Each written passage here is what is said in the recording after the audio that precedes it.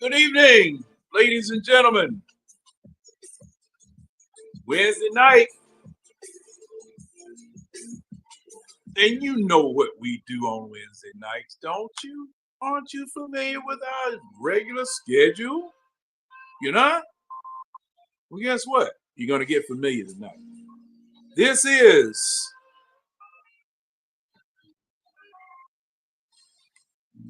the eye test.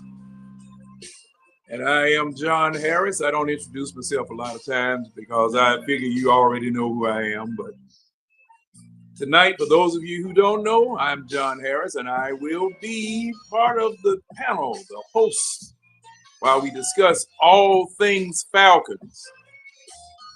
I see my partner, Mr. Winston Thornton, is setting things up back in the background. And while we sip on a tequila while the boys play, like I said, we want to welcome you. There was somebody got a job this past week, and we gonna discuss it because it is an important position for our football team, a position that received a lot of stomach turning, a lot of heartburn, a lot of headaches, just a lot of because that particular unit of the team did not perform as we thought they should. However, as someone new, we're going to discuss that person, his hiring, anticipation for his success, what we're going to call success or failure as far as him taking over that job, as well as a host of other subjects that might just pop up. So just like you do in the store, you're coming in for one item, but you might see something else that you might like. So since that's the case, come on in here, browse around, take a look. We guarantee you you're going to be entertained. We guarantee you you're going to be informed. We warrant that you're going to definitely be a little bit better than when you came in. Guarantee that. So, as I wait for my panel to come in, because I kind of like for them to just come on in when they can get in. like I said, we just want to kind of set the table for what it is that we're going to discuss. And those of you who want to chat, possibly want to join in, the link is up for you to come on in, perhaps talk with us tonight. Because the thing is that since we don't have week by week by week football business anymore for the Falcons specifically, that provides room, or a little bit more room than usual, for you to come in and let's just talk about various things that took place during the season. Let's look at those things. It's a situation where the NFL season for 2024 is winding down. You have your Super Bowl participants already queued up, slated to go, and I know that you guys have some thoughts about what took place Sunday, Championship Sunday. So if you do, you're more than welcome to come on in and discuss those if you want. And there he is, my partner, Mr. Winston Thornton. Yo, what's happening? What's going on, Winston? Man, same old thing, same old pot, just a different day. Yep. I understand that, man. I just got word, man. Some type of plane crash up there in DC. I was looking at Rachel Maddow tonight, and they busted in and got on helicopter and crashed into an airplane up there with some folk coming from Kansas City to DC. So our prayers are with those folk, man. Yeah, most definitely. From what I learned so far is, I want to say it's 60 people on the airplane and it's a military helicopter. Right now they're in the water. Both of them are in the water right now. But they're scrambling helicopters out there and boats. So right. So hey, man. Boy. So tonight, well, I entitled this show. What did I title this show? At any rate, I titled it something. I came up with a title for it once. Hey, man, I should have called you. That's what I should have damn did. A study in HR dynamics. Yeah. Oh, okay. Sometimes I come up with these titles, I don't even know what the hell I titled it. And I titled it that because the thoughts are starting to come back. I titled the show this because of the fact that we interviewed a whole bunch of people for the defensive coordinator job. There were people that we felt we should have gotten. There were people that we felt that we should have interviewed. And I think we interviewed everybody that we had talked about should have been interviewed, right? If I'm not mistaken, because names were flying all over the place. Go talk to him. Go talk to him. Make sure you don't miss him, and be sure and bring him in the office, and sit him down, and don't let him leave town without an offer or whatever. But we I found out today. About the Steve Wilkes situation, because we did interview Steve Wilkes. He was kind of halfway, and correct me if I'm wrong, Winston, I might get it right, might get it wrong, but I'm going to throw it out here the way that I got it. Steve Wilkes was kind of waiting on someone else to get hired as head coach in order to go to that particular team, if I'm not mistaken. I've heard that. I just don't think that was the market. Me personally, I don't think that was the market. Steve Wilkes, you gotta understand, when you're a head coach, well, when you was a coordinator and then you get elevated up to head coach and you do not succeed as a head coach, you're going to get bust down and you have to build back up the momentum to get back to a head coach. Like it's very rarely that you go from head coach to head coach, especially like early in your head coaching career. That doesn't happen. It really don't happen. Like look, Robert Saleh, prime example. Yeah. Knockout head coach. I mean, knockout defensive coordinator. Came a head coach. Things ain't work out. Whatever may happen, things didn't work out. Now he's defensive coordinator for the 49ers. But he was one of the most sought after defensive minds that was available. Steve Wilson in the same boat. Knockout head defensive coordinator, came a head coach, didn't work out. You get bust back down to a DC. Like when you already know that it's either pride in the way, and if pride in the way, you're gonna end up missing out on a prime opportunity. That's why you didn't see Robert Saleh sit there float around for long, because he already knew his market. He interviewed for 2 jobs for a head coach, and then jumped on the 49ers. You know what I'm saying? He knew his market. He went.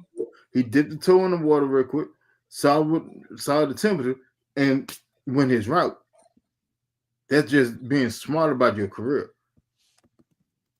And then Steve Wilson, where he at? I just seen the job. I forgot though. Where he at now? Where did he go? Hold on. He's defensive coordinator. And while we're doing so, while we're looking that up, welcome to the panel, Mr. Keely Stenson, El Jefe.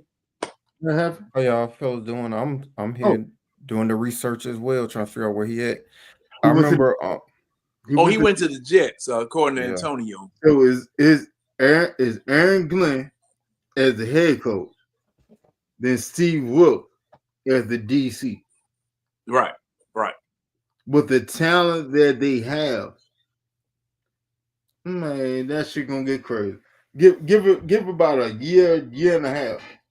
I promise the Jets will have the #1 defense. Well, defense hasn't been their issue in a minute. Well, their big thing is being the quarterback. Yeah, they issue been on the other side of the ball.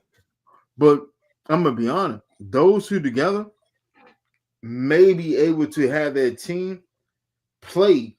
Not saying that the defense is gonna be what this 2001 Baltimore Ravens defense is. Not saying that.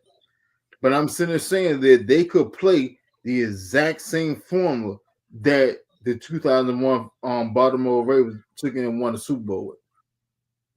Rely on the defense and just put up minimal point and just don't turn the ball over. Yeah. Oh, welcome, Coach. Coach.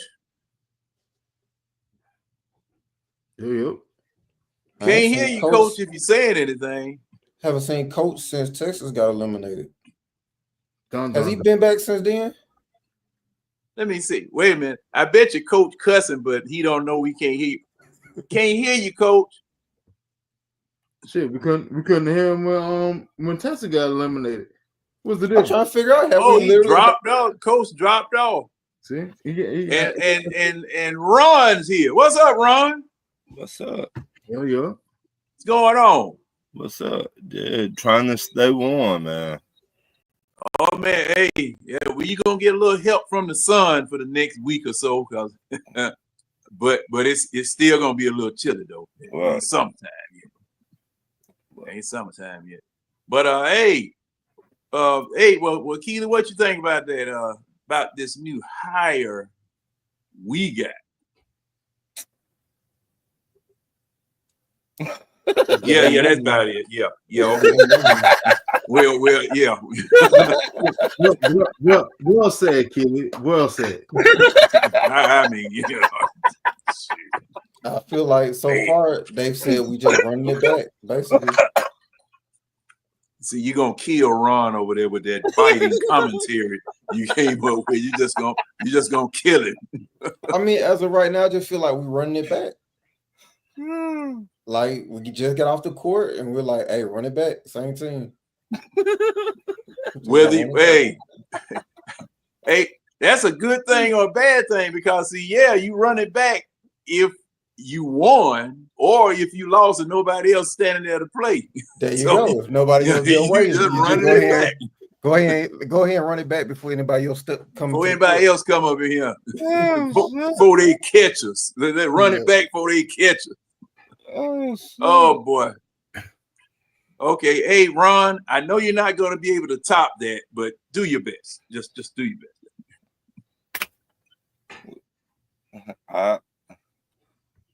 I feel like he was the safe pick. And if we don't do so good this year, him and Jeff will be out of a job.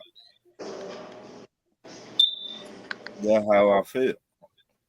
Jeff was the safe pick. It's who you know, not what you know.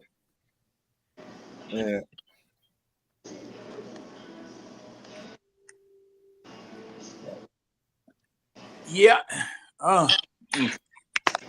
I can't argue with you, Ron. Ain't nothing for me to say. I can't argue with you, Ron. I can't argue with you, Ron. I mean, you're right. He knew Jeff. So instead of going against the grain, get somebody you don't know, he was like, I would take Jeff because I know him.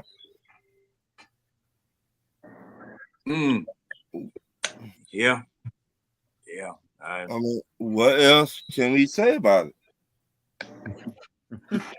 That's about it. That's about it. And I see Tonio done came early. Tonio done came up here early instead of shooting that folk back in the back. He done came in here early. What's going on, Tonio? What's up, bro?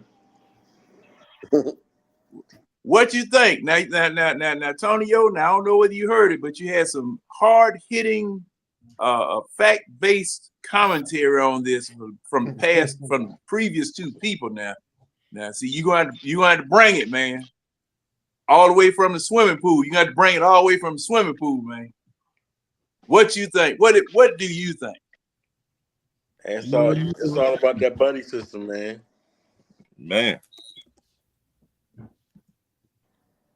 He kept it like, I don't know how you want to see it as far as like them being buddies, and like he said in his presser, you know, like people like if they got into it, like people would think like they can't stand each other, but at the same time, you know, I don't see Ulbrich. I see him a little different than Jimmy Puddles, but like nobody can still like. The hire was somebody they basically couldn't couldn't challenge Raheem. Yeah. But at the end of the year, hey, if they don't improve, they all gonna be leaving together. So right. So I was watching Big Low, and his chief complaint was just not having a different perspective on the stuff. You know, like you just getting more. If you just get a staff of everybody that thinks like you and you know how they think. It was just more so, all right, let's get some fresh eyes. You know what I mean? Like, just a whole different perspective from a different organization, not the same tree of people who you don't want to get caught in an echo chamber. Like, we already think the same way. We already agree on everything. You want to bring in people who come from a whole different background and stuff like that. And that's the only kind of part that's disappointing. And I think we talked about it last Wednesday. The other part of it is just, I mean, the success is there, and he is the defensive coordinator, but it's just how much of that is Robert Saleh and how much of that is Jeff. And I mentioned it in the group where I was listening to 92.9, and Andy and Randy was interviewing him, and he was basically, praising Salah, like, yeah, man, I thought I knew it until, I thought I knew football until, I met him, and he was like, he gave me a PhD in defense, and it's like, man, I wish we just had the teacher at this point, Right. Understand. And he made it a point to, like, and I think that was more so, as far as like how they coached him up during the presser, like let it be known, like, yeah, you're not the same Jeff Ulbrich from, years ago, and to give people a different feel for you and stuff like that, because I think deep down inside, like Terry, Raheem, Arthur Blank, all of them knew like we wasn't gonna be happy about the pick as far as the DC goes, but they made sure that he came across as not being the same coach he was when he was here last time, and he made sure he emphasized that a lot. The only thing that sit there and alarm me is, all right, when Raheem was interim coach, all right, Albert didn't have full defensive play calling duty. He called the first and second down. Raheem called on third down. All right. Albert. Oh, you know what? I forgot about that. You absolutely right, Winston. Go ahead, man. Go ahead. You right. So Albert called first and second. Raheem called third. All right. They split their way. Raheem go get it on Super Bowl. Cool. Albert go get Tulish on the solid. Cool. Okay. Then you come back here. And one of the first things you sit and say is, well, we're correct me if I'm wrong. Correct me if God have not heard this before. We're not really set on a base defense. Mm-hmm. We can have philosophies of the 3-4 and philosophies of the 4-3. So therefore, you run the amoeba defense. Now, if memories serve me correctly, the motherfucker that replaced your ass at DC when Raheem said it did the exact same shit. There was DNP. Mm-hmm. So pretty much we're going full circle again. Like everything that we're doing has been done. We literally just did this shit got done 4 or 5 years ago. Mm-hmm. We had the quarterback situation with the bad contract. Mm-hmm. We had a new defensive coordinator that want to run an amoeba defense instead of having a base fucking philosophy. Yeah, now the same cap situation, the exact same cap situation. Mm-hmm. And we all sitting there hoping that, and correction, and we got a new new head coach that just came in the door. Does it not sound familiar? Yeah. This is literally 2019 again. Yeah. Exact same shit. To the fucking T, it's the exact same shit that we just did. If you do not learn from history, history is bound to repeat itself again. I don't care what philosophy, what genre, what religion that you sit there and follow. If you do not learn from history, history is bound to repeat itself again. That's why the Falcons sit there and be in the same situation after every couple of years. We be in the same situation because we do not learn from history. I want to ask you, if we don't come out, if we don't be 6-3, will you fire Raheem right then and there? If we don't be 6-3, say we be 2-5, will you pull the trigger on Raheem? 2-5, he'll get fired before it be 2-7. No. If we start out the gate, if you just want me, we just went what 8-9. Yeah. Yeah. Right, if you start out the gate and you go 2-5, you will be fired before you can get to 2-7. Now, do you fire everybody, all the coaches, or just Raheem and wait till the end of the year? What will end up happening just because the Falcons are just Falcons? All right, then you have Jerry Gray over there who's been an assistant head coach for the past 4 years. Yeah. Here, you got just Obert who's been an interim head coach. But 9 times out of 10, what end up happening? Zach Robinson would be the interim head coach. Quick question, y'all. Hell, Marquise Williams might fucking around and get a spin. He been here since 14, 15. So quick question. He's been a special team coach since then. Yeah. Quick question.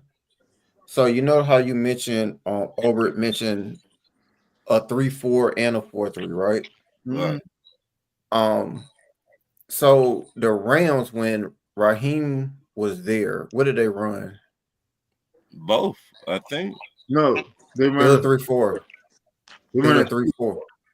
It was a 3-4 and expanded from there. But the base philosophy was 3-4. Yeah, it was a 3-4. What did Auburn run and the Jets run in New York? 4-3. When he first got there, we were running 4-3. Yeah. So I wonder if that is a situation whereas Raheem has come from running a 3-4. Aubrey his success has come from running a 4-3. Maybe that's the logic in that they're going to have some type of blend of both, because one is something that Raheem wants to run, and one is something. But the thing about that is, all right, but we don't got the players that the Rams and the Jets. I got you. Let me cook real quick. The thing about that is, you cannot blend something until you have something mastered. Right. You have to have either a 3-4 or a 4-3 mastered. Then you can blend. Yeah, I get it. You trying to blend on the fly, you get the same exact results that we done got the past 4 or 5 years. I get it. I'm trying to figure out why he made that statement. That's what I'm saying. Because he's sitting there gearing you up for the same bullshit. He just tell you what's going on before it happened. I wonder if that's going to my question. I think that's probably could be a future conflict. I think that could.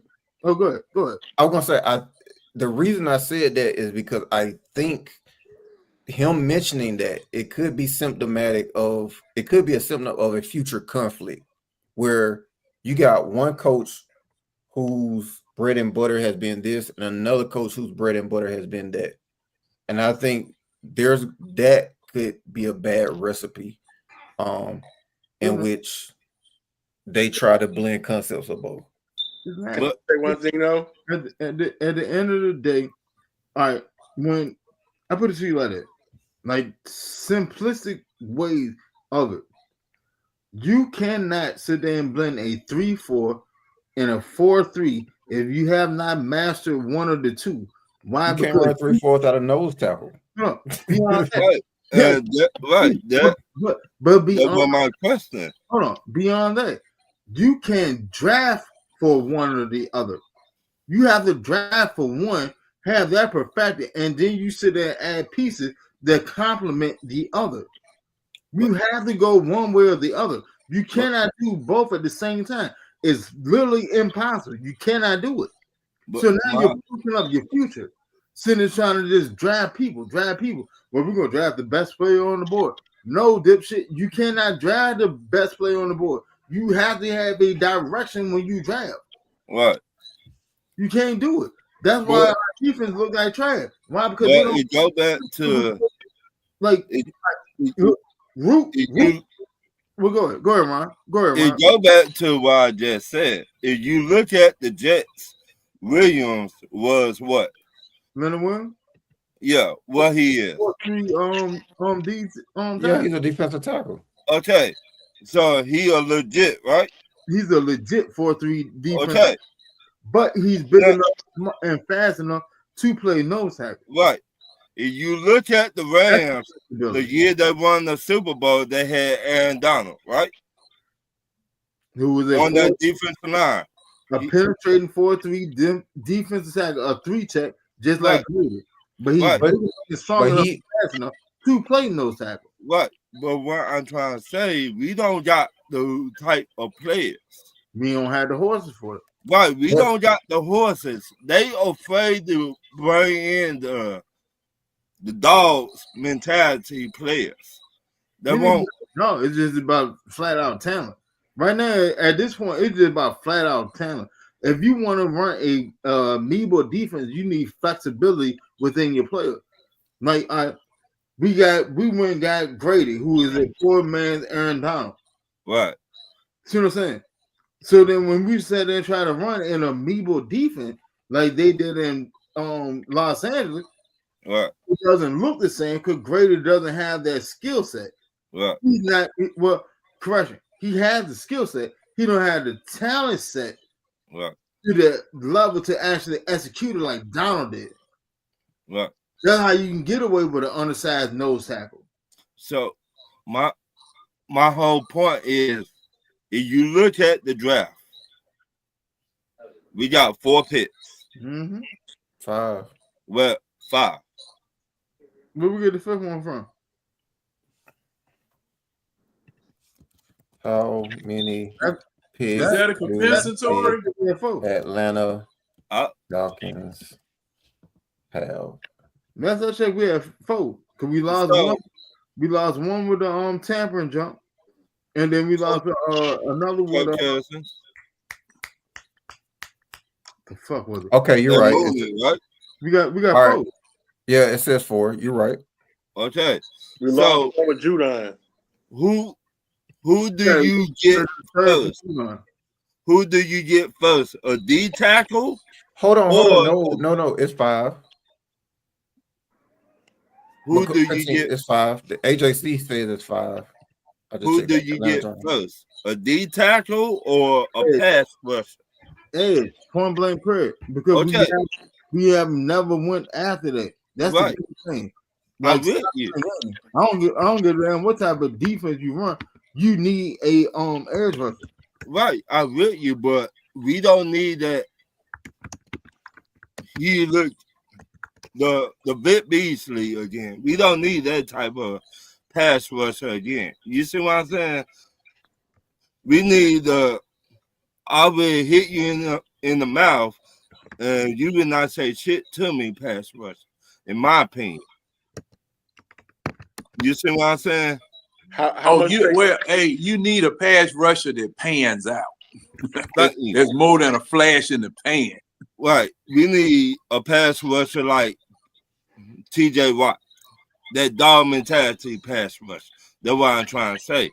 We don't need that pass rusher that think he the shit and stuff like that. Yeah, I gotta have a show me.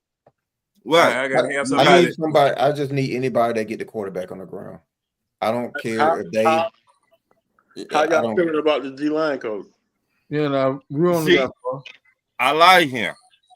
We only got 4. I like the D lineman coach because he consistent. He went to the coach. He did it with them. That was top 5 those years, and he went to Texas, and that was top 5 those years. So he consistent building a defensive line. All right. Our draft pick for the current 2025 draft pick. This from the article that was just made January 17th. We have round 1, pick 15, round 2, pick 46, round 4, picks 116, and round 7, pick 242. And we got that from the round. We only got 4. Okay. Somebody I don't know. Because like on the front page of the Atlanta Journal-Constitution, they have it Falcons select 15th overall and have just 5 picks. No, yeah, I seen that jump, but it had the ad block on the jump. So then I went to the Falcon Holler. They just published that like a week A week ago. Okay. We only got 4. How many We picks? only got 4. Falcons had in the NFL? Now that tragic.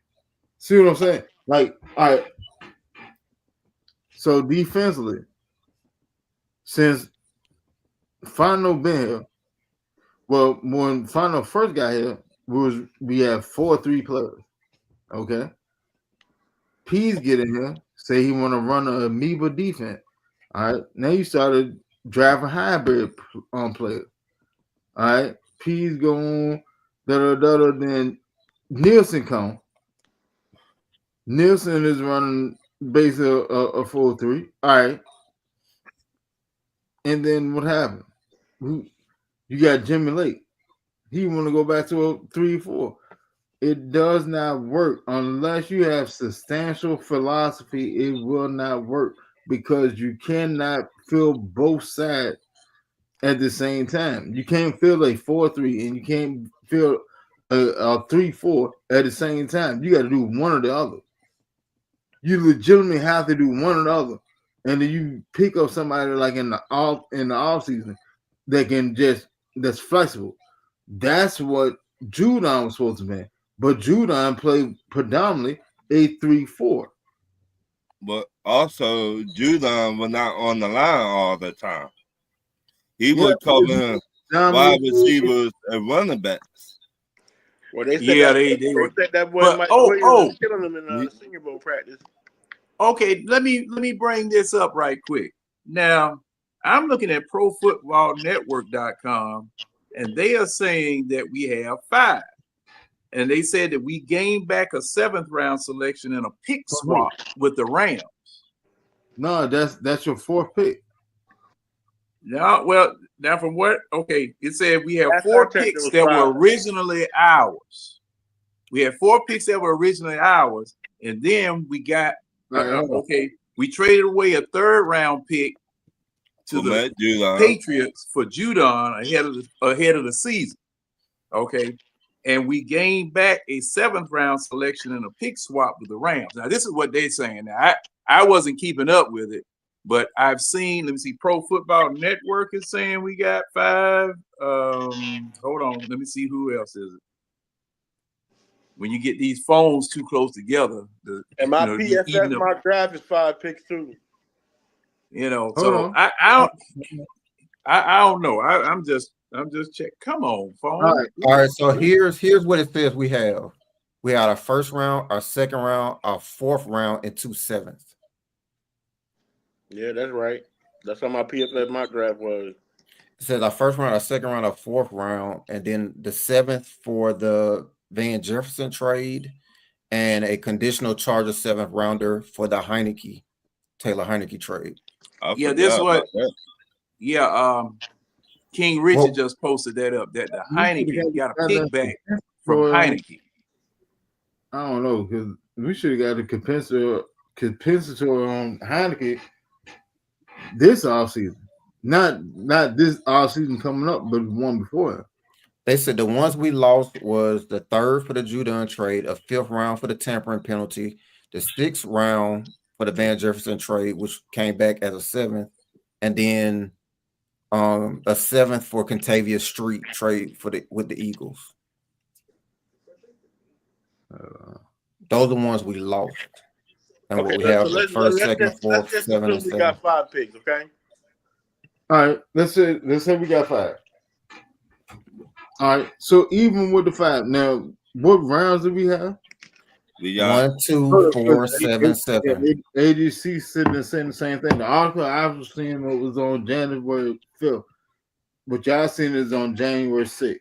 All right, so now what rounds do we have? 1, 2, 4, 7, 7. 1, 2, 4, 7, 7. Shit. He still can't do nothing with it, Winston. I mean, like you could, but you can be in the same boat. Because I mean, in all actuality, right? You got a 1, you got a 2. All right. You got 2 players that could get you picks that you can get off of. But you got to get off of them. All right. Now, you got Pitts and Algier. Even with that, No, you got 3 because you can trade. You can Grady. trade them.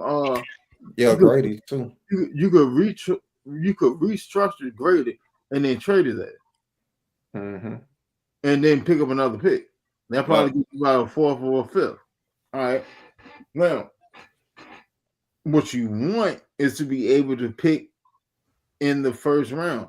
But the way that we're looking with only 5 fucking picks, you got to trade back because you basically is still in rebuild mode. That's what I'm saying. I don't agree with that. He's trying. Why are you still in rebuild mode in 4 fucking years? The Lions did this shit in a year and a half. I don't believe we should get rid of our first round pick though. No, it ain't about getting rid of the first round pick. You should trade down in the first round. But even if you trade down in the first round, you're not getting the value and the type of player that you actually need. That's the issue. And you don't have another choice because your sorry ass goddamn GM still is doing sorry ass shit for the past 4 years. And we still is sticking with him. That doesn't make sense. That does not make sense at all. Okay, so let me ask you a question. Go for it. Like even in my mock drafts, like I traded back, like I posted it in the. It's a mock draft. That's a mock draft. That ain't how real draft works. I understand it. Listen to what I got to say first. I traded back from 15 to 17, and then 17 back to 20, and I ended up getting 2 second-round picks for the following year and a third, right? Mm-hmm. The boy from Georgia was still there, and that boy Mike Williams was still there from Marshall. Hold on, what boy from Georgia? I know not Mekhi Walker, not him, not Jalen. Yeah, Jalen was there at 17. I posted it in ABG. That's what I'm saying. I'm not in ABG. I understand what you're saying. I'm talking about as far as like the fact that he fell to us. I know it's not realistic. Yeah. But us getting Mike Williams between 15 and 19 is realistic. Hey brother, like look, you like it, I love it. I'm just sitting there saying like in real shit, that's not gonna happen. It's not gonna happen. But my question is, who would you pick with our first pick? I mean, all right, hold on. Am I picking because I just want an immediate impact player, or am I using this pick to actually do what the fuck we need to do? And I want to know who you will pick based on Winston's thoughts. I'm gonna trade it. I'm going to trade down. I'm going to trade down, and I'm going to pick up a whole bunch of goddamn late first round and second round pick, and I'm going to build this goddamn defense. That's what I have to do. At this point, like there's no ifs, ands about it. One, you don't have the money to go get a free agent. You don't have money to go get free agent. All right. So now, what you gonna do? You're gonna make a pick. And he could be a top tier player. Okay, that's cool. But I mean, how many top tier players you really gonna find at 15? They're great, they're good, they borderline or whatever. But what you really want, what you really looking for is in the top 10. All right, no problem. Don't get me wrong. Now look at our situation. We're going into the season with only $4 million of cap space. All right, now the following season we're gonna have about $80-something million. That's fine. That's the following off season. But if you don't start planting roots that you can build on now, it's always gonna be the same shit. The roots were supposed to have been planted back in 2020 when Fontenot first got here. Okay, so let me rephrase my question. You ain't gotta rephrase. If the Falcons are not trading back and they're gonna stay at 15, who would you pick?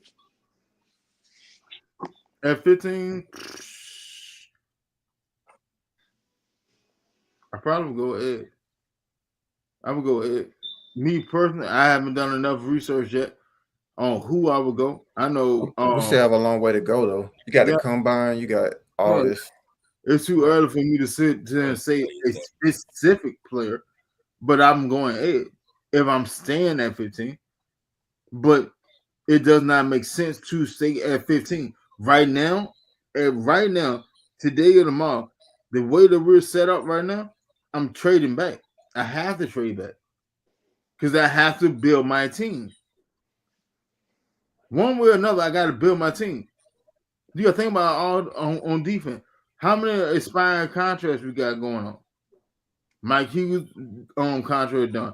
The Alphas contract done. Simmons contract done. We can get off of Richard Grant. Like all them boys about to go out the door.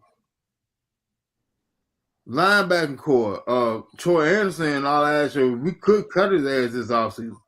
We can do it, or we could sit there and trade him. We can get rid of him this offseason. All right, Kentavious Street got what? I think he got another year on this contract, but we could move him. No, what's the big Eddie Goldman? He's gonna like. You got to look at the totality. If I'm in this position that I'm at right now with $4 million, I'm trading back.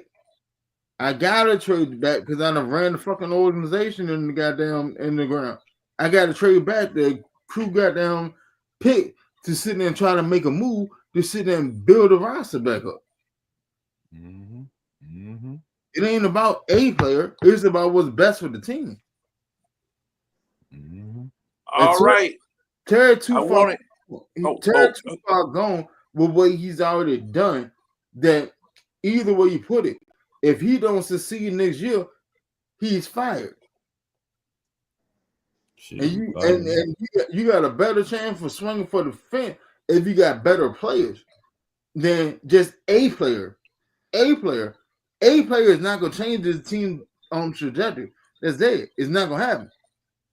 There you go. One player is not gonna change. One player is not gonna take it from 8 win to goddamn 15-2. That's dead. That's not happening. He need a roster. So what you go get is a bunch of good players or above average players and let them collectively build the team up. I'm trading back. That's just me personally. All right. And we had 4 people to join us. You got Red, you got James, you got Tidy early, and you got Coach. Coach, can you hear me? Coach. Coach went back out. I thought I still see a symbol up there. No, that's James at the bottom of it. Oh, okay. Yeah, I guess he did go. Coach was here. He must be having some problems. But pride problem. It'd be like no shots across the bow. But dead serious. I don't remember him being on here since Texas got eliminated. I just don't remember since then. Like that's just a matter of observance, not necessarily a shot. But I don't think he's been here since then. Oh, we doing housekeeping now. Who that down there on the bottom right corner? James. That's James. Right. Red light special. Well, James, Tyler, what's happening? Hey, good evening, y'all. What's up? Good evening. Good evening. What's Glad going you on, joined us fella? early instead of us having to pull you in like we usually do. James sitting there working on the light. Hey, James, you in here? The red light. Yeah, man, what's going on with y'all? What's going on, James? Nothing Not much, man. Can't call it. This, that, and the third, you know. Are you always?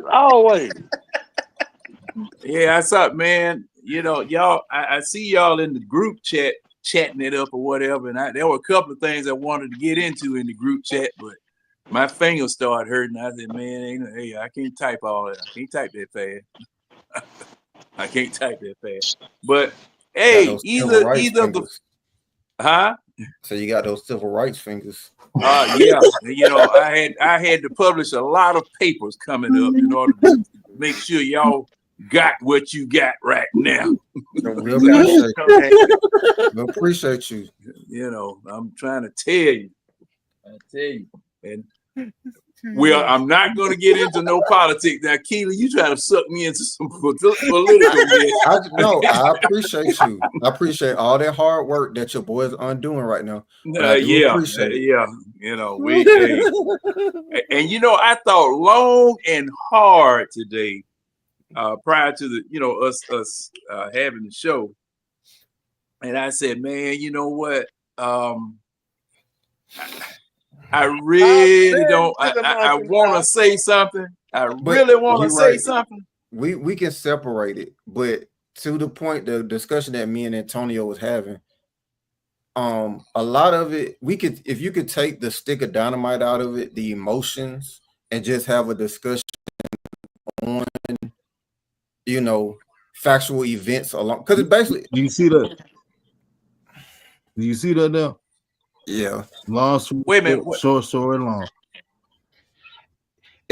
So regarding the subject, what you looking at? What y'all looking at? His hoodie. It said Black Lives Matter. Oh, put it back up there. Oh yeah. But yeah, as men, to the conversation we have, we should be able to have the discussion because it's really more about, in order to make the best decision, just having all the information you can get in front of you. Exactly. And that's the case for every decision in your life. You want to buy a car, you need as much information about that car as possible, right? It's the same thing when it comes to all this stuff. And it's just basically it's just in the same breath of U.S. history. It's not even emotion. It's not even a belief system anymore, because what one party used to represent 10 years ago, they don't represent today. It used to be all about Christianity, and then, that's not necessarily the case today. So I think if it's just a matter of having a discussion about, that's what all political science was, basically U.S. history. What happened, and you, like if it happened in 1960, it happened in 1960, and facts can't be necessarily argued. You can argue the context of why those things happen, and that was the point that I was making in the discussion. It really shouldn't be an emotional topic because facts are facts, right? The reason for why they did certain things are facts, but if you could take the emotions out of it, because in the years in which I'm dating myself, I took those classes in college it started during the Kerry Bush election. That kind of gives an idea of where I was, how old I am when I was in college. But 1970 something. That's exactly when Kerry faced Bush. But but yeah, like we would have these discussions every day, and it never got into screaming matches or anything like that, because you're sitting there learning. It's just U.S. history. So it doesn't have to be all that to the discussion that me and Antonio will have. Yeah, and I understand that. I definitely understand that. And like I said, I thought long and hard about that, because there are some things that I feel just something inside of me wants to say certain things. But maybe we just have a separate show. Yeah, well, yeah, and we will. We definitely will here, and we can do it on this network. Tidy, you can talk on NBC, can't you? Where Tidy go? He done left. All right. No, at any rate, it's just I'm still in here. My bad, John. My bad. Oh no. You can absolutely have a discussion on NBC. My fault. That's the Negro Broadcasting Channel. Yeah. And the thing is that there is a viewpoint that I'm supposed to have, and then there's a viewpoint that is it's encroaching on me because of things that I see that I know that I shouldn't have, but the emotion behind it is forcing it to the surface. And it's I'll say this. That's what happened when you I'll say this to that point that you're making right now, and we can wrap this up so we don't have to make a controversial thing. I would say this, and this goes back again to the conversation that we had in the thing. Most of the time when I see certain people with certain viewpoints that seem to kind of run counter than the mass. So for example, people who look like us, they voted overwhelmingly one way, right? And when I would have discussions with people who think the other way, a lot of times when they explain certain stuff, it's kind of built on faulty narratives or things that aren't true. Right. So then, and that's where we get into the conversation of people don't like to be corrected. So where it's more so like I just come in like, well, technically this bill wasn't that, it was this. And the reason this happened was because the states approved it, but this happened. But again, people don't want to be told that they had something wrong. And it's not coming from a place of trying to up somebody. It's usually from a place of, look, I'm just trying to get the right information out there. This is, you can fact check it. This is what happened. And to what 330 said, knowledge is power. And that's the point. So with that being said, a lot of times when you see people on different sides or whatever the case may be, it's just more about clarifying the information. Because I would just say that it's a dirty game, but if you're a hustler, you're not going to approach the smartest person in the room. You're going to approach the person that you could hustle. Like a sucker's born every minute, but the sucker you're looking for is not the person who's aware of the hustle. Yeah, they look for cheerleaders first. All right, with my job, right? I found that you have two types of scenarios. You have smoke screen, right, which is just emotional based situation, and then you have logic. Well, you have objection, which is based in logic. All right. If you can get over the smoke screen and find the actual objection, then you can get to the logic of what they're sitting there saying. But most people don't really have a fucking logic. They just sit there so used to throwing smoke screen, they don't really know what the hell they're talking about. They're just sitting there saying things because they're comfortable within that realm of possibility and that reality of what they've been saying because that's what everybody else around them been saying. So if that's the case, they just fall in line. So I'm saying that happens a lot. It becomes tribal. Yeah, it's a follow the leader mentality. If my neighbor say this and my neighbor say this and my neighbor say this and that neighbor say this, all right. Well, if they all said it and said it, I'm just gonna follow. It's duck duck goose. I'm just gonna follow along with it. But that, in all actuality, is the smoke screen. That's the emotional objection because you didn't sit there and do the research for yourself. You're just going off of what somebody else said and you made an emotional response.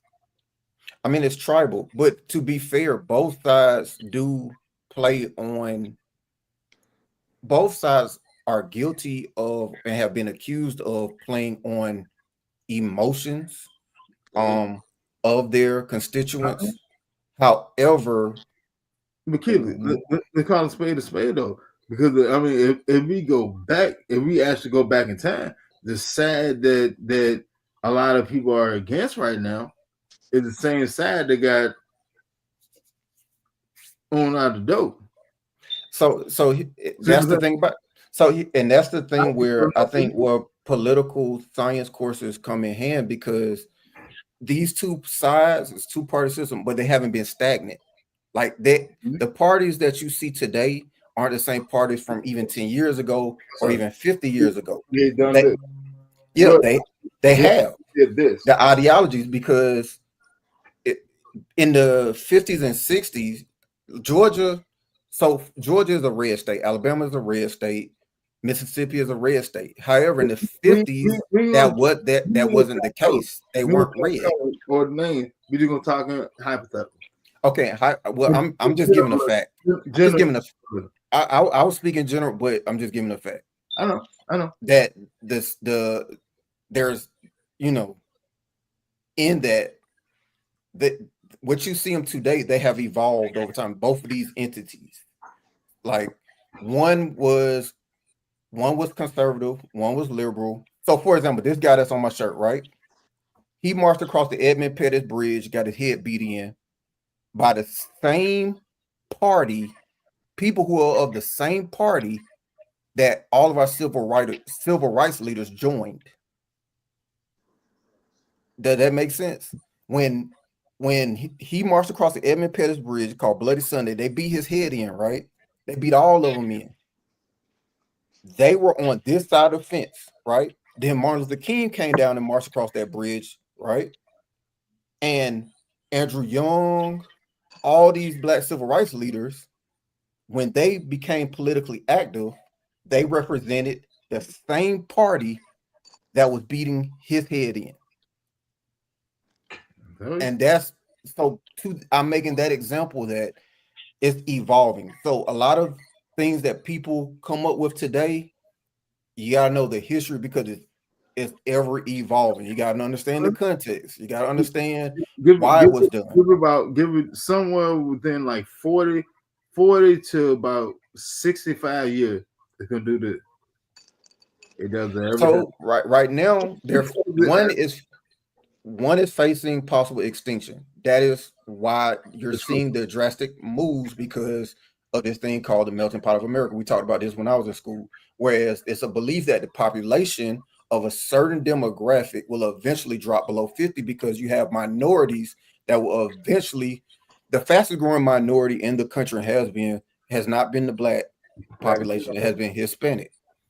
And the belief, and which is why this particular demographic has been kind of, villainized and attacked so much.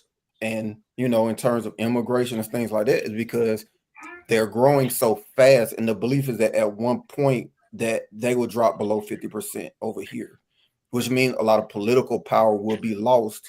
Mm-hmm. And the voter base that puts this particular party in consistently will then lose a lot of political leverage. And you can't, which means, and then you got population trends as agricultural jobs are drying up because of weather patterns and things like that. There's no, as people who used to produce sugar cane and all this stuff, like because the droughts and all this stuff, more and more people are leaving the rural areas, which is their voter base, and moving to the city. So if you was a farmer, your kids are going to college and they're getting a tech job now.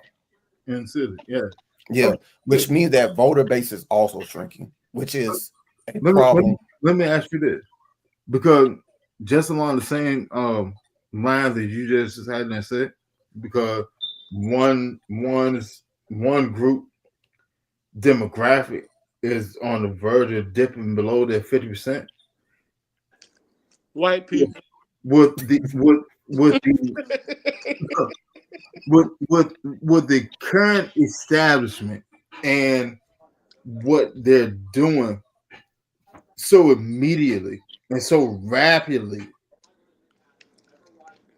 even though like it's affecting us, all right? Do you feel that it is a smart move or just a dictatorial type move? It's a move out of necessity because every single move they're making in terms of controlling the minority population, right? That they want to make sure that they can stagnate it and delay that point, right? The other thing is abortion, right? You want to make sure that you can keep the livelihood of that population, right?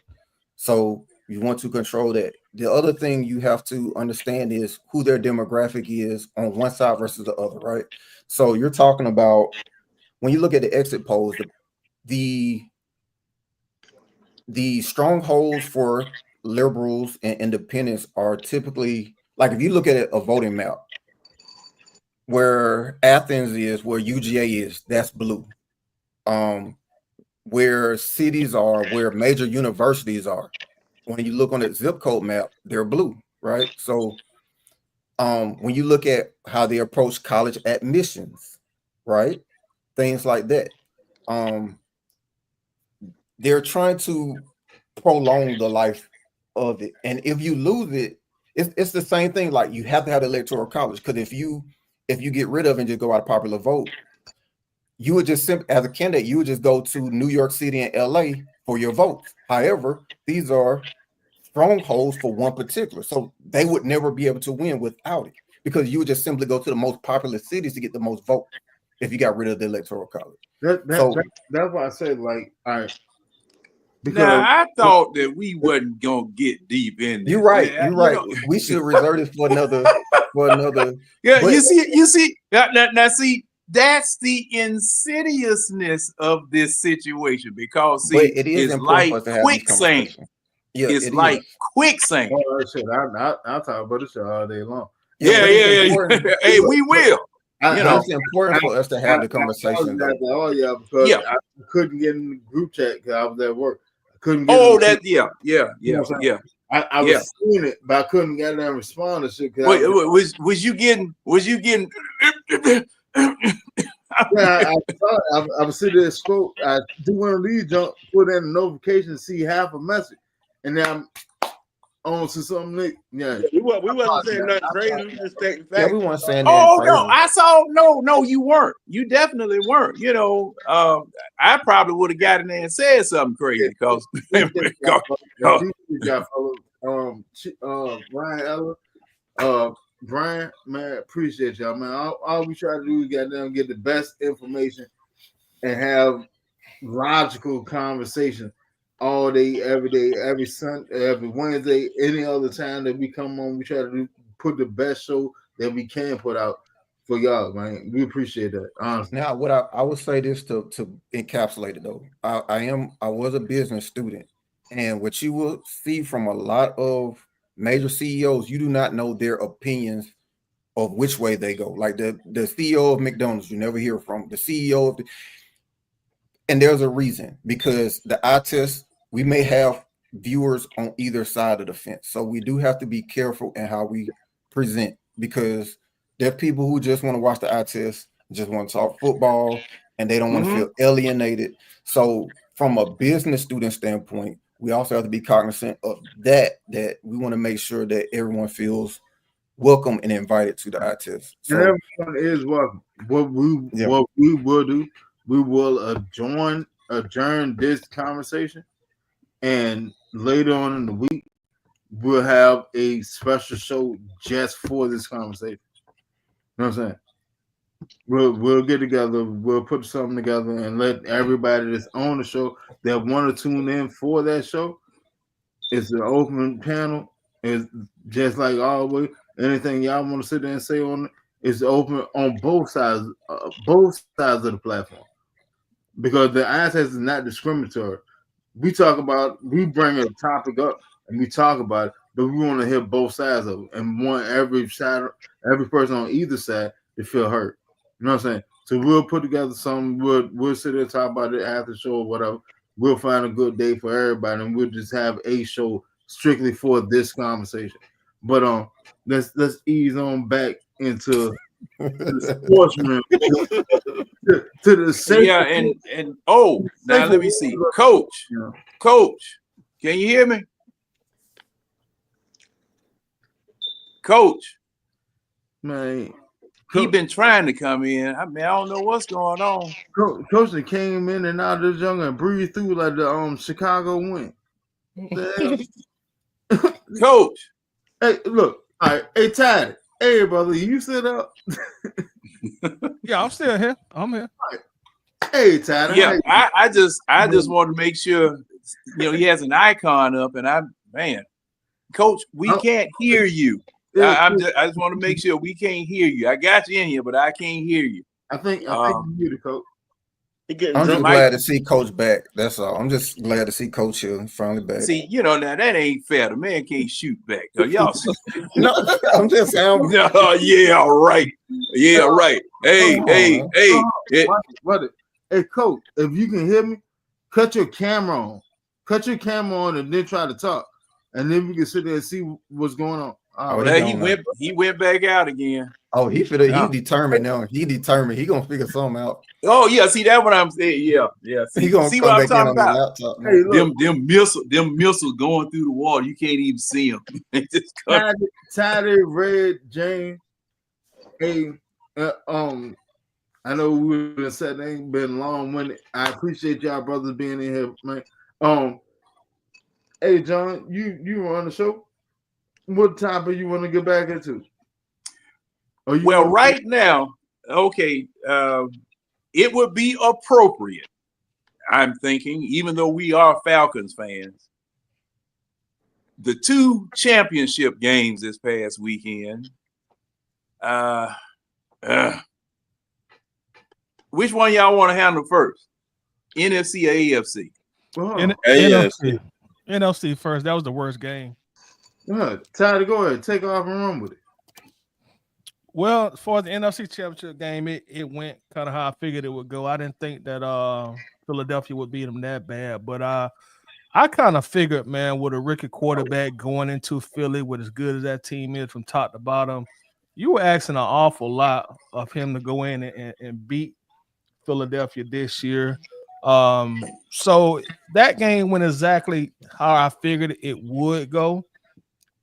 It was kind of sort of close in the first half, and then Saquon got to going, and Philadelphia, they just ran away with the game.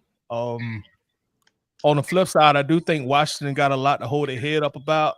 Yes, sir. Again, with a rookie quarterback, and they're gonna have like $80+ million of cap space to work with in 2025. If 96 million, bro. 96. so, 96 million. So if they were smart, they would probably break it up and spend it over the next couple years or the next few years, man. But they got a bright future, you know. Jane Daniels, man, that's probably one of the best rookies I can recall seeing outside of CJ Stroud, and I probably think he probably had a better year than CJ Stroud did. But I do think that Philadelphia probably has a pretty solid chance of knocking off Pat Mahomes and the Chiefs. I wouldn't bet against Pat, but they got a solid shot, man. So it should be a great Super Bowl. Hey, Todd, let me ask you this. Because they got Washington got what, 96 million?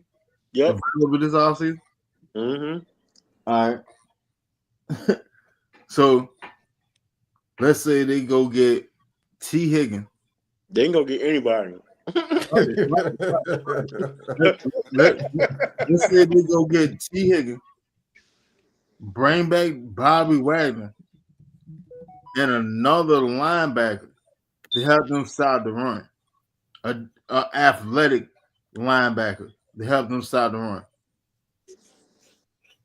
What do you think about their possibility next year with Jaden Daniel going through the experience that he went through in his rookie year and towards going to his second year with a whole entire season, unlike Penny, an entire season under his belt and went to the NFC Championship? I think they would be kind of like what they are right now. They still be a top 5 team. I still don't know if they would beat Philadelphia again if they went off in the NFC Championship game. And at this point, I don't think those acquisitions would make them a better team when it really counted against Kansas City, man. Because that experience, when it really matters, it's a motherfucker. We saw that in Houston, man. So, but I think that would, you know, of course, it'll improve their team. But I don't know if that still would put them over the hump just yet. I think they're still gonna have to pay some dues along the way. Okay. So, Coach, is that you, Coach? Oh, good, John. Yo, can you hear me? Yeah, man. We came in and sounded like the goddamn Terminator. Yo, hey man, this I don't know what's going on. Every time I open up Stream East, it crashes, like literally crashes my phone network. Like my phone, I can't do nothing on my phone. So I had to pull over and open up my damn laptop. I keep hearing shots whiz by me in my car. What the hell y'all talking about? I look, hey, Coach. Do you have a Texas phone cover on your phone? No, I ain't got no phone cover on my phone. Okay. Well, I mean, yeah, I do, but it doesn't. Yep. It just covers it's not like a full cover. He stepped all around that. You had the text on your phone. That's what he was sitting there trying to add. Do I have what? Text? The text is Longhorn phone cover. The Longhorn. No. Well, I'd have took it off too. You know what? I see Coach smart. I do the same thing when I know people trying to take a dig. I act like I don't know what they talking about. I'm like, what? Well, I didn't know what y'all talking about, but it cut the camera. Man, hold on. First off, how anybody gonna talk shit to me about my squad and your squad at home too? The hell kind of shit is that? It ain't fair, but it's good. The only thing I said, boy, where you been? That's all. I ain't seen. Man, school started back in. I got a lot going on. I've been around. Yeah, I've been around though. What did you? Pow! But I don't know what's going on with Stream East though. This should crash Why my phone. you on Stream East and we on Stream Yard? See I what I'm mean saying? StreamYard. That's what I meant to say. I meant to say StreamYard. Now I'm fucking with you, Coach. You Hey, know, Coach. Hey, Coach. Quick question. Yes, All sir. right. We all know that Jeff Over been named DC. How you feel about it? And you a defensive coach. How do you feel about it? And he sat there and said that he's gonna sit there and run like he don't have a defensive philosophy. You want to blend 3-4 and 4-3. How do you feel about that as a defensive coach? I mean, it only makes sense, right? You know, this is Falcons we talking about at the end of the day. So of course it makes sense that we do a recycle and a retread of some tires that's already been blown out, shredded, and you roll down the nub. So I mean, like I said before, I'm as Red say all the time, I'm an emotionless fan at the end of the day, because I don't think until we get rid of the current regime and get some real quality up in here, I don't think nothing's going to change. It's going to be the same thing year after year after year, which is sad because we're going to waste our current talent's potential in their best years in a team that just isn't going nowhere, in my opinion. Hey, Coach. Quick question. Yes. We were going through the comments and stuff, and there was a very, very interesting comment from a Eric Redwood. He said, "Coach ain't ate a steak since his long hunters were eliminated," and I thought that was just fascinating. How do you feel about? Well, I mean, I haven't eaten no steaks, but I'll tell you what I have done. I done kicked the shit off some damn puppies though. Why are you kicking? Man, see, name you on YouTube. I mean, I'm doing to these dogs. I'm doing to these dogs what Pooh should have been doing to the football all year. So, All right, Coach, real quick. So, do you think there will be a conflict? And the reason I'm asking, because I told Winston, I think the reason he said that, as far as like a 3-4 and the concepts of a 3-4 and a 4-3, I said the reason I think he said that is because in New York they were running a 4-3. When Raheem was in LA, they were running a 3-4. Do you think that there will be some issues in terms of principles and styles between the two coaches? Well, absolutely, because to try and run a concept with the talent you don't have is problematic in and of itself. So for them to even entertain the thought of running a 3-4 when we have clearly seen it doesn't work with the talent we currently have. It'd be different if we were able to draft for 3 years and then try to run a 3-4. But the talent we have is the talent that we're going to have, barring 1 or 2, maybe 3 different people. It's not going to be a big turnover. So to continue to double down on a scheme that clearly doesn't work and isn't going to work is more in my opinion of the quality of coach, which we that has been his issue in the past. Is his doubling down and refusal to do correct things. That's what killed him in Tampa Bay, and that's what's going to kill him here. Well, to be fair, I think they didn't double down. I think they just kind of left it in the air as of it could be either one. That's the way I took it. We won't know until we won't know until the season actually breaks down.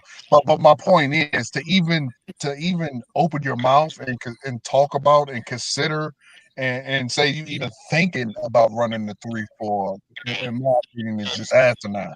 Like you that those words shouldn't even come out of your mouth when talking about the Falcons.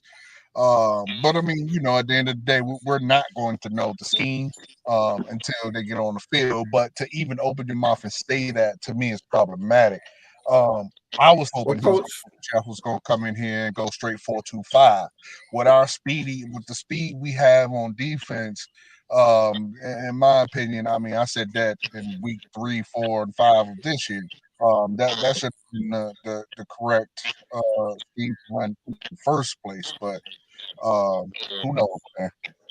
so coach, real quick. So if they go out and they get a nose tackle, you don't think they could at that point then make it work? No, because you need more pieces. If we're gonna go 3-4, we need overhaul at linebacker. A nose tackle is great. But then what are we gonna do? With Grady, are we gonna give the young guys a shot? Are we gonna continue with what we got? Like it's in my opinion, a 3-4 is the absolute worst thing because we just don't have the talent. Um, and then you got all these players that so what are you going to do with Onyemata? What are you going to do with Grady? What are you going to do with Rick? What are you going to do with all these players if you stay in this package setup?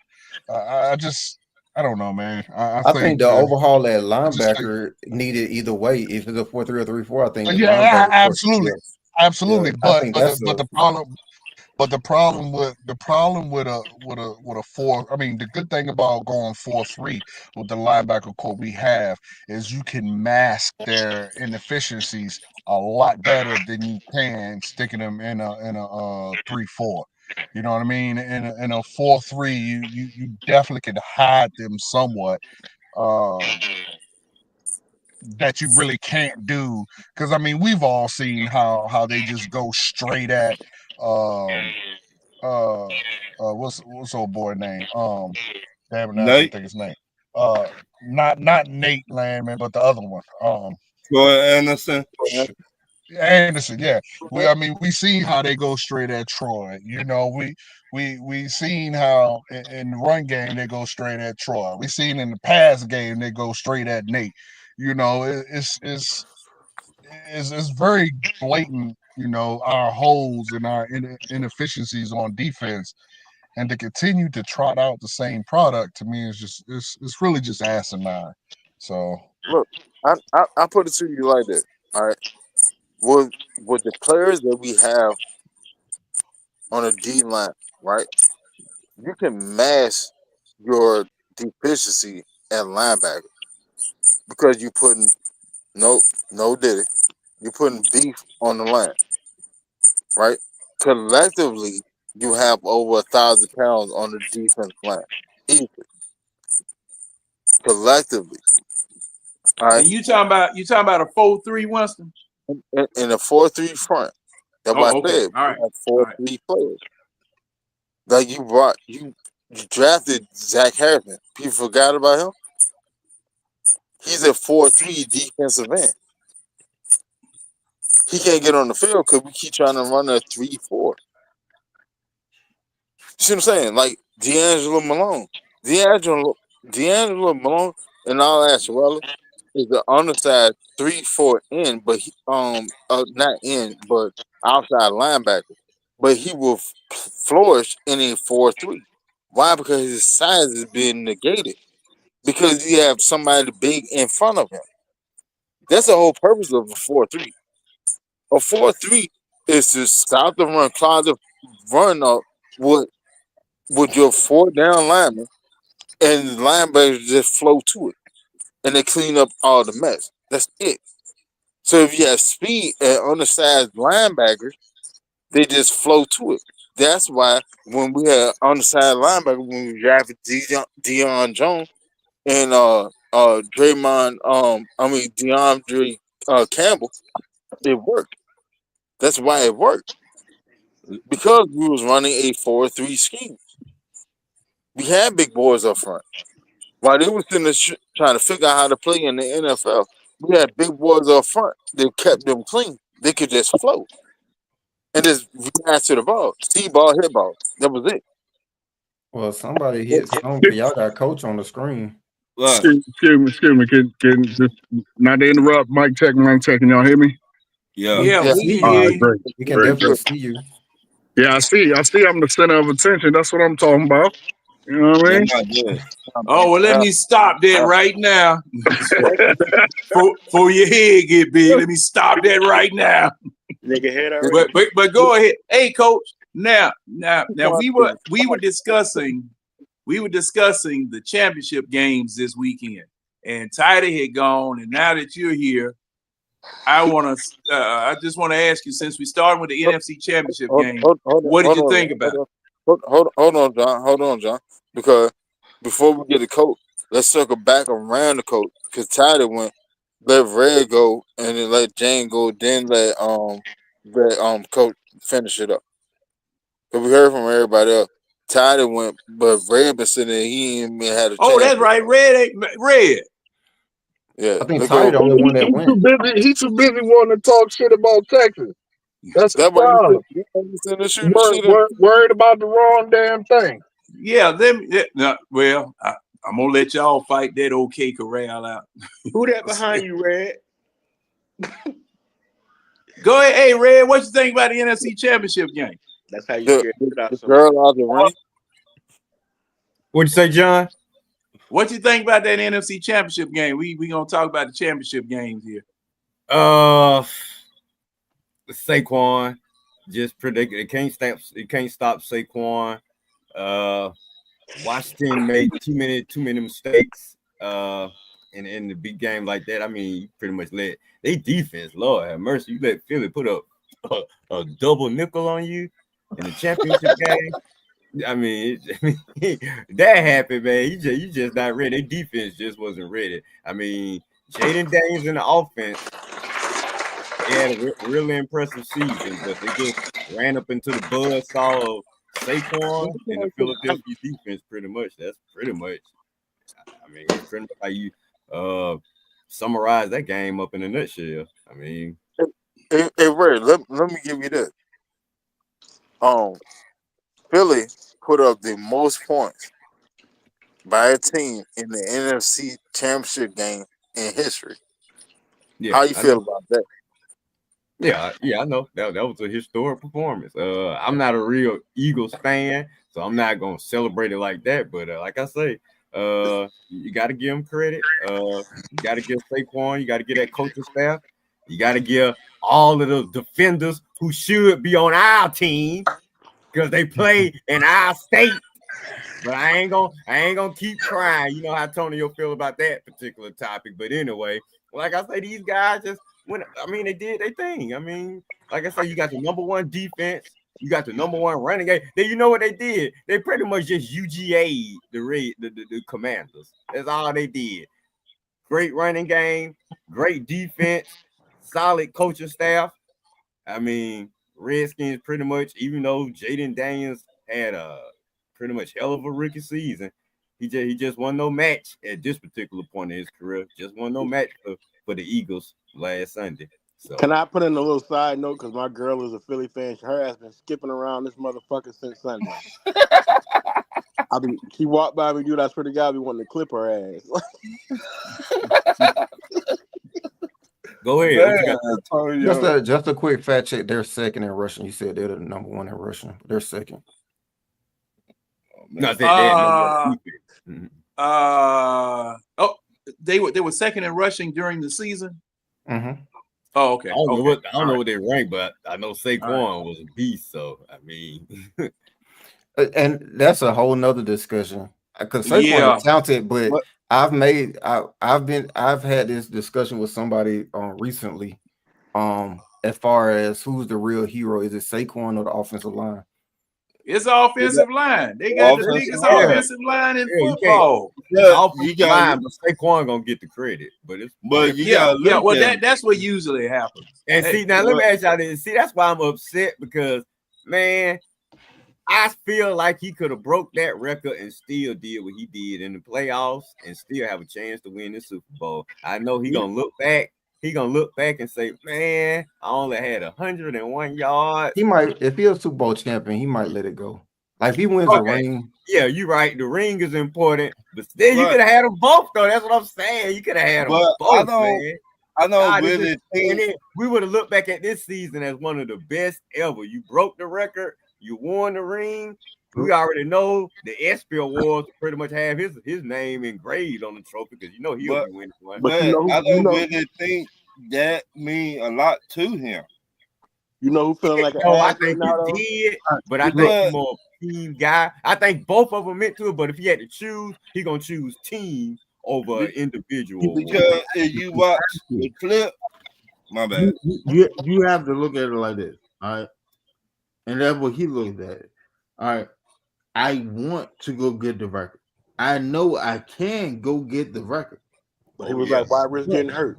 But the biggest thing is, I don't think it like that. I just came from the Giants. What we won, like 4 games a year beforehand? Yeah. I got a chance to go play for a Super Bowl. Fuck the damn record. Yeah. Look, I'm with you. I get it. In hindsight, I get it. But still. Our generation, that was actually able to sit there and see it, we know that he would have broke the record. Oh, yeah. We already knew he would have broken before halftime. I think it was stupid. Right, but at the same time, what happened if a Saudi player sit there and do a cheap shot like Shador Sanders last season? That happens. That chance is every game, bro. Every play. That's every game, every play. You got the chance to be immortal. You got to go for that. Here's the other thing you have to look at. You're already immortal. Here's the other piece. You number 2. You're already immortal. No. And you go get the goddamn Super Bowl this year. Coming from the sorry ass Giants last year. I'm taking that ring over the goddamn rushing record every time. But you better get that ring. You better get that ring because if you don't, do you know? Here's my question. Do y'all know why Eric Dickerson does not want anyone to break that record? Because he still get paid. There you go. So, So hold on. In terms of postseason career, like when he signs a signature on a jersey, how much he gets paid for events now in retirement is because he is the single season rusher. Like that's a lot of money Saquon is passing up in retirement. That's why Saquon gonna look back and like I say, they better get that ring. They better get that ring because he gonna look back and say I was 101 yards away from getting all these accolades that Eric getting today. But I'm not talking about the accolades. I'm talking about the money that he was made in retirement. Accolades. When I say accolades, I mean my financial benefits. But look, Tyler, you still on? Yeah, I'm right here. All right, brother. All right. When you sit there and play football, what are you actually playing for? If you're a team oriented player, what are you actually playing for? Singular accolade or a championship? The ultimate goal is the championship. And that's it. I mean, that's not disputed. That's not disputed. 101 yards away. The overall goal, of course, is to win a championship. What I'm saying is it's not so easy of a discussion because you're also turning down millions of dollars in retirement. Man, let me ask this right quick. Let me ask this question right quick. Those same millions of dollars will still be there if he wins a Super Bowl ring this year. Okay, let me ask this question. Let me ask this question. Let me ask this question. Let me ask this question. It's not the same money. Now let me ask this question. Whose decision was it that he not played? Was it the coach or was it his head coach? See, so I think he would have played. He wanted to coach on him, and the coach said told him the same thing. We're at a bigger goal. Now, if you really want to play, we will play. But we're looking at a bigger picture. And he said in his press conference, a lot of people said and just heard a little clip of well, coach didn't want me to play or whatever. He said after that, when we sat there and talked, and he sat there and broke it down what we actually striving for and what we have the possibility of doing. It made sense. I'm good. No, it's the right move. It is by all accounts. It's the I right. just want to know whose decision it was because see, both moves could be Hey, right. hey, can I say something? Can I say something? Yeah, it may be the right move. The goal is to win a championship, yes, but in a team sport, you still have individual goals that you want to set for yourself. And I guarantee you, in 30 years, that is going to be the biggest regret and mistake of his life. He's going to say he wish he had a broke that record. That would have made him. That would have and that's cool. But at the same time, let me sit there and say the biggest regret that I had was not breaking that record, but I still got this. I got had he still been on the Giants, he could have broke that record. As long, hey, Winston, as long as you but they got to, they got to win though. Watch this. All right, we all Falcon fans on it. Mm-hmm. The Falcons had what, the number 7 greatest offense of all time. Mm-hmm. Now, would you trade that number 8. 7 greatest offense of all time, or to win that damn Super Bowl? Super Bowl. But 8 is different than well, 1. That's a collective. 7 and number 1 don't compare, and it's also team. That's a collective. That's a collective. Nobody celebrates 8th place. Nobody celebrates 8th place though. I'm gonna do you one better. Matt Ryan won the MVP, right? They asked Matt Ryan, would you trade your MVP for the Super Bowl ring? What do you say? Right. Okay, that's a better example. What do you say? Well, again, that's not a record. That's not a record. You can't compare the two. Yeah, because see, the thing is about a record, that is something that is tangible. Only one. You have the statistics. You have, and Winston, I understand what you're saying about the Super Bowl. I don't give a damn about a season record. It's season record. Yeah. I understand that. Winston, we agree, but it's still a bad example. I would trade all my MVP it's still a bad example for a Super Bowl ring. We agree. It's just still a bad example because there's only one number 1 rushing leader. There's only but one. There's plenty of MVPs, but there's only one. It's just still a bad example. Right. But we agree that a Super Bowl is the ultimate goal. Let me ask you this. All right. Now, a single season rushing leader. And he the king. That's like being the most home runs in the season. Single season, regular season rushing leader. And who's the regular? That's the that's regular season rushing. And that award is stood. That's stood a long time. Rushing wise, I want to say he's about what, three and some change away from 3,000 yards. Who that? Saquon is like, if you put a regular season and postseason together, he's about like 3 and some change, 2 and some change away from 3,000 yards rushing. Okay, now let me throw this. Let me throw this in there. Say for instance, it was week 16. Okay. And he had a chance to break the record. He's like 600 away. Okay. Coach. No. What I'm saying is this. Say for instance, okay, now how many yards away was he in week 17? 101. 101 yards. Okay. Say for instance, it was week 16 and he was 101 yards away. Would you play him in week 16? Absolutely. You better play him. I don't think the 1 seed was wrapped up at that point. I mean, the seeding. I don't think the seeding was wrapped up at that point. He had to play week 16. Yeah. Okay. Say for instance. Oh, okay.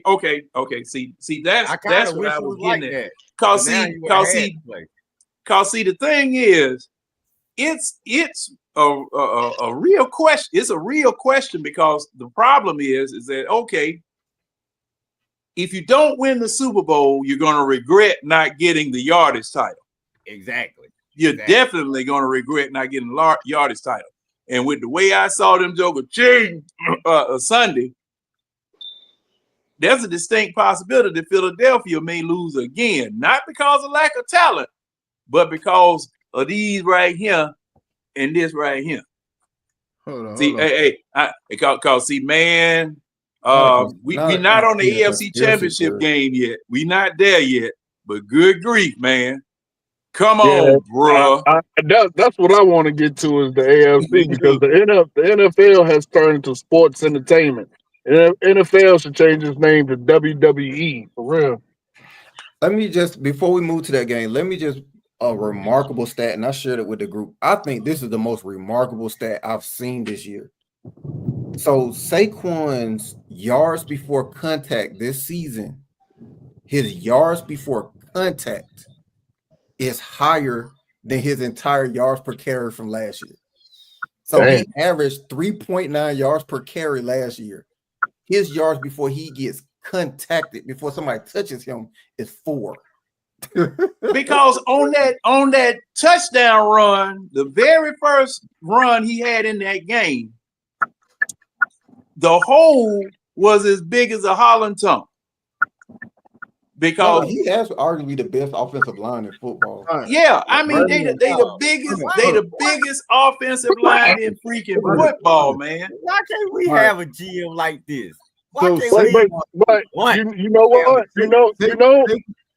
Saquon had 2,005 yards rushing in the regular season. In the postseason, he has 442 yards through 3 postseason games.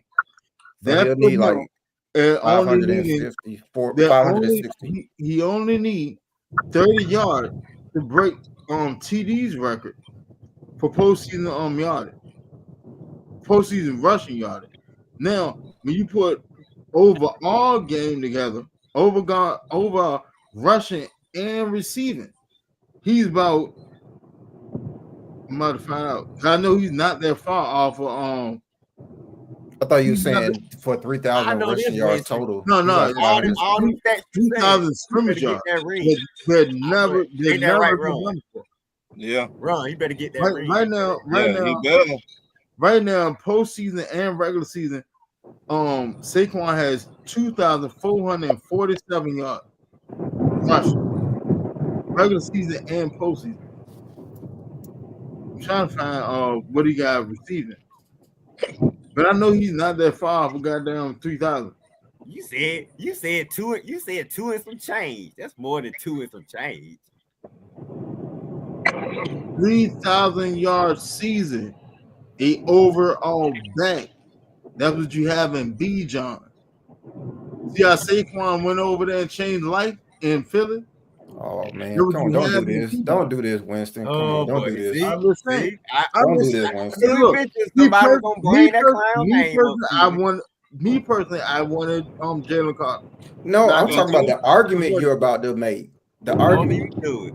Because keep in mind, this same Eagles team just 2 years ago was in the Super Bowl with Miles Simon, and we're top 5 in rushing. Like, it's the offensive line. So the Bijan is talented, Saquon is talented, but you paired like Jordan with Phil Jackson, basically. Like you put a great running back talent with a great offensive line, and you get results. And you're getting results, but you can't. But the component in that is the Eagles' offensive line. Everybody doesn't have the Eagles' offensive line. All right, so let me ask you this, because you went with the Phil Jackson. I'm saying it's a match made in heaven. That's the point. You went with the Phil Jackson comparison, okay? And since Red is a Kobe diehard, he said Kobe is his GOAT, okay? So therefore, good coaching with a great player, does that negate what a player does? I'm saying that great talent was in New York with 3.9 yards a carry. Like, it's a legitimate, like, just blatant question. Do you think it negates what the player did, or is it more what the coach did? No, here's what I'm saying. It doesn't. Saquon is talented. That same talent was in New York, not winning anything. That talent had to be paired with another great talent. You can't do that. Football is a team sport. He did not have talent around. You cannot do that. Wait a minute. Keely, hold up. What New York team? Keely, what New York team had talent? The one that Saquon left? Yeah, that's what he's trying to say. Hold on. Hold on. Well, if you let me say it, because I said it very, very matter of fact. I said the same Saquon talent. We just agreed that he's very talented. Oh, you're talking about Saquon himself? Yeah, Saquon as a running back is a talented running back, right? That same talent did not get the same results when he was in New York. You had to pair him with another equally talented entity, which would be the offensive line. That talent alone, just having a talented running back alone is such a you need blockers in front of him. It's not like so in the comparison with Red that we always have this discussion is a talented defensive lineman doesn't need 5, 6, 7 blockers in front of him to be productive. No, I don't know about that one. All right. Okay. Talented defensive lineman singular. Aaron Donald. Did he need 6 blockers in front of him to be productive? With a defensive line? Yeah. No. Around him, not in front of him. Around him. He's all right. Let's go. Let's see how many Pro Bowls he had around him then. Okay, no. See, that's the thing. That's the thing about that. Some of those other players are not going to get the shine that Aaron Donald got because of their individual contributions to help him out. We paid one of them. We gave one of them a big check because he benefited off being on the same line with Aaron Donald. He got shine because everyone more paid attention with Aaron Donald. He came to Atlanta. We gave him a check, and he was trash. Right. Now he's in Washington. Right. And you're right. He went to Washington. He looked good in Washington. Who you talking about? I mean, Dante Fowler. Well, he got like 5 sacks on the year. He got the same amount of Judon, don't he? So what the hell we had on our team? Would that 5 sack wouldn't have helped? We don't. Ain't that what we got?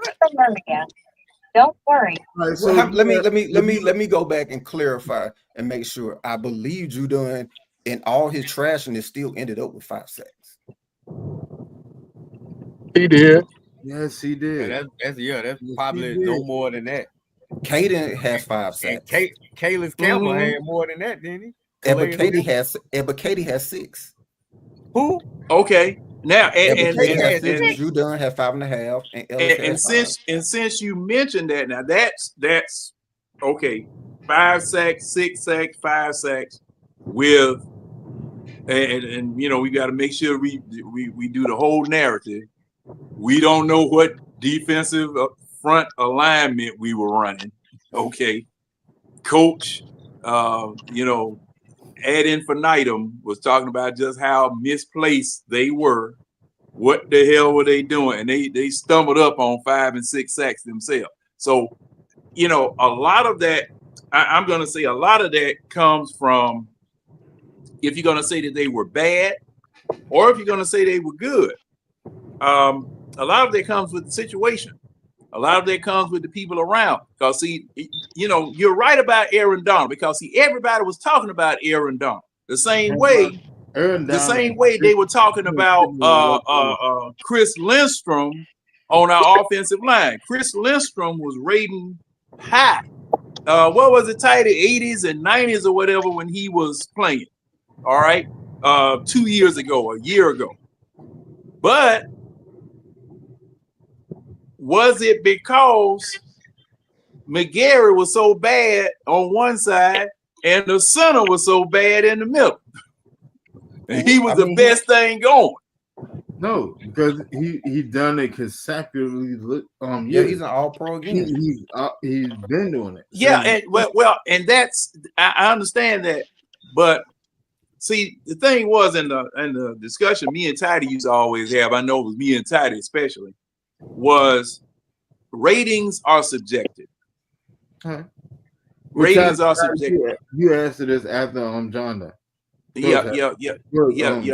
Ratings are subjective, and beauty is in the eye of the beholder. All right. Aaron Donald, going back to Aaron Donald, he really stood out to me by him holding Tidy's favorite running back up off the ground for about 20 seconds, and he was looking like and he was looking like a little kitten trying to get to him. I said, dog, that joker is strong, ain't but that whole Rams defensive line was like that. Huh? No. Yeah, that whole Rams defensive line was strong like that. When we played them, from what I knew, because see, when we played them during that game, the Rams was running a 4-3. Yeah. When we played them, Jack Devontae Freeman ass up.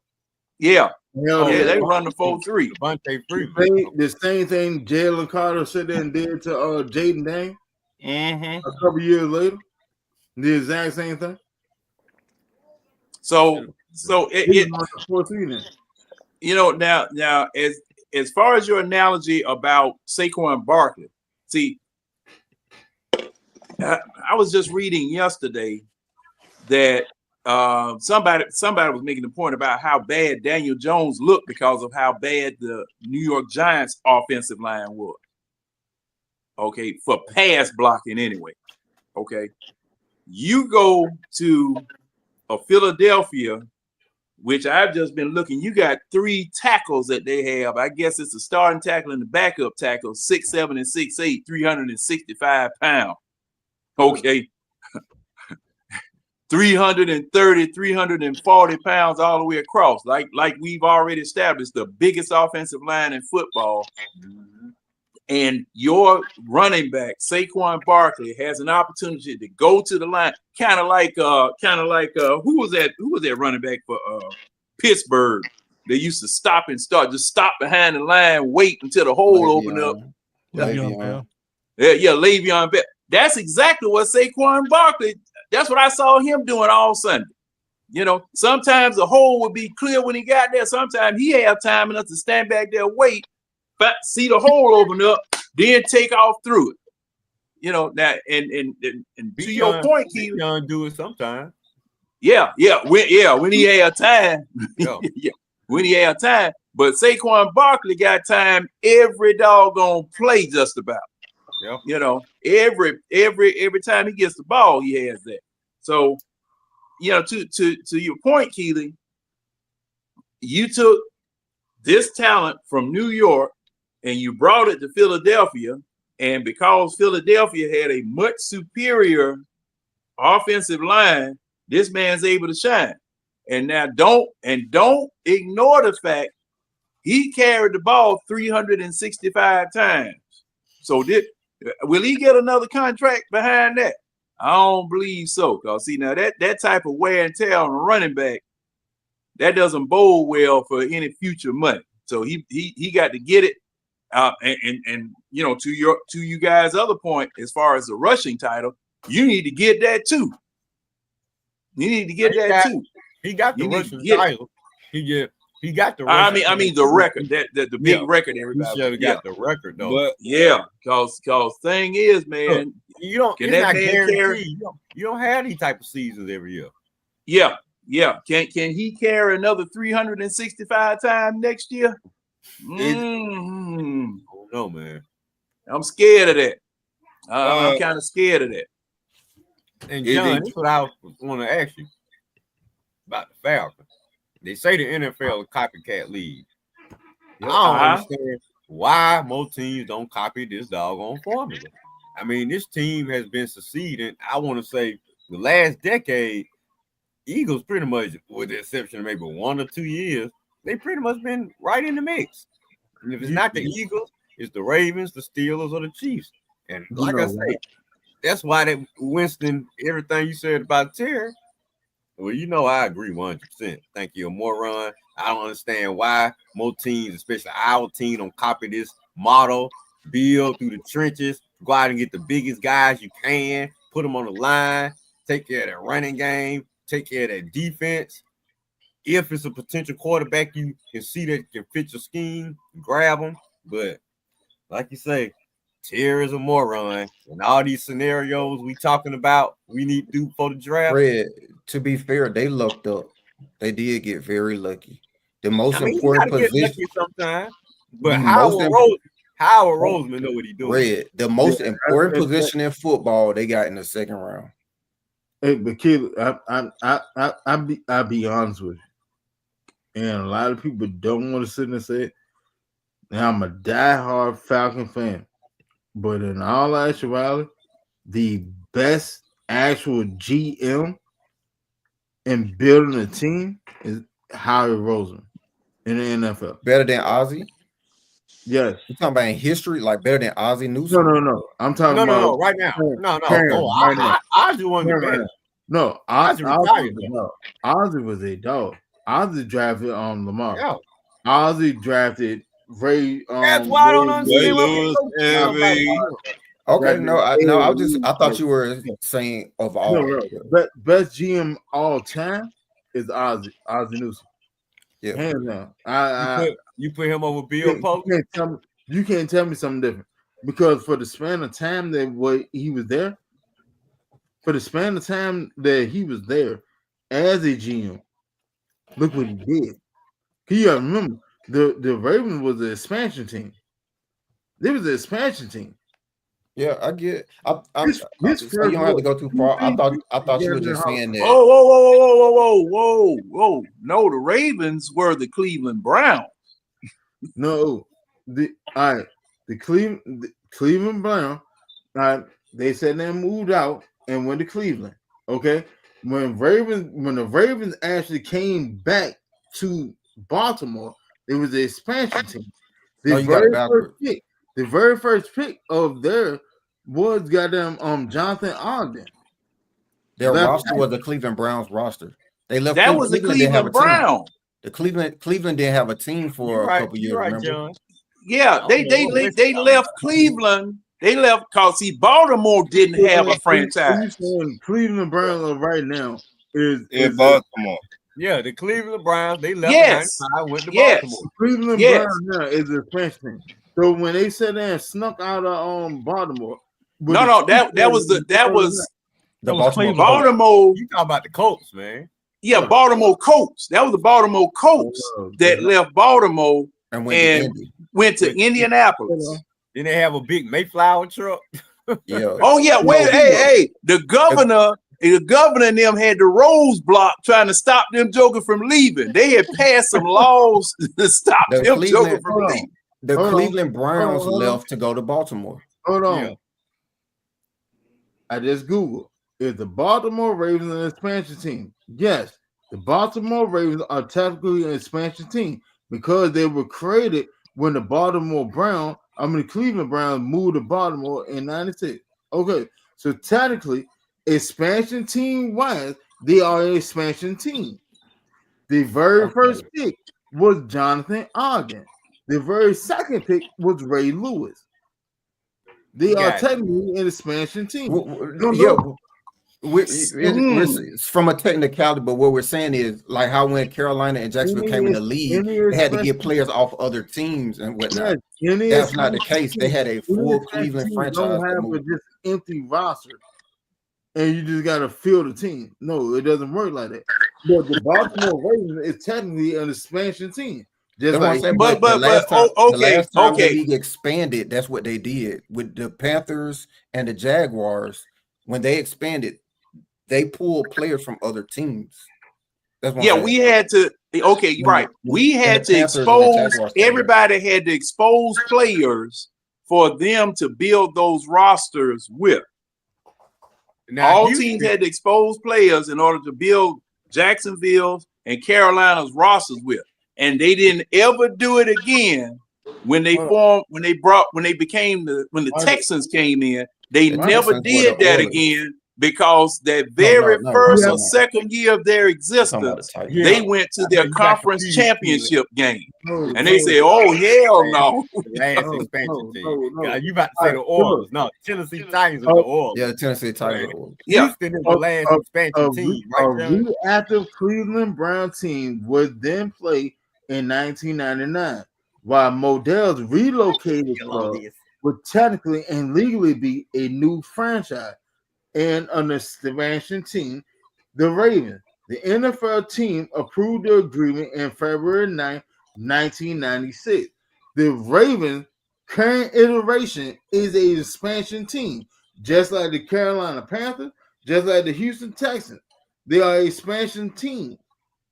Matter of fact, I want to say, no, the Texans is the last expansion team. Right. Developed before Houston. All right.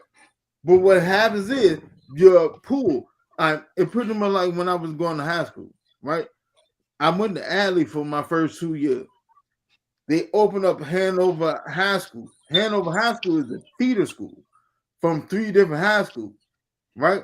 There's technically an expansion team. Could be fed in from 3 other schools. See what I'm saying? Yeah, that's the thing. So okay, now Chief asked a question. It's not an expansion team. They're not an expansion team. They're just a relocated team. It's a LA Raiders that just relocated to Vegas. Well, that's the same thing that Cleveland did with Baltimore. I swear that's what I thought. It's not the same thing they did. That's not what they did. Because they had when the Baltimore Ravens won their Super Bowl, Art Modell held the trophy up. He was still the owner. When Cleveland went to Baltimore, the team was split up. Half of the team stayed in Cleveland, half of the team went to Baltimore. They drafted and built. Wait a minute. Let me take. There was no half a team. Cleveland no longer had a franchise. When Art Modell packed up the whole team because I still remember the dog pound. They were interviewing them folk, and them folk was hurt that they moved the team away from Cleveland to Baltimore, and they were trying. There was some folk trying to get Modell for doing that. And John, because he packed up the same way that who was that? Ursay? Was that Ursay in Baltimore? That was Ursay. When Ursay packed the team up and moved it to St. Indianapolis, excuse me. When he packed the team up and moved it to Indianapolis, he took the whole team with him, lock, stock, and barrel, and took the name too. Took the Baltimore Colts name and everything to Indianapolis. All right. Cleveland couldn't take the Browns name to Baltimore because it was Hey John, I legit got the Wikipedia page pull up right now. Y'all want to hear? Oh, Wikipedia. Wait a minute. When you finish, I'll read what Wikipedia says. I'm saying, Winston, the owner of the Ravens, when the Ravens won their first championship, the owner that was holding up the trophy was Art Modell. So that let you know he was still part of his old Browns team. He was still he changed the whole team name. Owner at that point. Because he owned the Browns and he owned the Ravens. That's 2 different franchises. The Ravens at that point was the expansion team. All right. But the Browns name, okay, now they did not allow him to take the Browns name, or he didn't take the Browns name to Baltimore. Now the expansion team was the Cleveland Browns because the Cleveland Browns had to build that team from scratch. They had to build that team from scratch. You're talking about new Cleveland Browns. Yeah, the new Cleveland Browns, they had to build that team from scratch. I'm gonna show you exactly what the very first article of it said. Okay. This article details the history of the Baltimore Ravens, a professional NFL football team which played in the NFL. The Ravens were formed to fill in the void left by Baltimore's previous team, the Colts, who had controversially moved to Indianapolis.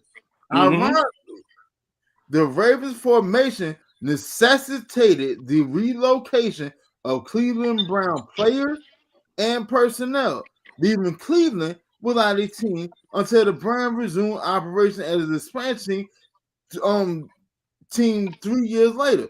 Since then, the Ravens have usually featured a strong defense and have won 2 Super Bowl teams. That's what we just said. But they are considered an expansion team because they moved. But Wikipedia, what you didn't say that. What you read, Neptune said expansion, and what you just read.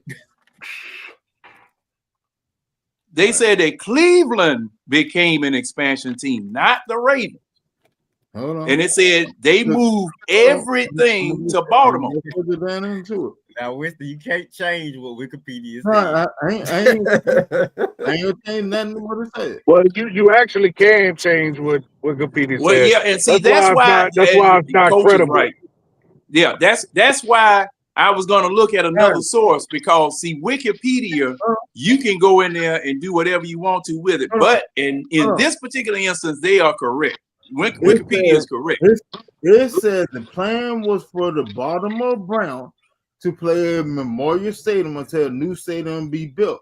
However, the decision triggered a flurry of legal activity that ended when the representative of Cleveland and the NFL reached a settlement on February 8, 1996. It stipulated that the Browns' name, color, history of the franchise remain in Cleveland. That's right. That's right. Hold on, stop. So, including past history, past record, and the attribution of his pro football Hall of Fame player. Every actual Brown team would then begin playing in 1999 with Model relocated team, which technically and legally will be a new franchise and an expansion team. The Ravens is a fucking expansion team.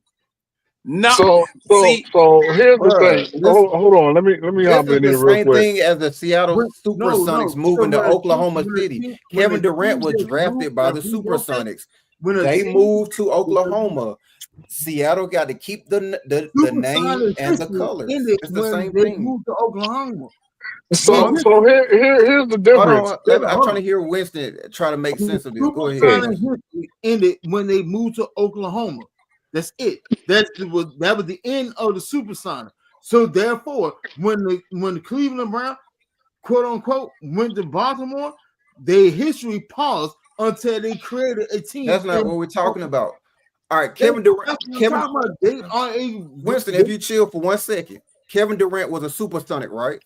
True, and his Supersonic history stops. That's not what we're talking about. We're talking about the team and the roster that he played on. Did that team not migrate to Oklahoma City, right? That's the team that migrated to Oklahoma City. Oh my God. That's what we've been saying the whole time. That Baltimore Ravens team, the players that were on the field were the Browns. The same roster. That's all we're saying. Hear what I'm saying, killer. All right. Okay. Okay. So if you say something different than what I just said. The Cleveland Browns, before they went to Baltimore, when that legislation came down, their history paused. Point blank period. Everybody went to Baltimore, your history starts over. We're not even arguing that though. So then we're in agreement. We never argued that point. Therefore, they are an expansion team because of that. Because the history did not carry over. That's like saying like Atlanta Falcons. Yeah, we started out playing in Fulton County Stadium, and then we go to the Georgia Dome, and then the history stops after Fulton County the Fulton Dome go down. No, that's not it. That's not even what we're saying. Or we go to the Georgia Dome, and then it doesn't go like that. When that's not even what we're saying, though, Winston. We're not even saying that. Legislate you as an expansion team. You are an expansion team. There's no getting around it. I don't care where you move from. If they legislate you as an expansion team, there are certain rights and privileges that are legislated to you because you are an expansion team. You're arguing something we're not arguing. That's my point. The center the entire argument. The entire argument was the Baltimore Ravens an expansion team.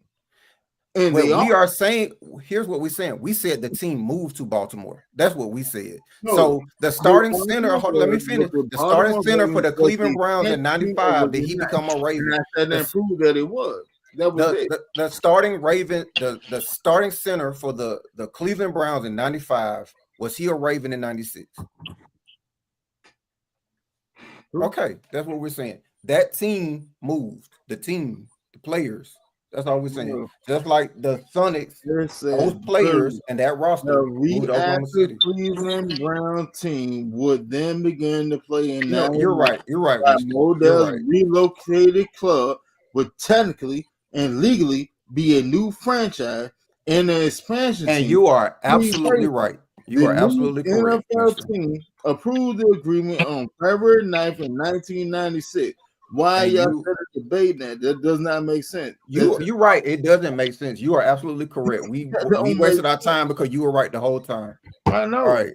Yeah, so we wasted our time because you were right the whole time. So you are absolutely correct. Once again, we go back to the original point, and I said Ozzie Newsome is. Now I ain't gave up yet because we spent 30 minutes saying the same thing. So we have to, John. We have to concede it. Okay. Oh well. I'm old. I got lost. I was sitting there trying to say goddamn Cleveland Brown was goddamn expansion team. We said no. We never said Cleveland Browns. Well, they were. They did when they put them back. When they put them back, they were. What we said was they moved to Baltimore. That was it. We said, hold on. No, let's be clear. What we said was they moved to Baltimore. You said stuff like they pulled, some of the players stayed in Baltimore and some stayed in Cleveland. Like you said a lot of stuff. You said that they pulled from draft. You said a lot of stuff. But what we said was the team that was in Cleveland relocated to Baltimore. That's essentially what we said. Yeah, lock, stock, and barrel. Just like the Baltimore Colts. Like the Baltimore Colts went to Indianapolis. Like the Rams went to St. Louis, like the Raiders went to Los Angeles, then back to Oakland, then to Las Vegas. Like the St. Louis Cardinals went to Arizona. You know, they and see, if you look in Pro Football Reference, man, you're gonna see about 5 or 6 iterations of the Pittsburgh Steelers and the Philadelphia Eagles. There was one time both teams, it was a Pittsburgh and Philadelphia team together. Let me ask you this. If hypothetically, like you're saying, the Cleveland Brown was a relocation, why the hell Bill Belichick ain't go along with him? He got fired. He got fired. No, I'm saying the same because y'all keep saying that everybody that was over there just moved along to Baltimore.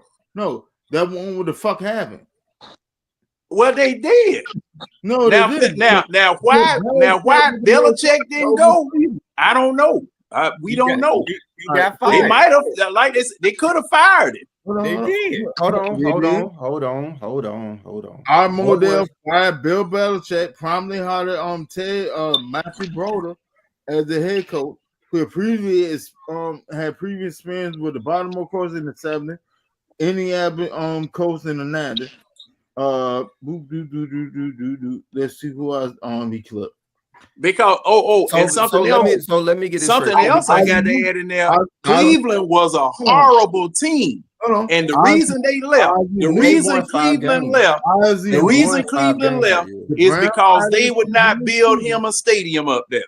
That's why he left. I just want to make this clear. So just because a coach got fired, that y'all got it. I mean, like y'all sending like they just picked this up, moved this over here, and dropped it. That's it. Ozzie Newsome, this is what he first started goddamn getting in the jump. Ozzie Newsome was the tight end, and he joined Modell in Baltimore as the director of football operation. Later promoted vice president and GM. Who did he join? Who did he join in Baltimore, Winston? In Baltimore, when they went to Baltimore, he was a player in Cleveland. No, right. I know, but who did he join? You said He was in the front office in Cleveland. He was in the front office in Cleveland since '91. No, he was not. No, he was not. I'm looking at his resume right now. It says from '94 to '95, he was director of pro personnel for the Cleveland Browns. In '93, he was assistant head coach, offensive pro personnel, and he was a scout for '91 and '92 for the Cleveland Browns in the front office. Oh, yeah, I can see this. See this. Okay. I mean, I just read it all. Yeah, I'm just. He worked in the front office.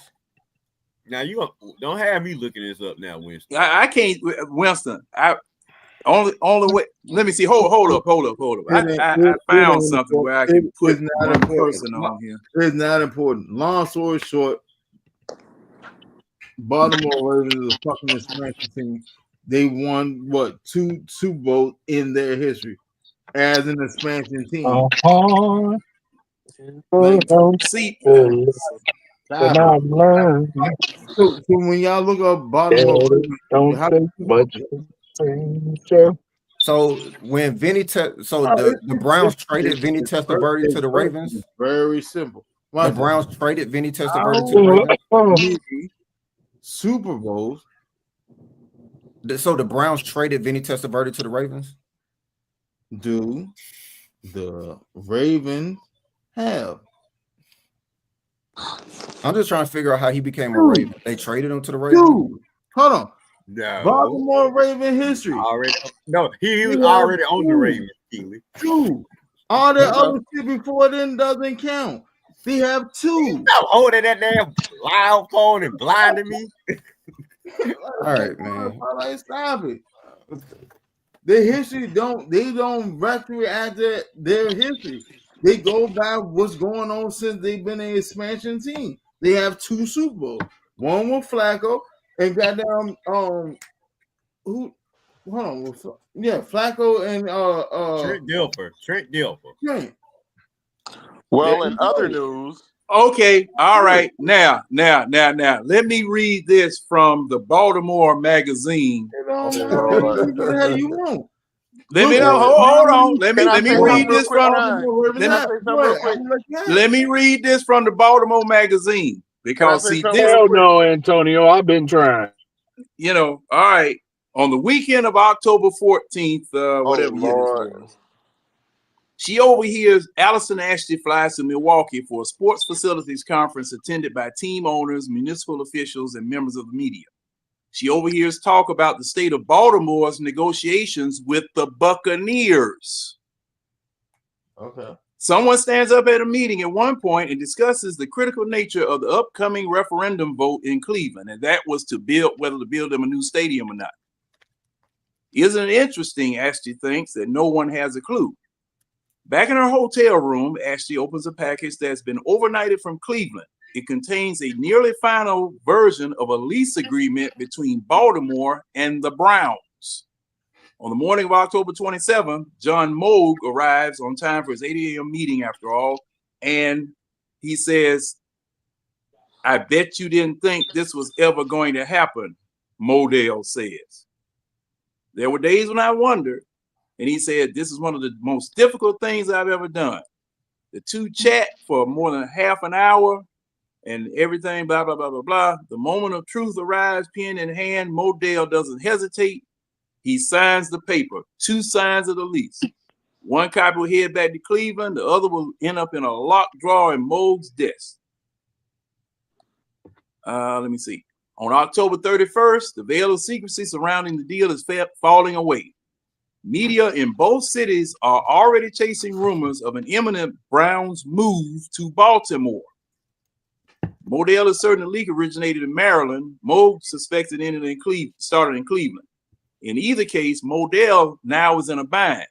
If he confirms a move, he risks ruining his team's season. If he denies a move, he'll have to admit his deception in the months to come. And then there are the voters to consider. The referendum on Cleveland Stadium renovations is just 8 days away. I got a Says, question. then Art informs his wife about the change in plans and tells her, "You're going to have to leave town by Monday." Why? Hey, can I He ask said, a question? you can't be living here when I make this announcement. John. Ooh, it was some shit. Ooh, boy, it was some stuff going on. Hey, go Can ahead, Coach. I please ask a question? Drop the link again real quick. Oh, okay. All right. Who's missing? Is it James or Drop? Go ahead, Coach. No. Okay. No, I'm gonna step outside real quick, but I'm listening. Thank you for stepping outside. Okay. What is the actual argument that the Cleveland Browns are not an expansion team? I've been lost. Like, I don't know what's going on. We've been saying the same The actual argument started off at this. All right, we were talking about who is the greatest GM right now. Now, I said Howie Roseman. As for actually sitting there building a team, depth-wise and everything he's done, Howie Roseman is the best GM in the game right now. All right. Okay. So, what do you mean? What do you mean build a team? Actually, build it's about to go left again. Look at Philly. Philly from top to bottom, first string and second name had the best roster in the. No. I mean, I get that part. I'm saying, are you saying he built the team because the Ravens moved from Cleveland to Baltimore? No, that's not how we got there. Oh, okay. Right. Okay. So, I'm just trying to figure out how we got where's this?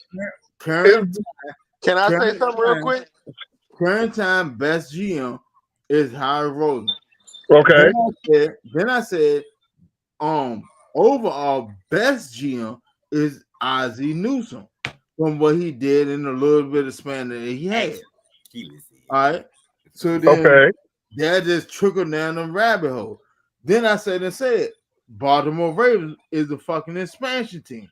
But they're not an expansion team. They're a relocated team. No, between, hold on, let me please. Oh my God.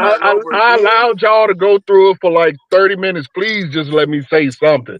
And since 95, since between 95 and 2002, there have been 4 expansion teams: Carolina, Jacksonville, Cleveland, and Houston, Texas. The difference between the Cleveland Browns and the Houston Texans is the Cleveland Browns took back their name from Baltimore. Houston decided to go with a brand new name because Tennessee didn't give that up, which is why Tennessee can wear a throwback Houston Oilers jersey. Cleveland is an expansion team that just took back their name. So Baltimore has never been an expansion team. They just relocated, just like the Houston Oilers relocated to Tennessee. And I'm done. Okay, can I say something? Yeah. Okay. In other news, the Atlanta Falcons met with old Mrs. Edge rusher Princely Mielens, and he said he has a message for the Atlanta Falcons fans. Same thing he told that he met with when he met with the coaching staff in Mobile today. He said, when it comes to size and production, the last 2 seasons, no one in this class has produced as much as me. So being that was the first dude Atlanta looked at when they got there, y'all might want to pay attention to that nigga. Okay, now I hope this ain't Tack McKinley vibes. I was just about to say the same thing. That's the Tack McKinley vibe. No, you know, want me to tell you the first person I thought about when he was telling that old boy from Auburn that we picked in the second round. Oh yeah. Who was that? No, I'm just letting Marlon Humphrey. I'm just letting y'all know Atlanta met with him today. Oh, okay. What? Marlon Humphrey. That's the first person that came to my mind with Marlon Humphrey. I'm just letting y'all know that was the first edge that they had a meeting with today at the Senior Bowl. Okay. Let me. And John, they'll still draft the offensive tackle with the 15th pick. Princely He got an African last name. Yeah, we know he went to UMA. Ole Miss. No, not Yeah. Humphrey. Marlon Davidson. Marlon Humphrey is for the Ravens. Marlon Davidson. That's his name. Yeah, He went to Ole Miss. I know who you talking about, Tonio. I looked him up the other day when I started looking up my edge rushers for the draft. Yeah, He that's stood out. confirmed. But That don't was mean we gonna confirmed. pay. That was the first meeting that the Atlanta Falcons had was with him today. Well, they need to have a few more meetings. Yeah. Okay. He on Well, video. hey, on video let on me Twitter giving a message to the Atlanta Falcons fans. Let me finish this story. This story is juicy. Message, I just want to finish this story because this is full of intrigue, backstab, and all this type of stuff. Okay, 15 minutes later, while Patricia's in a car headed to the airport to catch a plane bound for Florida, her husband is 358 miles away in downtown Baltimore. Despite the fact that temperatures have dipped under 50 degrees, Modell is not wearing an overcoat as he climbs a makeshift dais in a downtown parking lot, the planned site of the new football stadium. Joining him on the platform are Glending, Moog, and Baltimore Mayor Kurt Schmoke. Minutes later, the governor delivers the news that will shock Cleveland and surprise Baltimore. The Browns and Baltimore have eloped. And he ends it right there.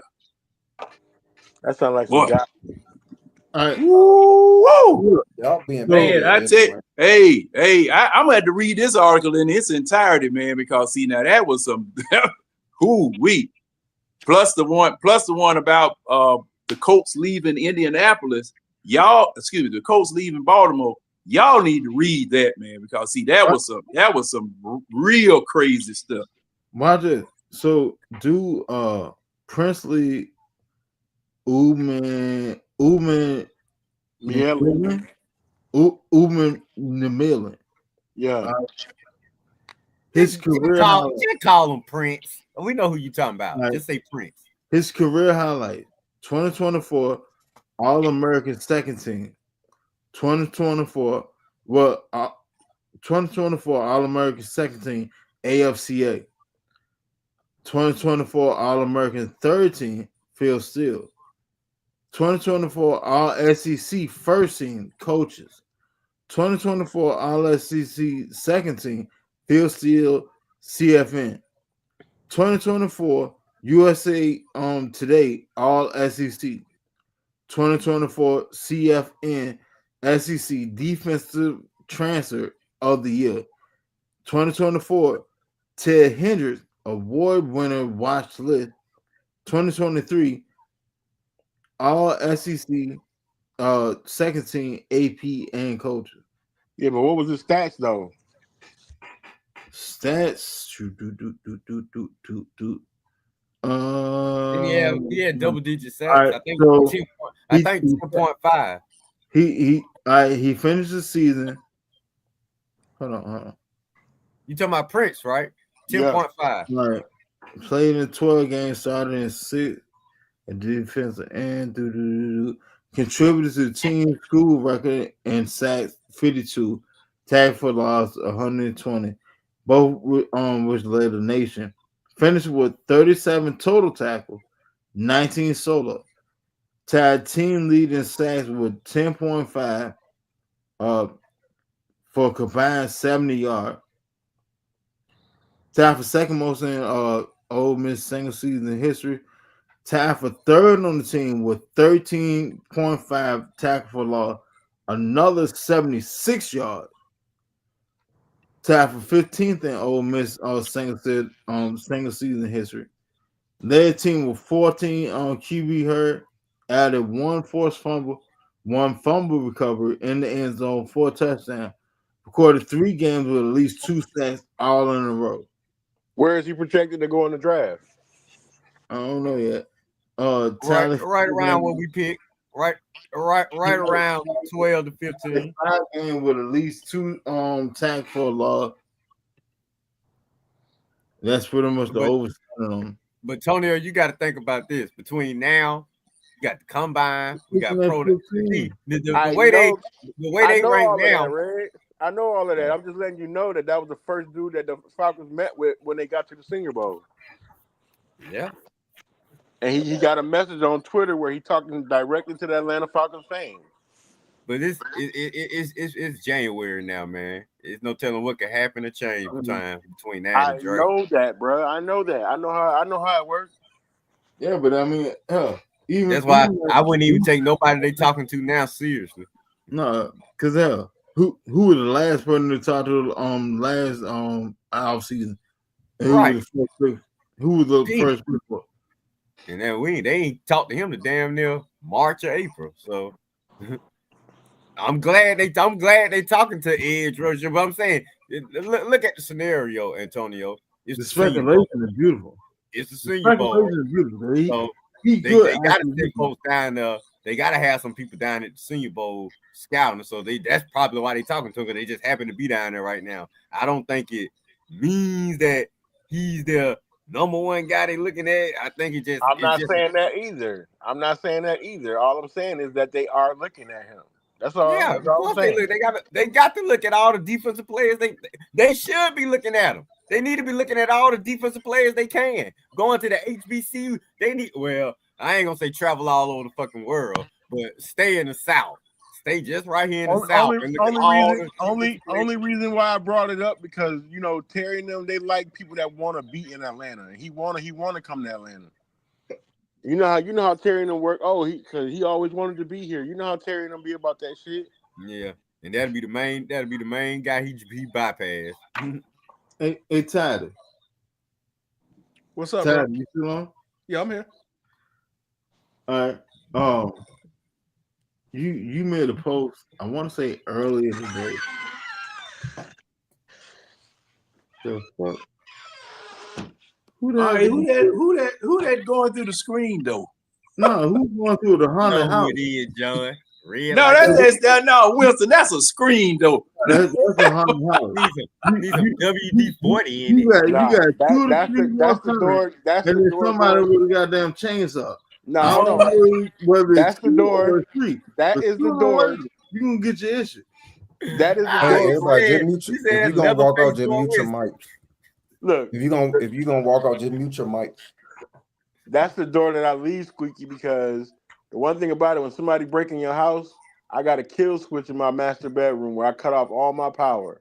Well, shit, you Hold on. Kill switch and kill the goddamn squeak on the damn door.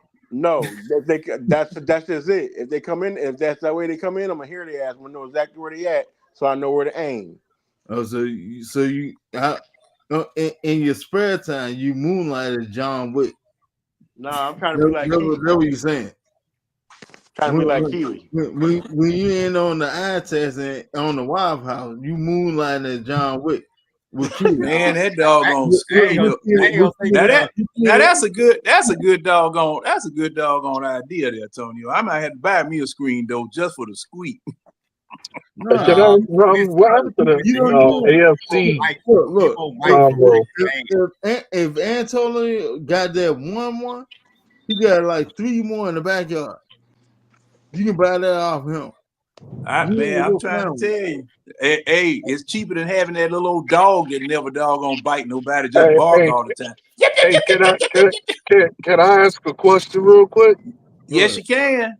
Did anybody see, since like we did go back to it, did anybody see how at the end of the Bills game, how the refs threw a flag, it hit the ground, they picked it up, didn't say nothing about it because the Bills didn't make their conversion. Anybody else see that? I think on the 4th down play. The commentators talked about it. He said they picked it back up. The commentators talked about it. Yeah, but normally when the refs throw a flag, they normally acknowledge it and tell you that there's no flag on the play. You know what I'm saying? Yada yada yada yada.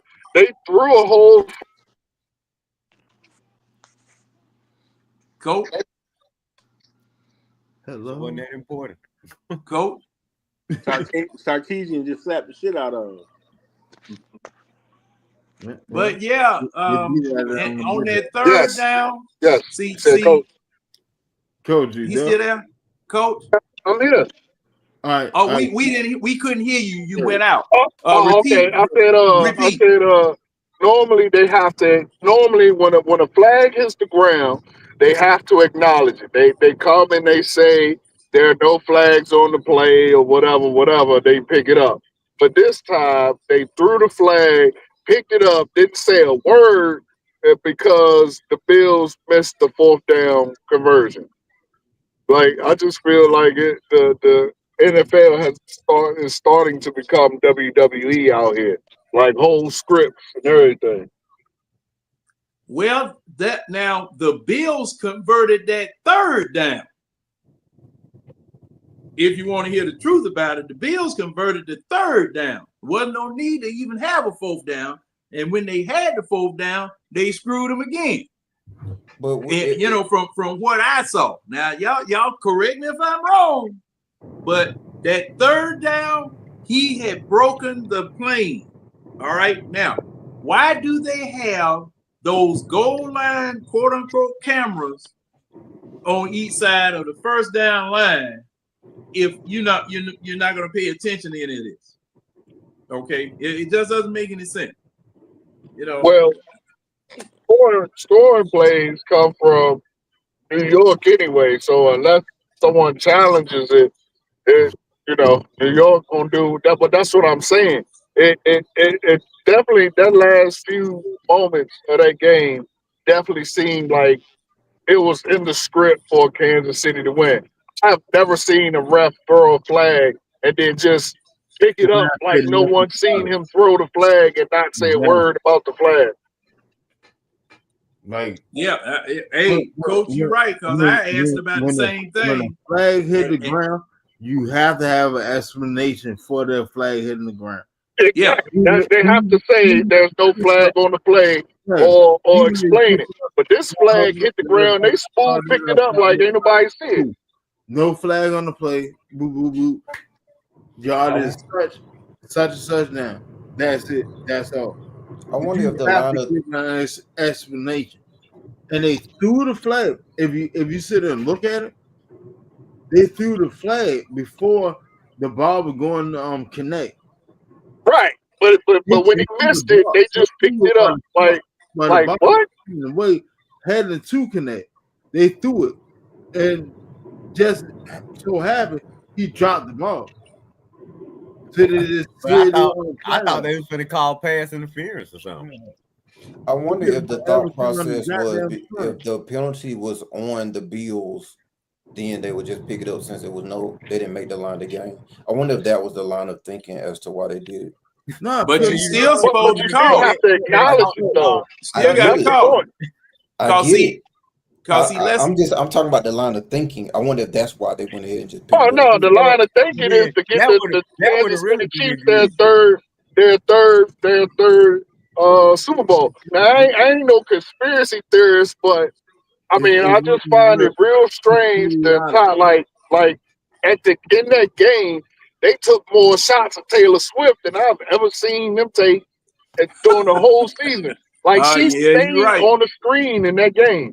And now, all of a sudden, refs throwing flags and picking them up, and the whole thing just screams some bullshit. You know what?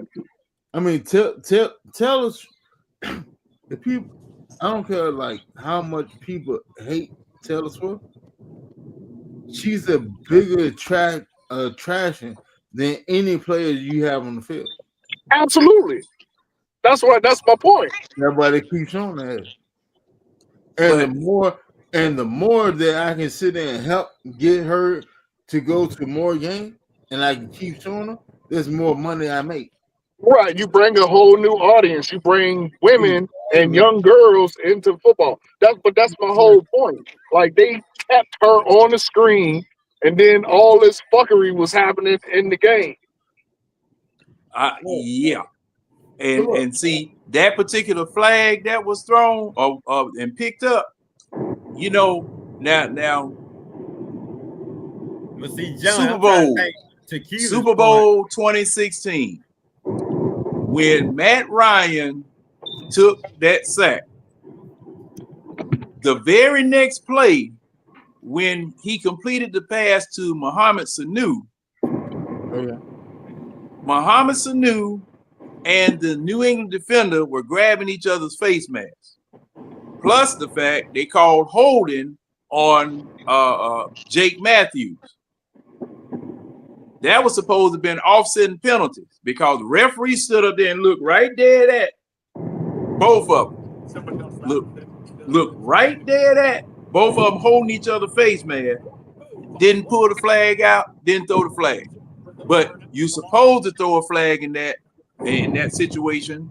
Same way you threw that flag on the holding call against Jake Matthews. And you sorted out from there. That would have been offsetting penalties. And, the down would have been replayed. That's a good point, John. But the fact is, he didn't throw it. So, but in this instance, the ref threw the down. You're right. You're right, Coach. You're right. From what I researched on that topic, I don't think it might have been a flag thrown. I think Jim Nash just made a mistake. No, he saw. Go back and watch it, Toddy. He threw that. You can literally see that flag come flying in the screen. I'm just telling y'all what Jim Nance came back and said after the game. Now, Coach, he said he was told by somebody in his ear it was a flag. He never saw a flag. Tony Romo said in the broadcast, "I don't see a flag." And then he came back and said somebody probably gave him some incorrect information. If you actually watch the game, you don't even let me finish. If you watch the game, nobody on that field looks like as a flag was thrown, and you don't even see Buffalo's coach arguing. I'm just telling y'all what I was researching, what I read about what happened with that flag. Yeah, I understand what you're saying, Toddy, but I'm saying if you go and look at it, like go and look at that play, you can clearly see the flag come into frame. Like you can see that there's a flag thrown. Where's the flag at? From the bag judge. Where's it thrown at? Huh? Hold on, I'm driving. I'm gonna have to pull it up. But I watched it. Okay, y'all go ahead and talk. I'm on go back and find. I'm looking at it. I'm looking at it now, John. I do not see a flag, y'all. Oh, okay. Open your hands up. No, I'm serious. That's why I'm asking y'all, like, where was the flag thrown? Was it thrown near Josh? Was it thrown in secondary? Where was this flag thrown at? It came into the frame. So wherever that shot is shot from, you can see the flag fly into the frame. I just remember watching. I watched this like 4 times straight. I do not see no flag, y'all. I'm not saying this just to be difference of opinion, but I don't see a flag.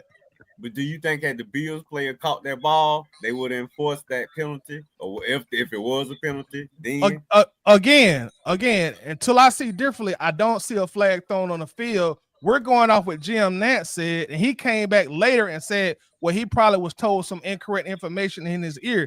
If you listen to the broadcast, even Tony Romo say, I don't see a flag. Okay. I could be imagining. Hey, everybody right now is on the internet. Pull up that play and tell me what a flag. I got it. I'm driving, but I did see the video, and I can.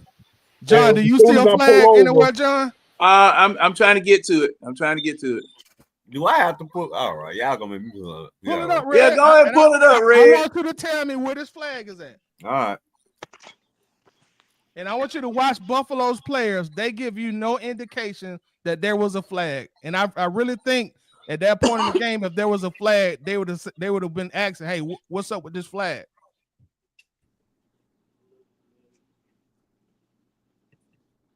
Yeah, I'm trying to get him. Yeah. You want me to send you the link, John? Oh no! I've got the actual game on right now.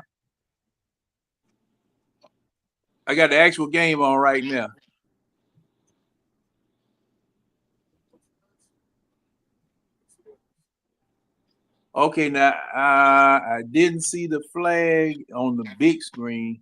Well, they had. Okay, it's 4th and 5. Yeah, I'm with 3 dirty. For some reason, I remember a slow replay, but maybe I'm tripping. Yeah, I remember seeing something fly, like Coach said. That's what I thought. That's why I need him trying to hurry up and get to that play. Okay.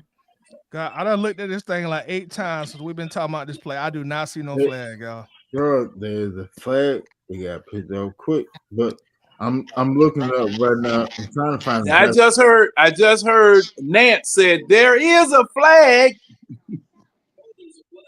He said he also went back, John, and said he looks like he was giving incorrect information about somebody in his ear. He never saw a flag. Yeah, then he said no flag. John, you might want to mute that game because they'll flag you for that. Okay, I got it. I hope they couldn't pick that up. Yeah, you're right, Tad. I got excited. And they showing an overhead shot. No, I don't see a flag. I don't see one. Oh, as soon as I stop, I'm a copy and paste the video that I seen because I looked at it like 5 times. Don't worry about it. Because I was about to go outside as soon as this show over.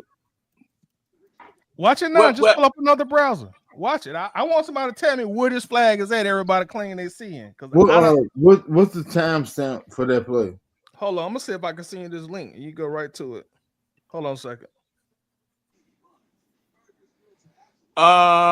It was after the 2-minute warning. It was after the 2-minute warning. The first play was 4th down. I got him, John. I'm gonna send him a direct link. Yeah, it was right after the 2-minute warning. That 4th down. Winston, look at your phone, Winston. I got you a direct link. I'm about to put this shit on the record. I'm gonna put it on the TV right now. Check your text. Now I see the yellow flag indication right next to the score and the time, but that's only yellow I see. I don't see. But no coach, if you found it, coach, go ahead and post it. I want to see that. Yeah, I'm almost there. I got you. Okay.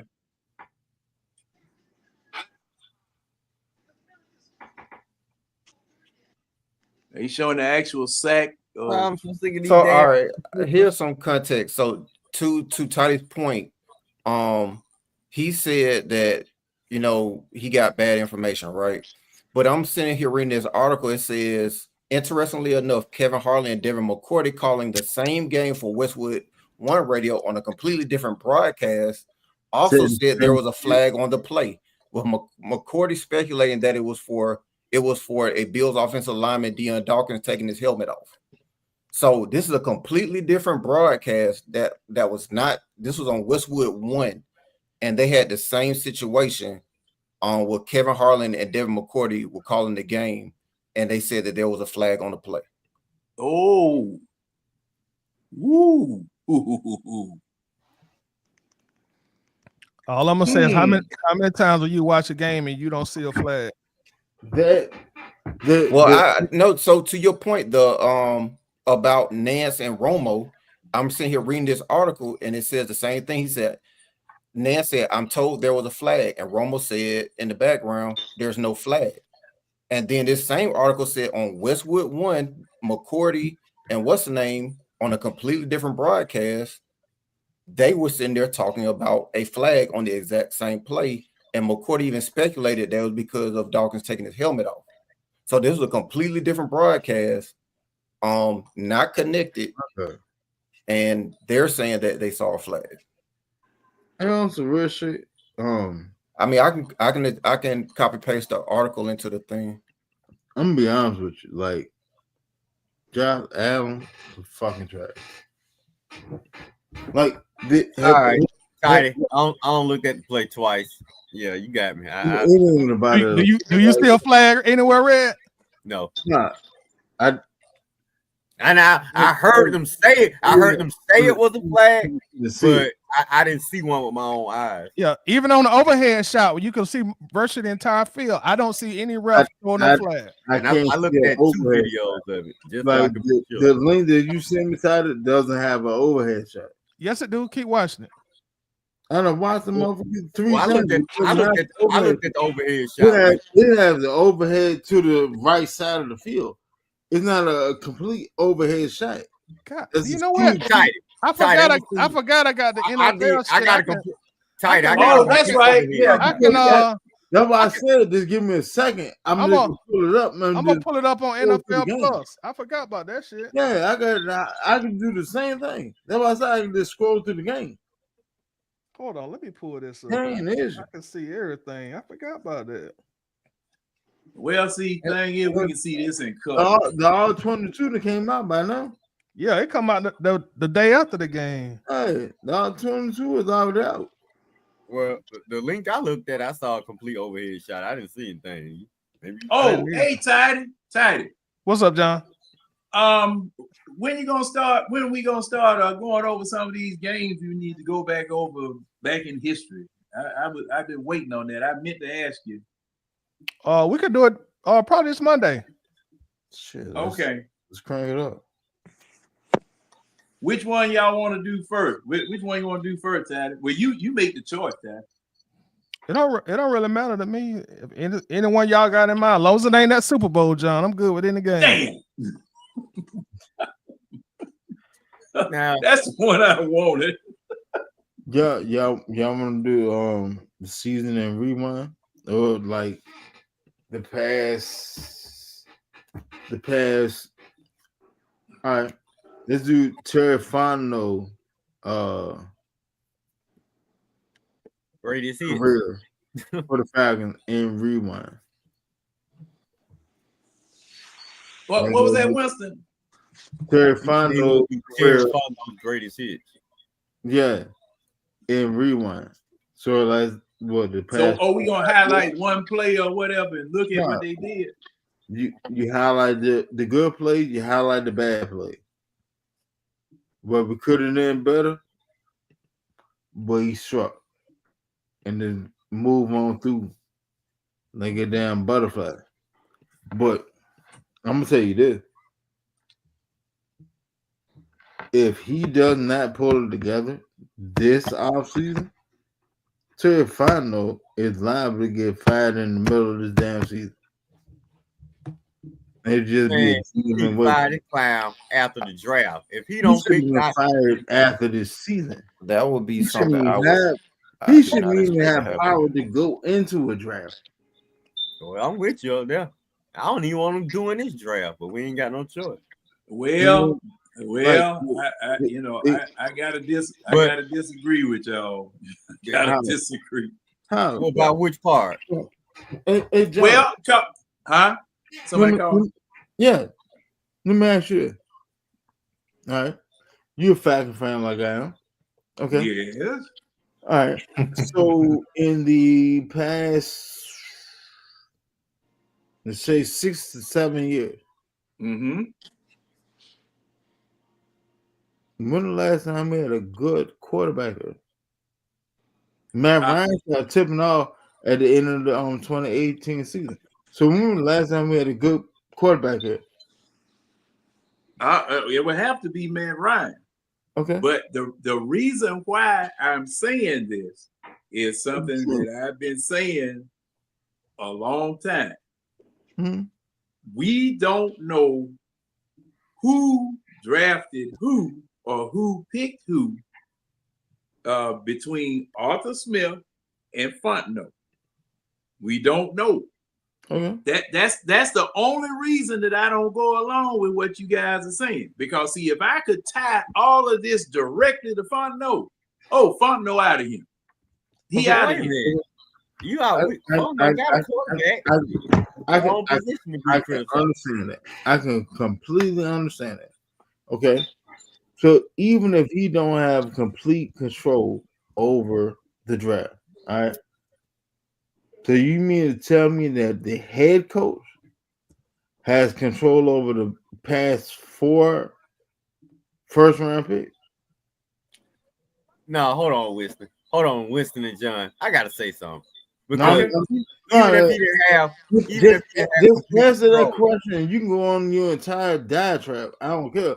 Just answer that question. All I'm sitting there saying that you're sitting there saying that Terrafano had no control over the past 4 first-round picks. That's 3. Well, yeah, that's what I'm saying. My comment is talking about what you're saying. If you're gonna call yourself the GM, that's what I'm saying. Don't call yourself the GM then. Don't He put did see red. That's the problem. That's the problem. He calling himself the GM. No. No, that's his title. That's his title. He wasn't. He was given the title GM. Oh, well, you better reject it because we're gonna put the blame on you, partner. So you better see what hey, what do I always say about the farting in the elevator? Yeah, I know. But see, John, that's what I'm saying. If you gonna accept the title of GM, who the hell you think the fans gonna look at when these picks miss? Well, and then hey, you can say the same thing. You can say the same thing about Dimitrov. Well, he accepted the title of GM. And see, if Terry gonna accept the title of GM, don't go crying and say, well, don't look at me. I didn't have complete control. Well, you accepted the title of GM, you MFer. So don't tell me to look nowhere else when you accepted the title of GM and you've been had that title for the last 4 years. Who you think we gonna look at when these picks miss? But Terry never said that though, Red. He never said that. That's what I'm about to say. That. His press conference. Last press conference, he took full responsibility for the failure of the team the last few years. What last year? What I'm sitting there saying is this: yes, whether you have full GM power or you didn't, for you to be a GM in title, and you have to sit there, y'all both have 50-50. You're being whitewashed. True. You're legally. If you want to sit there and put the blame on somebody else, if you want to put the blame on Arthur Smith, what you're sitting there saying that Arthur Smith said that this person, and that person will fit our scheme and this, that, and the third, and that we're gonna run with, and you just ran with it. No, and see, you don't know. See, that's the part. That's the part right there. Completely negated the other side of the fucking ball. I got a question though. Because it get better. It get better because what they sat in did, if y'all remember, they sat and built up the entire middle of the defense of the defense. Y'all remember that? They went and got Onyemata. They went and got Caden Eller. They went and got Jesse Bates. They built up the entire middle of the defense. That's why I said Here's my question. Back in the old Atlanta Bergen, I said watch what I tell you. Bijan Robinson is going to be the pick. Because they just invested $80 million into the middle of the defense. They're not going to go draft another rookie to the middle of the defense. Here's my question for y'all. Who in here has worked a management position in which there were employees under you? That'd be me. Both times in the military. All right. I got 56 people under me. Okay. So we get on Facebook, it must have more. So if you're given the title manager, right? No matter who shares that responsibility or whatever the case may be, the buck stops with you because you have the title of manager. So that's it.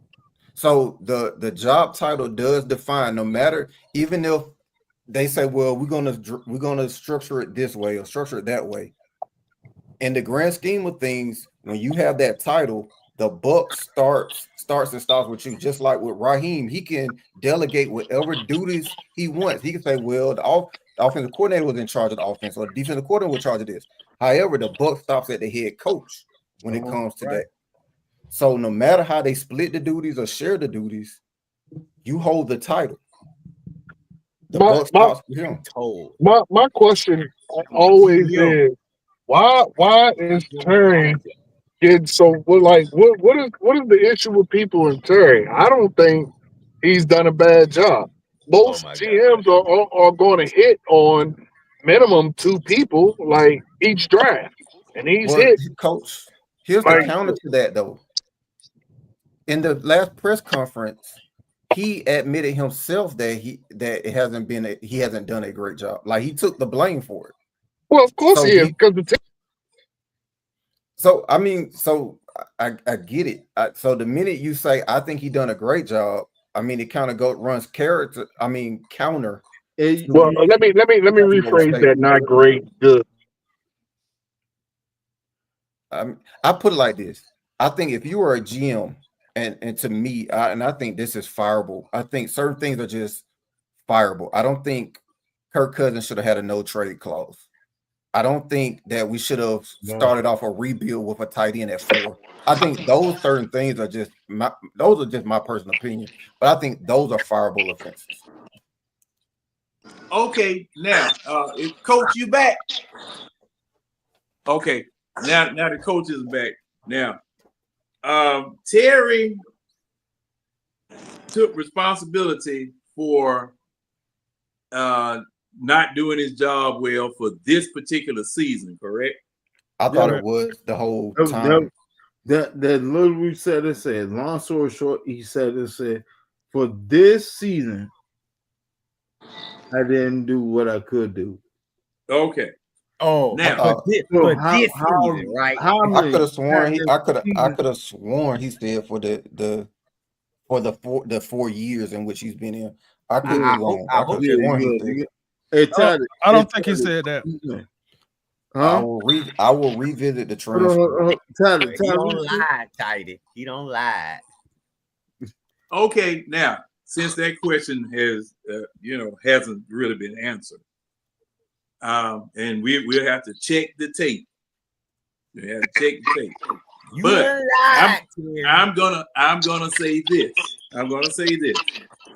With the convoluted management structure that Arthur Blank and Rich McKay set up when Arthur Smith came here, because if you remember correctly, they hired the coach before they hired the general manager. All right, they hired the coach first. Now, with the convoluted management structure that you had here with the Atlanta Falcons, where both people, especially the coach, could go and do things without permission or consultation with the general manager, we don't know who did what. There have been articles, and that interview that Tidy had with Jeff Wolverton concerning the quarterback pick, which should have been what you should have gotten at number 4. And this is just my opinion. You should have done that at number 4 because you're trying to rebuild a team in your image. All right. Yeah. When you didn't do that, when you didn't get that quarterback, you messed up. All right. From what we heard from Jeff Wolverton, Arthur Smith, that there was supposedly some friction as to who you were going to pick at number 4. There between Terry Fontenot and Smith. All right. It never was confirmed, but you end up picking a tight end, which was, in my opinion, one of the stupidest things you ever could have done, because you do not build teams around tight ends. All right.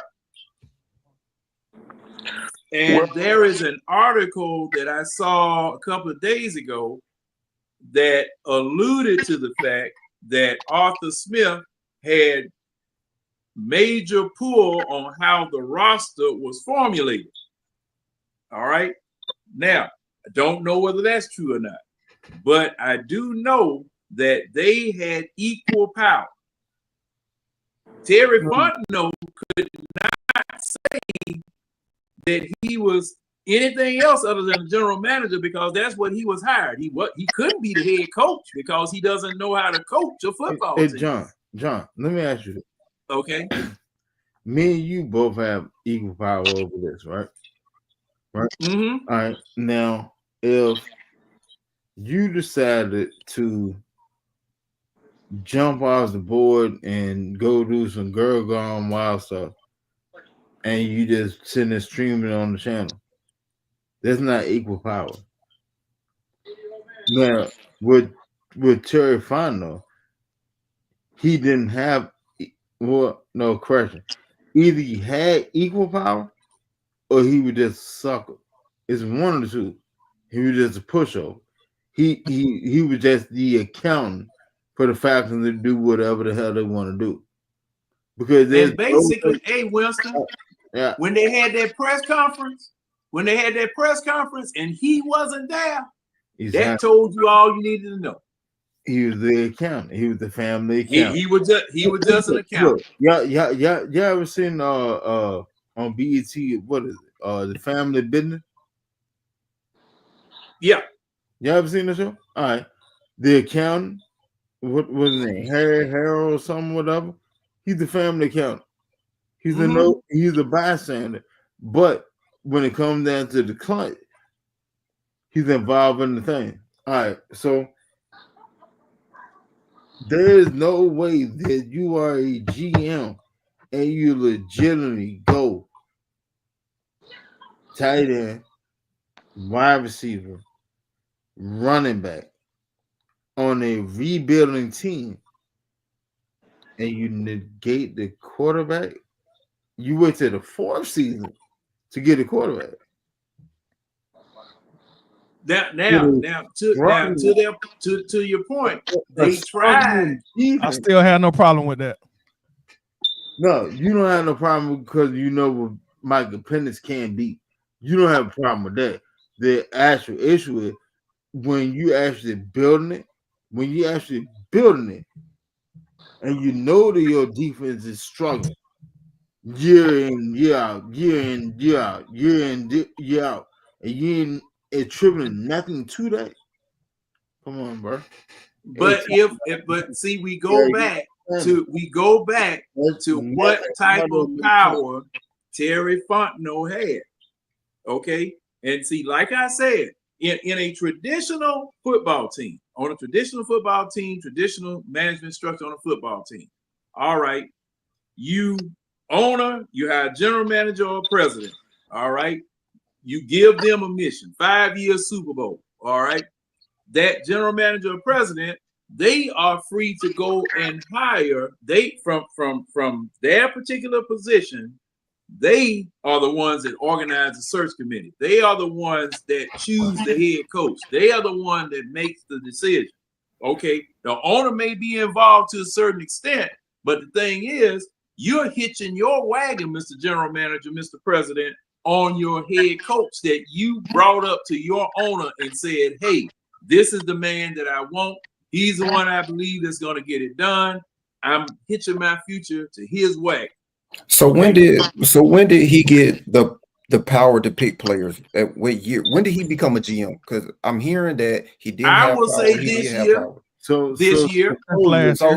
4 years into his tenure, he finally got GM. So his only good draft pick is Penix, is what y'all saying. That's the first draft he had. I see now, like I said, that press conference when first press conference when it was just Arthur Blank and Rich McKay. All right, when they fired Arthur Smith, everybody was asking, "Where's Terry?" But you remember that? Everybody was asking, "Where's Terry?" I don't think that's evidence. I don't take that as evidence that he hasn't made a pick until this year, though. No. What I'm saying is that if you are supposed to be the general manager, why in the world do you have Rich McKay out there? If you're supposed to be in charge of the team, and because that's part of his team now.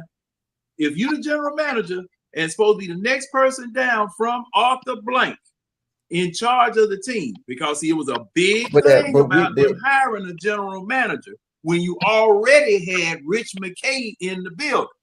You know, you didn't have no press conference introducing Rich McKay when you hired Terry Fontenot, but you did have a big thing when you hired Terry Fontenot. All right. So and also, Kelly, I'm gonna say this too. Kelly. I can't say, and this is where the confusion comes in. I can't say who picked who. We can't say. We can't say because we don't know who did what. Right, we John, don't know who did what. That don't mean but some of that stink gets on both of them because they were both involved in it. Okay, so that means Terry got to we- have some of that stink then, right? Oh yeah, he got that stink. So- but so is it enough? But is it enough stink to fire him when John, here's my Arthur question. Smith was the problem? John, if he here's my messed up question. this draft, it will be. John, Okay, here's my okay, question. go ahead. Did you hear anyone else be named? Did anyone get called an assistant GM? Did anyone else be called GM over this whole time frame? Did anyone say that? Did anyone say that Arthur Smith would be in charge of picking players? He did indirectly. Yeah, he did. He did indirectly. Said that he would be in charge of picking players. Who said that? No. They Arthur said Smith- that they Arthur would Smith have. did. They said that they would have equal power. What I That's heard the way was it was they would set have up. input. What I heard was that he would have input, which is every coach. But No. who said that he It would be was picking equal power. It was equal power. When he took the Not Pittsburgh job, input. when he took the Pittsburgh job, he actually did indirectly say it. He said, indirectly? Well, give me the exact quote if you don't mind. I can only paraphrase when I'm not looking at it, but I do recall him saying that this is different for him now because he doesn't have all the responsibilities that he had in Atlanta, as far as because he had a lot of say so on the personnel that was put on the field. He said that when he took the Pittsburgh job this past offseason. Okay, so I remember him saying all the responsibilities. I didn't hear the other part. I did hear him say I didn't have all the responsibilities. Now, the other thing I think, because I recall them saying that it would be a collaborative effort. I didn't hear anything about that they will have dual responsibility in picking players. I didn't hear that. What I heard, it would be a collaborative effort, which is what people say about every combination of GM and head coach. So I think we're taking a whole bunch of circumstantial evidence, as in, oh, he didn't show up to this press conference. Oh, they made him go talk to the players instead or whatever. It seems kind of emasculating from a standpoint of why would you ask a GM to do that? But at the same time, that doesn't say that he wasn't the acting GM. It doesn't say that he didn't perform his GM duties. I don't understand how him not being there at the press conference says he wasn't the GM for that season. I just think we're taking a whole bunch of circumstantial evidence, but I've never heard them say that Arthur Smith was picking players. No, now, if y'all got the quote, if y'all got the quote or the article or the statement, fine. All I heard was that it was a collaborative effort, and that those two would both be reporting directly to Rich McKay. And I think we took that as they're on the same role if they're both reporting to the same boss instead of him reporting directly to Terry.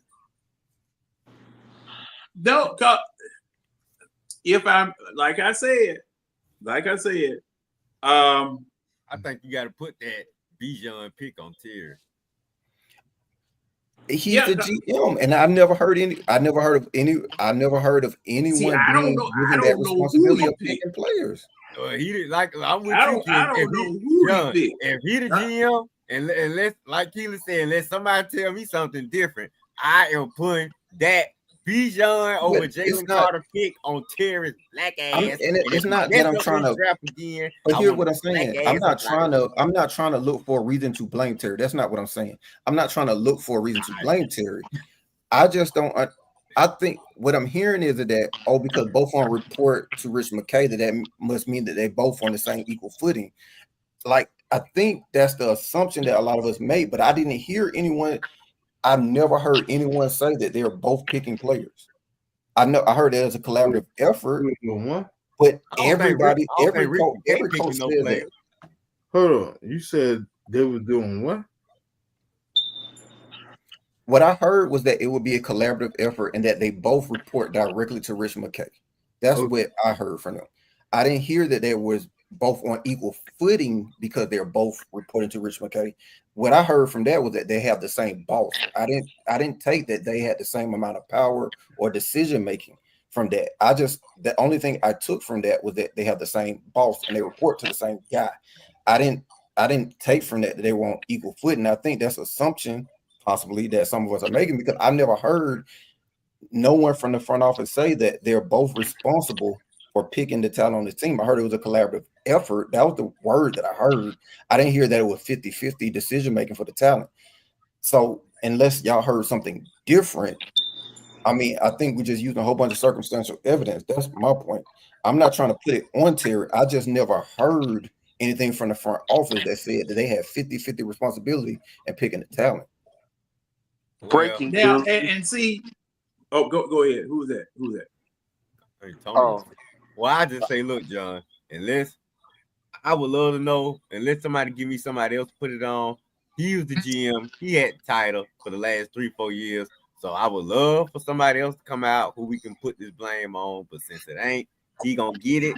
If he messed this draft up when it's defensive heavy and we need our defense to be turned around, boy, if he messed this draft up, John, you gonna think I'm a Ku Klux Klansman the way I'm gonna go off on his ass. And I'm gonna say this here. By virtue of the fact that this year Rich McKay is no longer part of the Falcons. Okay, he's no longer part of the Falcons. I do have breaking news though. Oh God, Tonyo, now what? Mike Green has opted out of the Senior Bowl after interview with the Falcons and dismantling offensive linemen on his first 2 days of practice. He said he's going home. Okay, well, hey, so long. What's our pick? Number 15 in the first round. Oh, hey, we'll see if he lasts. If he that good, you know. Oh, but nah, if you look after at the talking Senior to Bowl, the Falcons, you gonna take your stuff and go home? Boy, you a doggone. Good luck. It might be some other folk that done, you know. I hope so. I just hope. That's what I'm saying, so, John. I hope he's I talking to the Falcons and say, "I'm finna go home and take my stuff and go home." Nah, you go back. You look at his Senior Bowl. You look at his Senior Bowl practices. I mean, he was out there wrecking their ass though. Yeah, now I did see somebody. That might be who you're talking about. I did see somebody just overturning people. That was Mike Green. He was out there tearing it. He was destroying Mike it. Green, 17. Wow. So man, he might not should have done that. But see, I'm telling you, that's what I'm saying, Tonyo and John. This draft is defensive heavy. It might be a stud every 2 or 3 picks. That's what I'm saying. Terry, you can't blow this, man. If you blow this, dude, if you can't build our defense, if you can't improve our defense with this draft, you got to go, man. You got to go. It's too many. So again, my question was, and I apologize if y'all said it, but my shit been going in and out. Terry hasn't missed with his first pick since he's been here. So I'm not like, Hold on. I don't get. You said Terry didn't miss with his first pick. Correct. Now, don't get me wrong. I think Pitts is better than what we accredit him for. Good. I said it. I do believe that's the case. But quick update. Okay, go ahead. I'm sorry. No, at the same time though. Update, bro. No, because I went back and watched the Terry press conference. All right, we're good. So he was directly asked, do you think you've done can you name a benchmark or a milestone in this rebuild since it's been 4 years? And his response was that they haven't been good enough. They haven't done a good job. So he was talking about all 4 years, not just this past season. He said that in the rebuild in the 4 years, he hasn't been good enough. There you go, John. He taking credit for all 4 years. So you got to put all them picks on him. No, he's not taking credit. That's a misdirected quote. I mean, that's drawing conclusions if you're gonna take that quote and say he taking responsibility all 4 years. I mean, if you ready to put him in an electric chair, if you ask him publicly as a GM, he would say, yeah, I'm at fault for everything that went wrong here all 4 years. But that's not what he's saying. That's skewed analysis. So, but can you explain a little bit more your perspective? You saying misdirected by who or skewed by who? I'm saying what Red said after hearing that quote. That's not what he's saying. He's not saying I'm taking full responsibility of all the failures in the all 4 years. Of course, he's gonna say we hadn't done a good enough job the last 4 years. I expect him to say that, but I ain't gonna put that much mustard on that quote neither. Okay, well, in reference to as far as that's a company talking man about quote. all 4 years versus one. Yeah, okay, yeah. But I mean, but again, my question still stands. When outside of Kirk Cousins' contract, which in hindsight is bad, what has Terry missed on? Is my question. His first round picks have all. None of them have been bust, regardless of whether you like Pitts, regardless of whether you like Pitts or not. It hasn't been about. God damn, I can't say, bro. All right, go ahead. No, go ahead. No, I'm done. I'm done. Go ahead. You asked a question of what he missed on. How quickly we forget about Adi Ogundeji. Nick, carry on. Was he first round? As I was trying to get out, none of his first rounds have been a bust. Regardless of what you think about Pitts, he still is not a bust. He still is a good player. We may not use him correctly, or he may not get the stats that we would like him to get. But his first year, he was elite. So I mean, he hasn't missed with his first pick. What he did. Ain't nobody negating whether Kyle Pitts is a bust. Like any actual football watcher, nobody can sit there and say Kyle Pitts is a bust. You may question the scheme that he's in or the personnel that he's around or his effort, effectiveness in it. But his pure talent wise, you can't sit there and say that man's a bust. All right. I'm not sitting there saying that Terry miss on any of his first round pick. That's not an issue. Let's go dive deeper. What he done, hold on. What he did from round 2 to round 7. That's but again, you're asking him to find a needle and a stack of needles and a stack of needles. Like your second round through the rest of the draft is always average wise is going to be extremely hit or miss. That really that's why they're drafted in the second, third, fourth, fifth, sixth, seventh round. But that works in reverse, coach. That's the argument, is that you really can't judge a GM off of top 10 picks because those are the best players in the draft. They're supposed to be good. Like the first, like you pick Bijan. That's like if any GM drafts Bijan, that didn't require a rocket scientist like or Drake London. That didn't require like to be brilliant because he's a top 10 pick. That's like saying, oh man, this Khalil Mack guy, like we didn't see this happening, or Aaron Donald, like they're projected top 10 picks in the first place. So you can't really grade a GM off of a top 10 pick because they're up there because they're projected to be the best in the draft. Like if you draft Peyton Manning, do you get a cookie for that because he's the number 1 overall pick and the best quarterback in the draft? Like that's kind of like the obvious picking in the top 10. It doesn't require any type of skill set. You trade me, Red, and Winston could take turns picking in the top 10, and between the three of us, we get 10 years of it. We're gonna pick 6 players that can start. Hey, Red, you see the video I just sent you? I'm gonna check it out. Red, don't open that shit up. You might be on all bullshit. Don't open that shit up. At least now on this broadcast. Don't do that. Nah, I sent it to all of y'all. It's in the group chat too.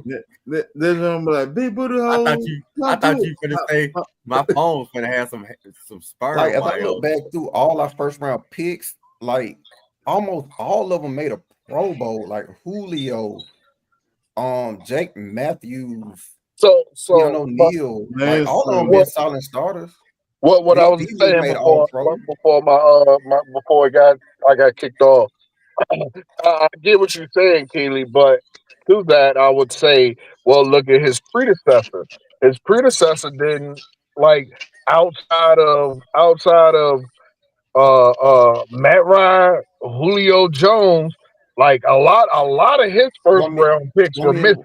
You want me to name off the previous first round picks in order? AJ Terrell, Caleb McGarry, Chris Lindstrom, Calvin Ridley, Terrence McKinley is a miss. You got Keanu O'Neal, who's also a first round pick, and Vic Beasley, and Jake Matthews. Who else? Like every single one were NFL starter. Desmond Trufant until he got hurt, and even beyond that, and Julio in 2011. Like, where's the misses?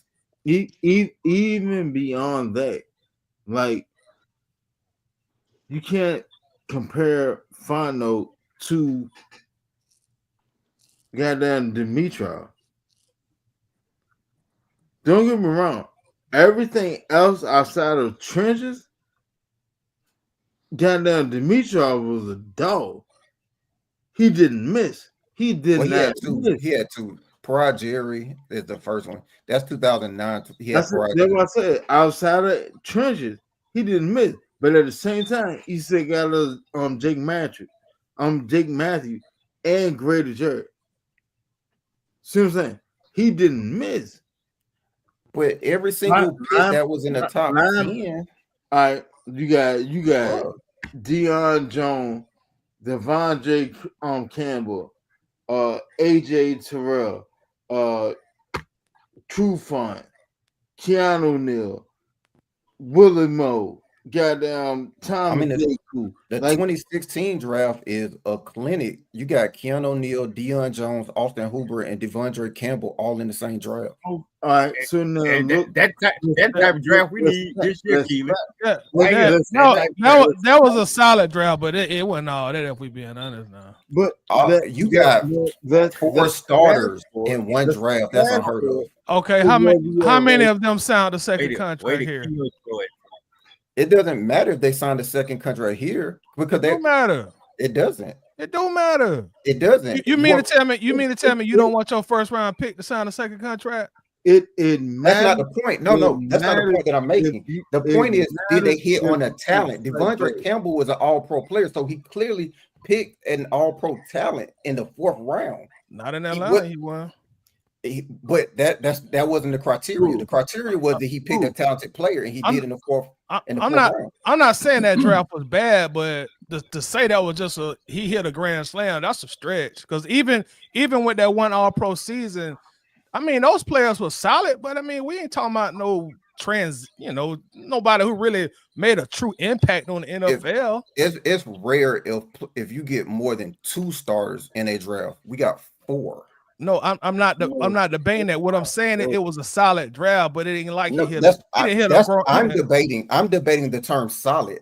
I don't think 4 starters in the draft is just simply solid. That's the foul, because though it ain't hard to start on our team. Let's be real, bro. Come on now, it's the foul, because they ain't like this. You drafted for Kansas City or Pittsburgh or the Ravens. I mean, we was 8 in other places. Of course they did. We was 8-8 the last year. We had been trashed for the last 3 years before that. It wasn't hard. Said it's easy to start on the Falcons, but they went and got starting jobs on other teams. For how long? Because Keely doesn't matter. They're starting. It does matter. If you say he put on a clinic, everybody can't be Jerry Rice, bro. I'm not expecting him to be Jerry Rice, but if you say he put on a clinic, I expect those players to, okay, you made plenty of Pro Bowls. I mean, you might have been an arguable Hall of Fame. None of them guys was like that. Even outside of that, by the standard of NFL history, this is a clinic. Saying, but what that man did, all right, let's just go this way. All right, Devondre Campbell left from here, went to Green Bay, was what, 2-time Pro Bowler?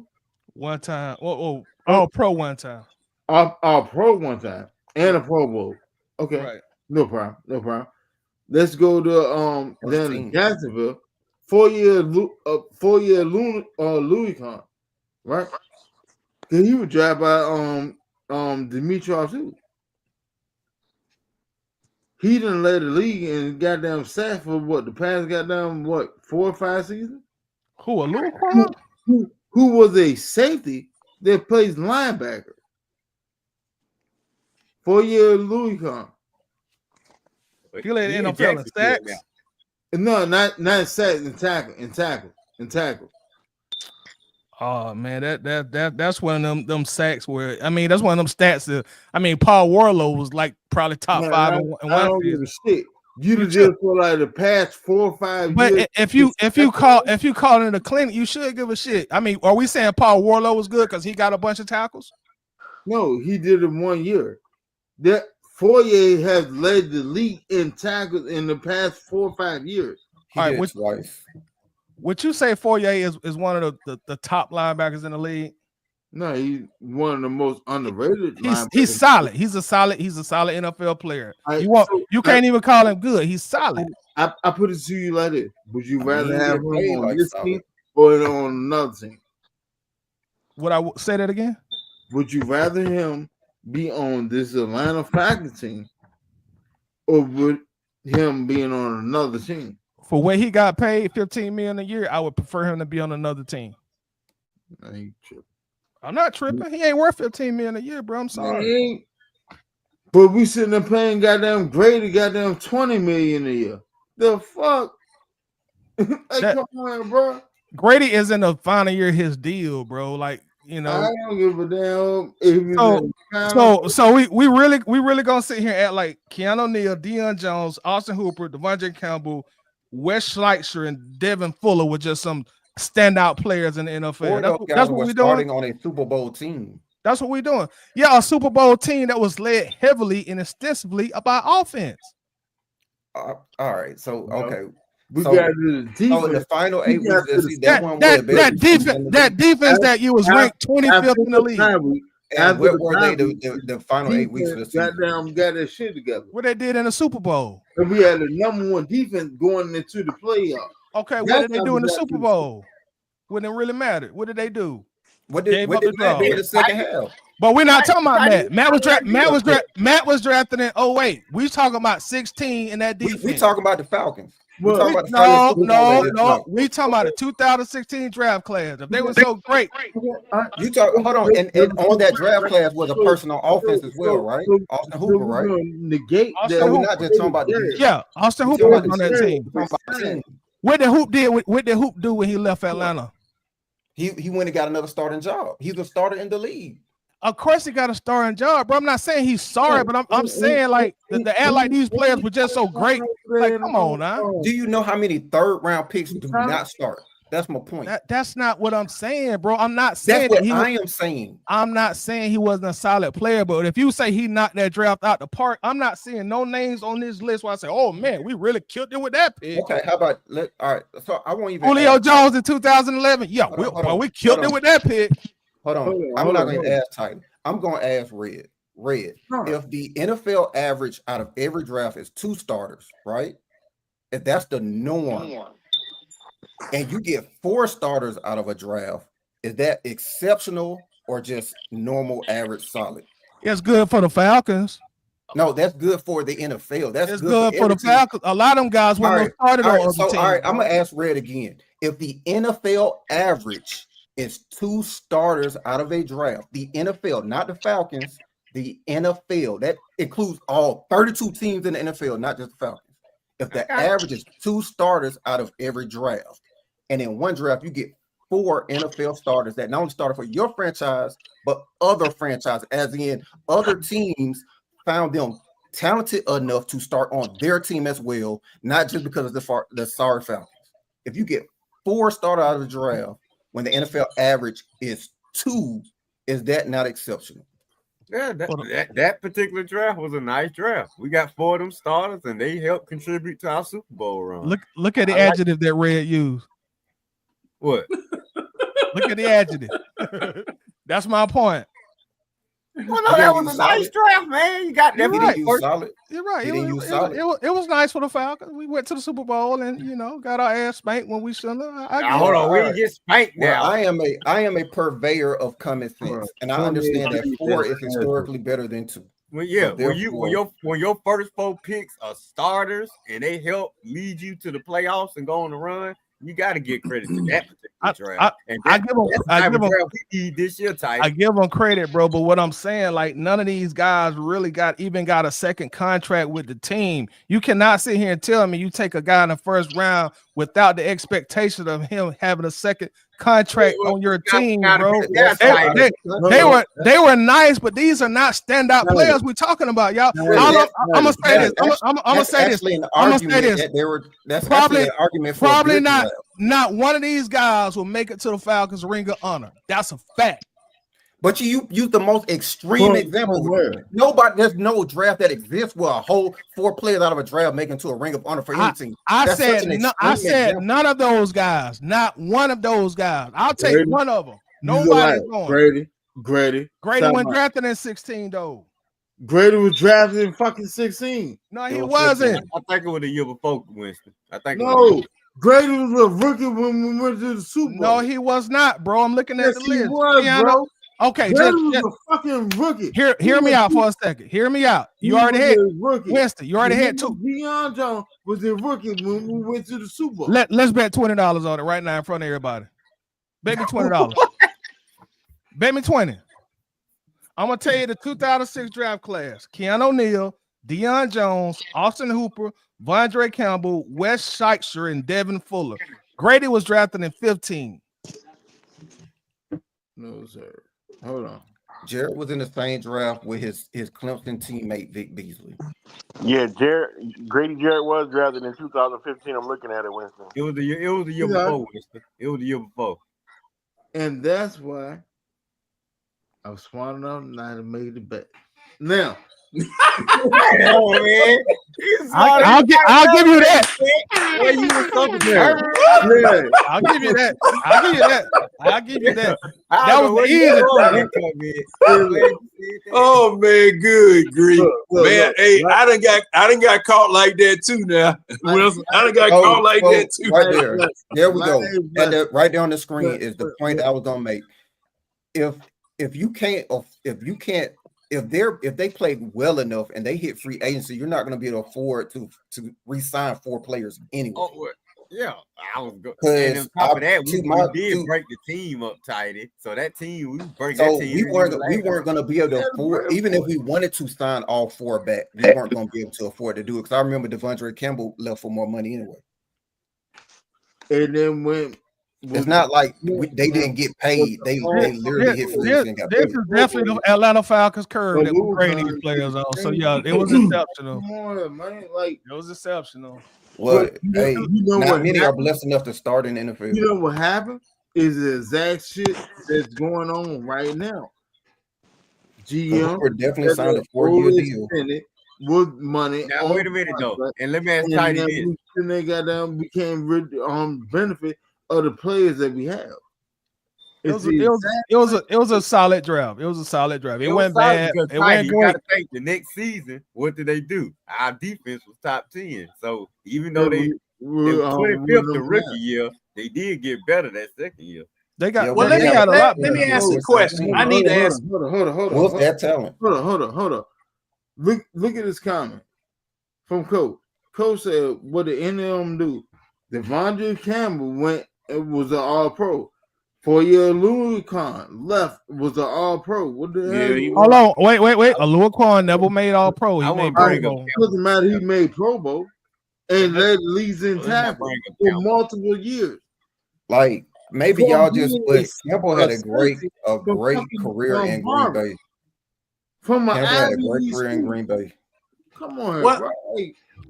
Okay, let me ask this question. And hold on, for the record, Olaquan never made the Pro Bowl. Go ahead, John. Let me ask this question. Hold on, John. I'm gonna show you the actual scouting acumen that Dimitrov had. Oluokun was a safety in an Ivy League school. He went, found him, brought him in, drafted him, and made him a linebacker. And he led the league in tackle for multiple years. That's a diamond in a rough. Trust me, Winston. You preaching to the you preaching to the choir. I'm a big fan of Dimitrov, so you ain't got to big him up to me. I'm a big fan of Dimitrov. He don't get the credit he deserves. Yes, the best GM we ever had. I'm with you on that. I won't even argue that. Well, okay. Well, let me ask this question. Now, let me ask this question. Wasn't there a draft that Dimitrov had where 2 years after that draft, none of those people were in football? Yeah, that was 13 or 14. I'm gonna ask you the same thing. Was that Peter Combs? Was that Peter Combs draft? I think that was 13, maybe. No, that was Peter Combs was in Matt Ryan. Oh no. I'm gonna say Combs was 2012. It was 2012. Peter Combs 2012. Okay. All right. Yeah, see. No, all right. It's tied. Pull up Tommy not Tommy Dimitrov, Terry Fondo's first draft. That's 2021 with Kyle Pitts. We got to go over that trash draft again. No, because I mean the question was that. I'm looking at none of Terry. I ain't gonna lie. And then after that, go to the next draft and see how many of those motherfuckers still in the league. But like I said, I don't do that. Yeah, like I said, I don't know who picked these folks.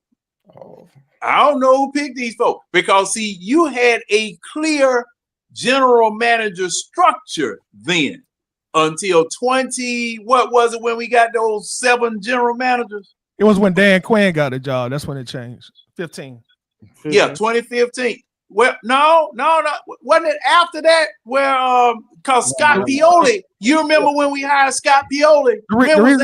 The reason I say that, John, because they made it public that Dan Quinn would have control over personnel when he got hired. It was part of his contract. But hold on, no, they made that adjustment later on in his coaching tenure. It was like maybe 2 years in when they made that adjustment that he would start taking control over personnel decisions. I don't think it was his first season. I thought when he first got hired. No, it was later on because I remember they would talk. There was a press conference where they were talking about Dimitrov would take a step back in terms of some of his responsibilities. Because they had 7 general managers here because Scott Pioli got hired as a general manager. You remember that? Yeah, I do remember that. What year was that he came here? Because that was when Dimitrov was stripped a little bit of his power, and there were 4 or 5 other people that were quote unquote general managers during that time. And oh well, man, I lost my thought. Okay, all right, look. So,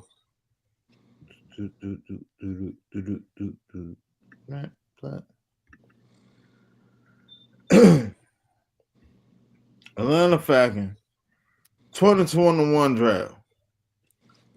Kyle Pitts, Richie Grant, Jalen Mayfield, Darren Hall, Drew Dalman, still with her. Kyle Pitts still with her. Richard Grant is on the way out the door. Dalman might be on the way out too. Possible. But hopefully he ain't going nowhere.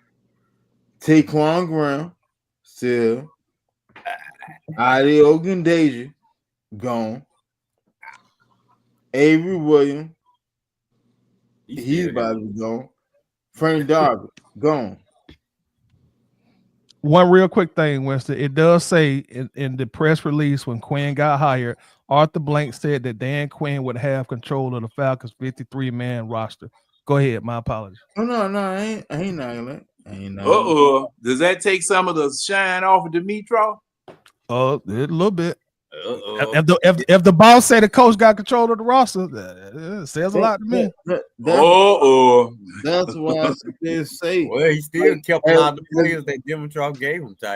As an actual GM, Dimitrov is the best GM we have ever had. I agree wholeheartedly, bro. Wait a minute. Now. You just torpedoed him.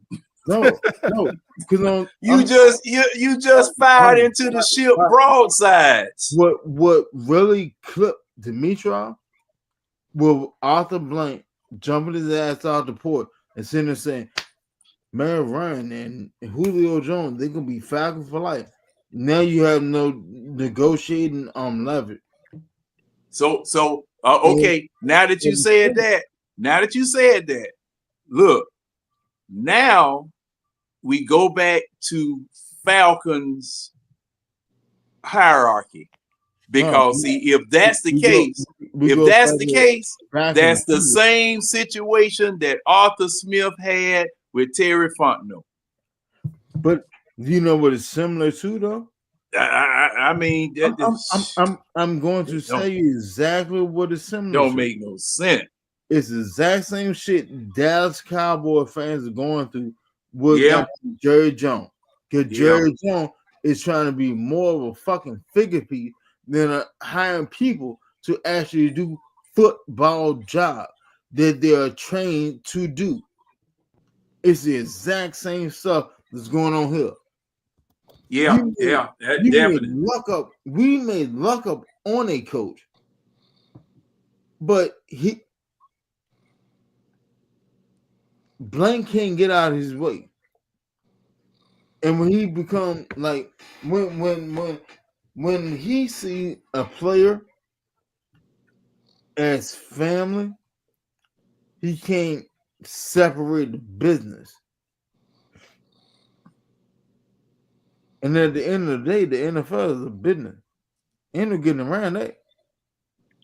So either you can be business savvy and strike while the iron's hot, or you can be comfortable and negligent and try to sell low.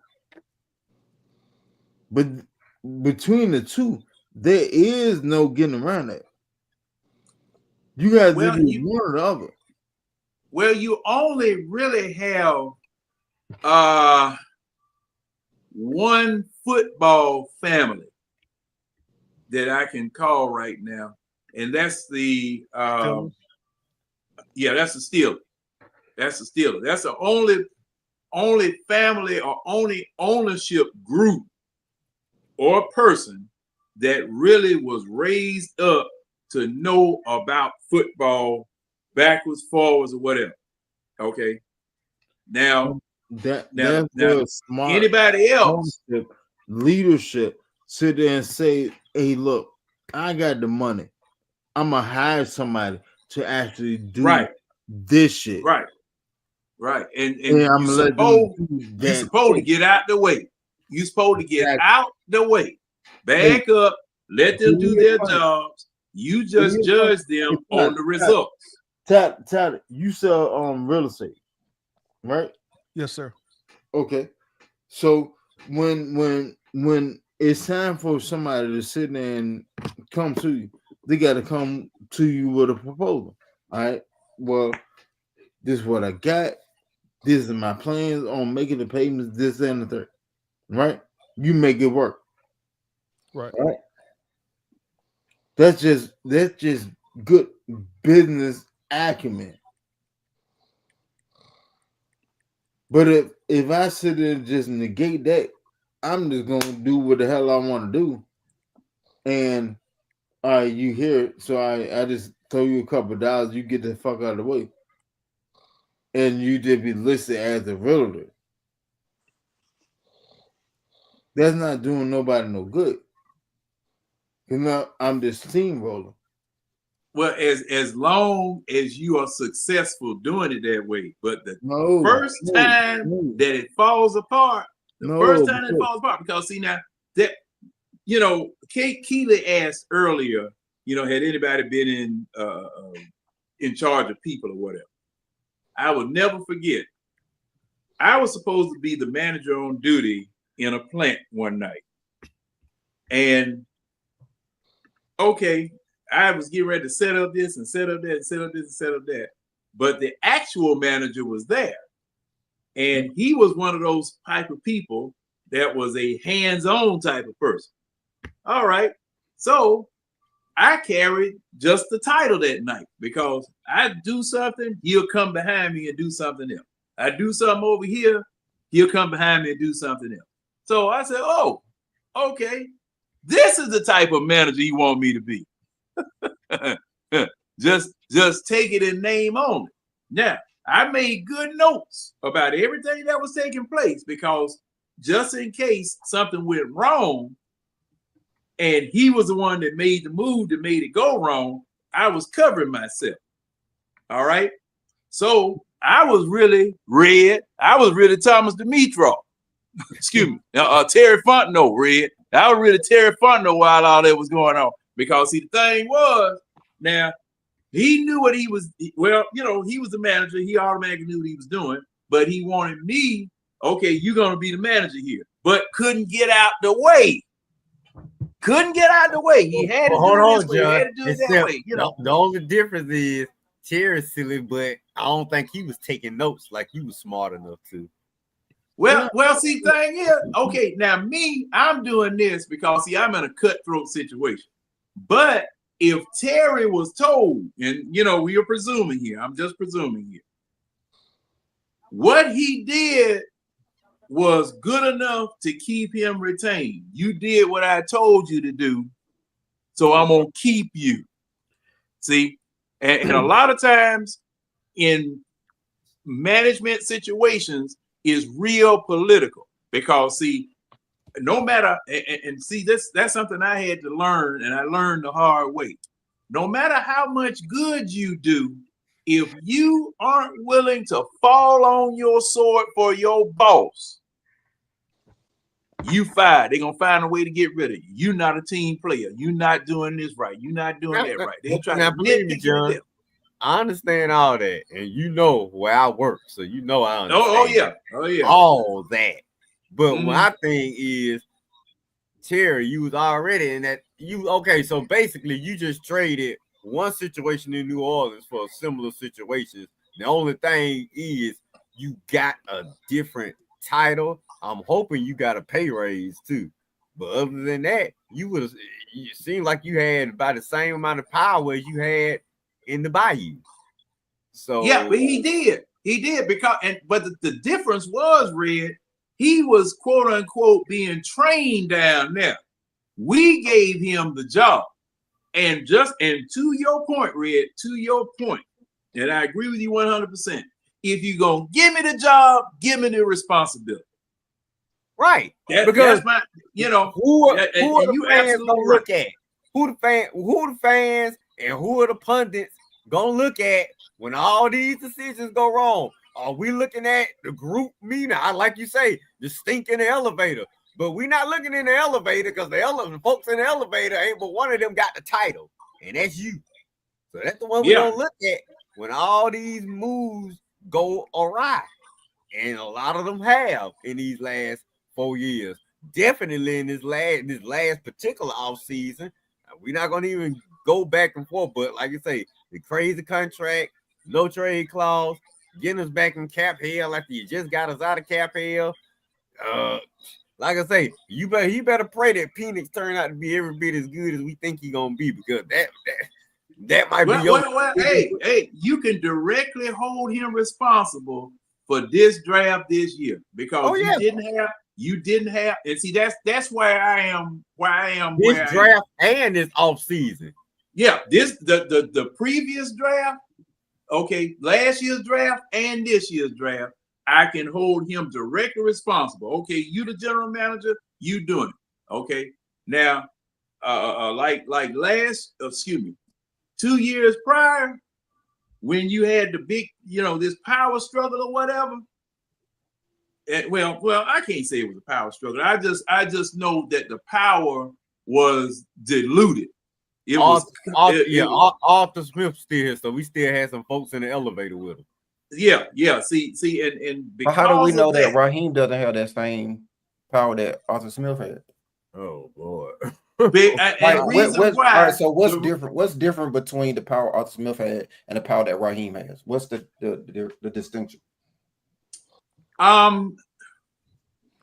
I would say that Rich McKay is out the picture. That I would definitely Who say said that's that? the part. Because Who see, said that Rich McKay was the interceded? linchpin. Rich McKay was the linchpin. See, both of these people reported to Rich McKay. Okay. How did Rich McKay get in the way? What did he do to get in the way? Oh, you got to ask Arthur Blank about that. I don't know. Yeah, what he did. So none of us know. We don't know if he interceded in anything or got in the way. We don't know. But that's what they told us, though. They said that out their own mouth. Who said that? Rich McKay and Arthur Blank said, and Terry Fontenot said it. They said what? That he got in the way? They said that he was pretty much the intermediary between what they do and what Arthur Blank wants to hear. They've said that at least twice I've heard. So you don't hear that anymore. I think he asked the title, did they have anything to do with the draft? Did Rich McKay have anything to do with their job or inhibiting their job? The only thing I heard was that they reported to him. So what did him? Just by virtue of being there. But there's a wild assumption though. Like no, it's not. No, if you got to report to somebody on top of you, you always got somebody's going to be your boss. No. Now, and you're right, but let me clarify that a little bit further. All right, if Arthur Blank is the owner, and back up until last year, Rich McKay was right below Arthur Blank. Okay. Correct? Okay. This year is Arthur Blank, then Terry Beatles, then Fontenot. So they swapped out Beatles for Rich McKay. Now, again, what did Rich McKay do to interfere with anything of Terry's job or Arthur Smith's job? I can I'll say by like virtue of the presentation. Like that one press conference when they just grilled the hell out of Arthur Blank and Rich McKay. Rich McKay wasn't up there for decoration. I think he was up there because, hey, I'm responsible for this mess that we in right now, so I need to answer y'all questions. You fast forward a year or two, Rich McKay no longer is getting grilled at press conferences, just like that press conference we seen from Terry like 2 weeks ago. Now the media is grilling Terry. Terry, why this? Why this? Why this? Why this? So I think by virtue of presentation, that's telling you, like, look, yeah, I got a pretty influential position with the Falcons, speaking of Rich McKay, but he's no longer there anymore.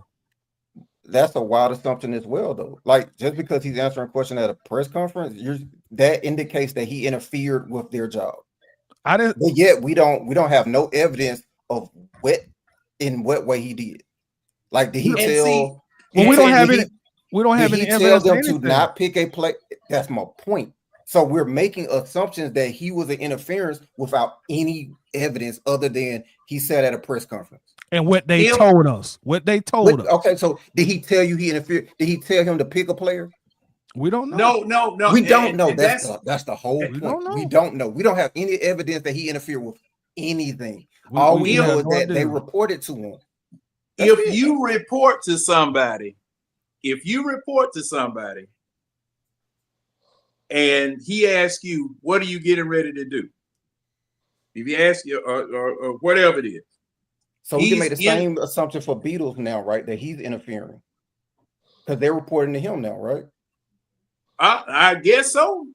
So then now he's the president. So yes, I would say that. So I would say now the excuse now. So when it goes wrong and it can't be Terry's fault because now it's Beatles' fault. Because now Beatles interfering without any evidence to know that he is. But okay, now this is what I will say about that. By virtue of the fact, circles, y'all, we're going in circles. I'm trying to figure out where he interfered with. I don't. See something I'm going to say too. We made him the boogeyman without no evidence of him doing anything. Well, that man been the boogeyman now.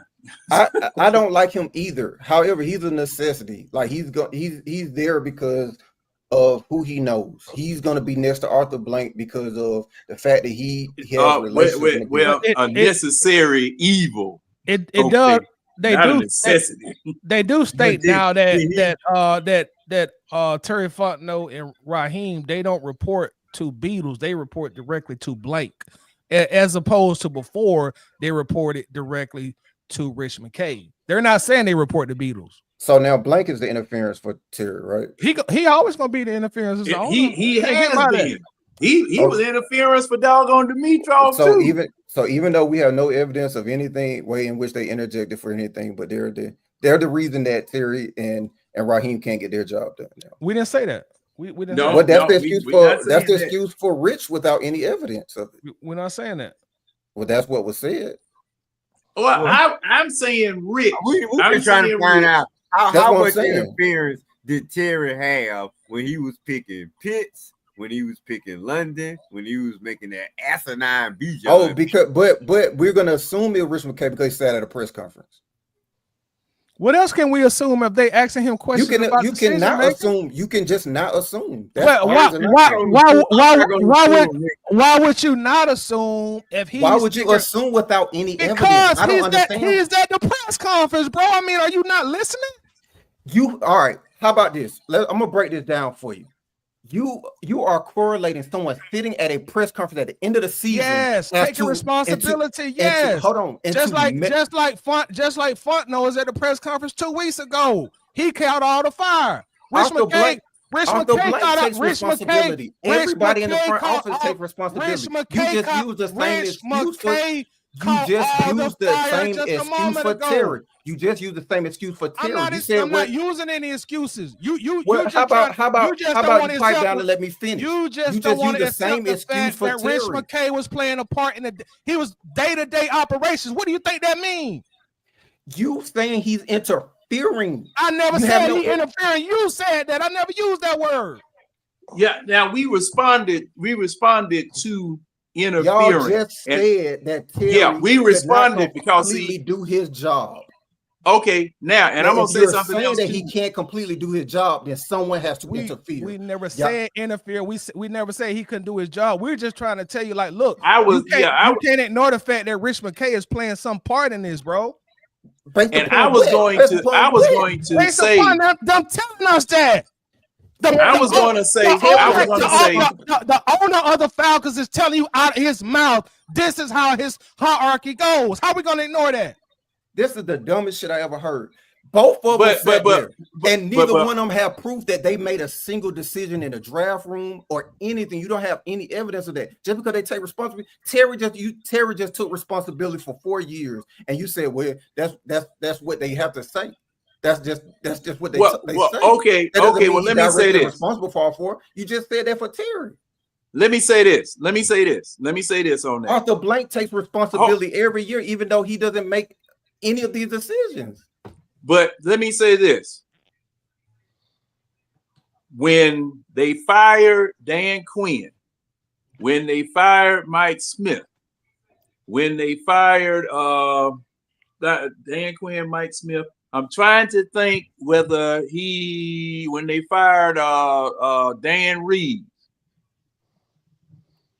We can't point to a single decision that was made by the guy. Rich McKay. Somehow he's handicapping them from performing. I don't. It makes no. Well, see, no. See. We inserting terms. I'm not saying no handicapping's going on. Rich McKay said out of his own mouth. The statement was this is the first time of him actually being a GM. Rich McKay said out of his own mouth that they had to trade Matt Ryan because they needed to get their cap going. He's telling you right there. He's playing a big we part or I. He said we or I. What you mean we or I? Which statement did he say? Did he say we had to as an organization, or did he say I had to? Okay. Well, see, now they're not going to we. Okay, that doesn't mean that he made. That doesn't mean that he. That does not mean that he was integral in that decision. Why is he telling you that though? Think about why is Rich McKay telling you that? Because he's at the press conference. He's the one being asked the question. Because that was the real. Because that was the real GM at the time. That was the real GM at the time. He was supposed to say, "Oh, that was Terry's decision." He was the mentor. No, he's gonna say Terry was the protege. He's the real GM at the time, bro. It's not rocket science. No, you're trying to make it rocket science. You have no evidence of it. We ain't got no evidence of nothing. Now wait a minute. We have no evidence of nothing. Now wait a minute. Exactly. So why are you jumping to any conclusion without any evidence or something? How can you? But hold on. You have no evidence of it. Now the way things work. Okay. Now, if you ask the general manager, okay, you didn't ask Arthur Blank. You asked the general manager, why did you trade Matt Ryan? Okay.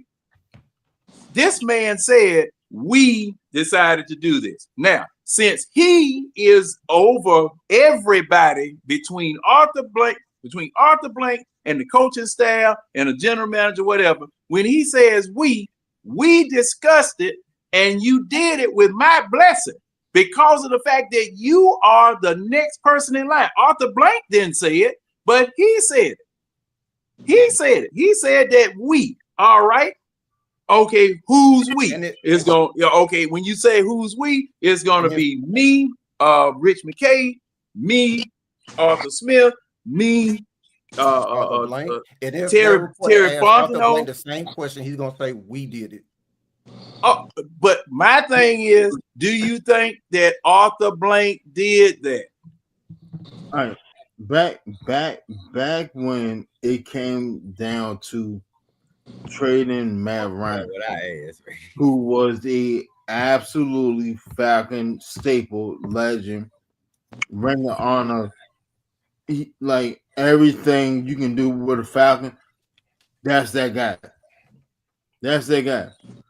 For McKay to jump out there and sit there and say, we sat there and talk about it. We came to the decision. And he sat there and put his face in front of that. Yeah. I got a question though. So something else I need to add. Arthur Blank did that same question. Do you not get the same exact response? We did. No, because Arthur Blank said he was going to leave that to the next regime to determine whether Matt Ryan was going to stay or not. He said that. I'm talking about at the press conference. If that reporter, instead of asking Rich McKay that question, asked Arthur Blank that question, do you not get the same response? We decided to do this. We decided. No. Okay. That's the only way you ever heard him answer questions. He asked both of them that, and Rich McKay took the driver's seat to answer the question. He didn't direct it to McKay. All right. Who was sitting there at the press conference? Rich and Arthur. Okay, so the GM wasn't there to answer the question. Correct. Okay. That should let you know something right there. They didn't want him to be under the fire because they felt like it wasn't his fault. Hold on. That's the leap of conclusion. That's the point. No. To say that, hold on. That's the point that I'm making. That is a huge leap of. I remember a couple years ago. Winston, let me finish my point. Because I don't want to get lost. We'll be 20 minutes down the line, and the phrase that was said will be forgotten. So you're saying because he didn't want him to get the smoke or whatever. What was your statement, Tidy? If you mind repeating it. Sure. That's probably why he was there, because they didn't want him under fire like that. Okay, because they didn't want him under fire like that. You didn't say probably at first. You said because he wanted. That is a huge assumption to even jump to that was the reason why they weren't there. That's the point that I'm making. Like, we make all these assumptions. His president isn't there, but the assumption is, because they didn't want him to be under fire. We have no proof of that. That's just an assumption. That's just a wild guess. Why he wasn't there then? You call up Terry and ask him, and I bet you it probably wouldn't be because he was under fire. That's just well, they probably wouldn't tell you. They probably wouldn't tell you. But it could be any millions of reasons. But Ty provided one that would just came out his head. It's not a wild assumption. Like, if you do it, they probably wouldn't tell you. One time, the point is we don't know. He just did the exact same shit with the Arthur Smith regime. He just did the exact same shit.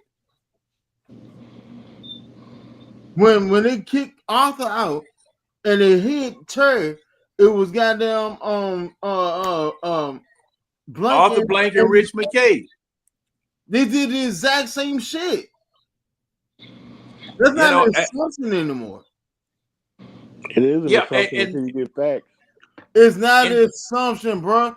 You're a hopeless optimistic. I give you that. I love that. I love that you want to see the better things about things. But when you sit there and actually deep dive and actually sit there and look at patterns, because that's what I do. I look at patterns. Patterns, numbers, I'm fucking phenomenal with.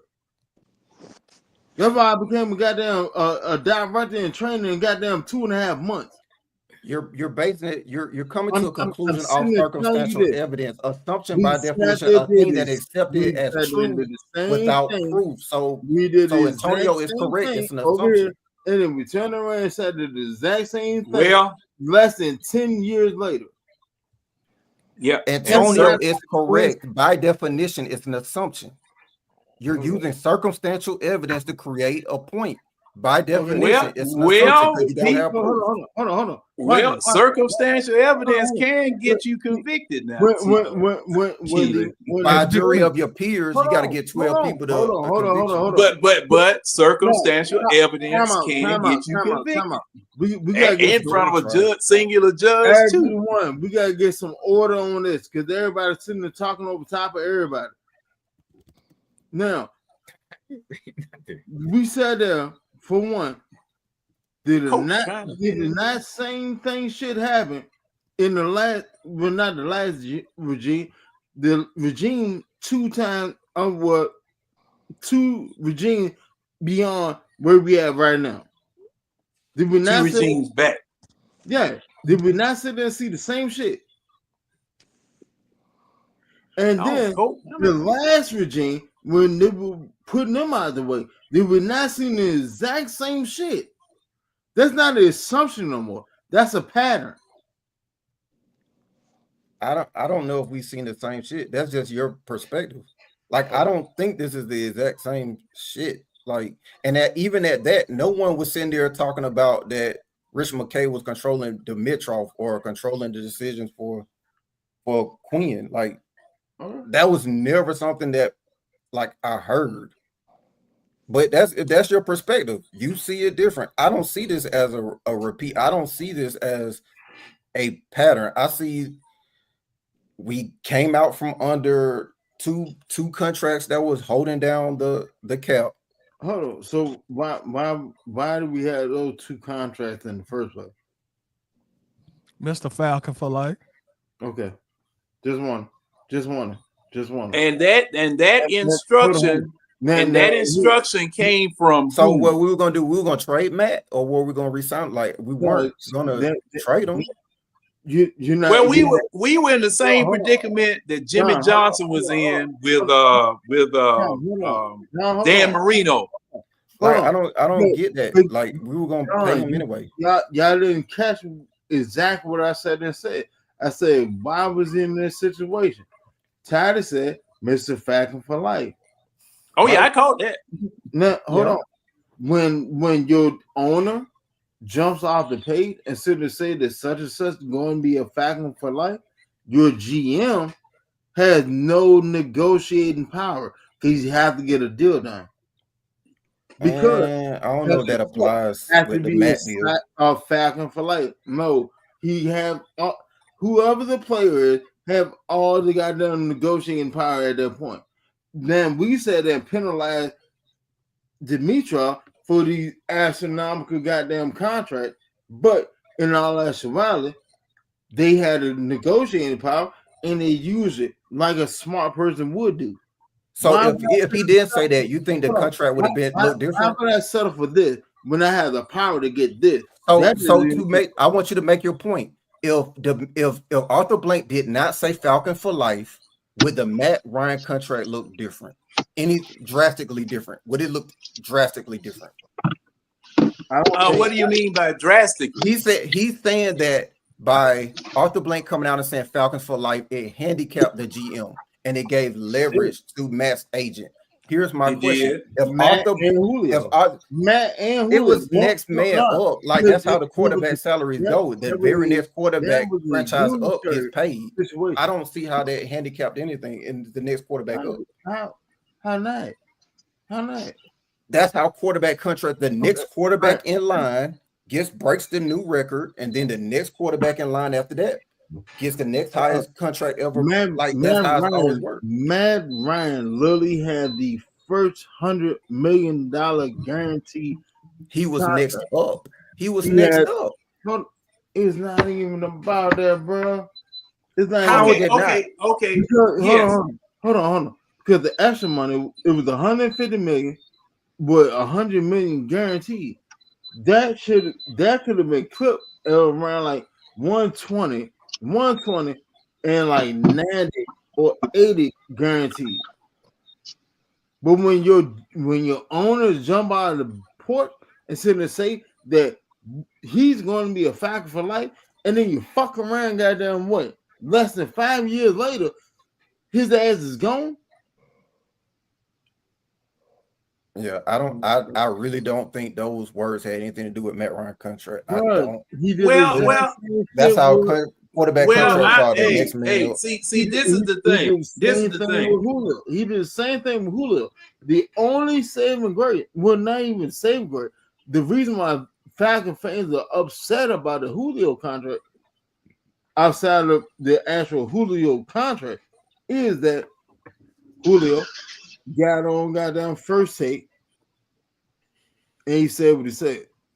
Now, Shannon Sharp, they had a show last week, and said if I had a goddamn regret from that situation, I would have never fucking called him. I would have never called him. I fucked up his shit. I fucked his shit up. But I would never call him just because I knew something that y'all didn't. I would have never called him.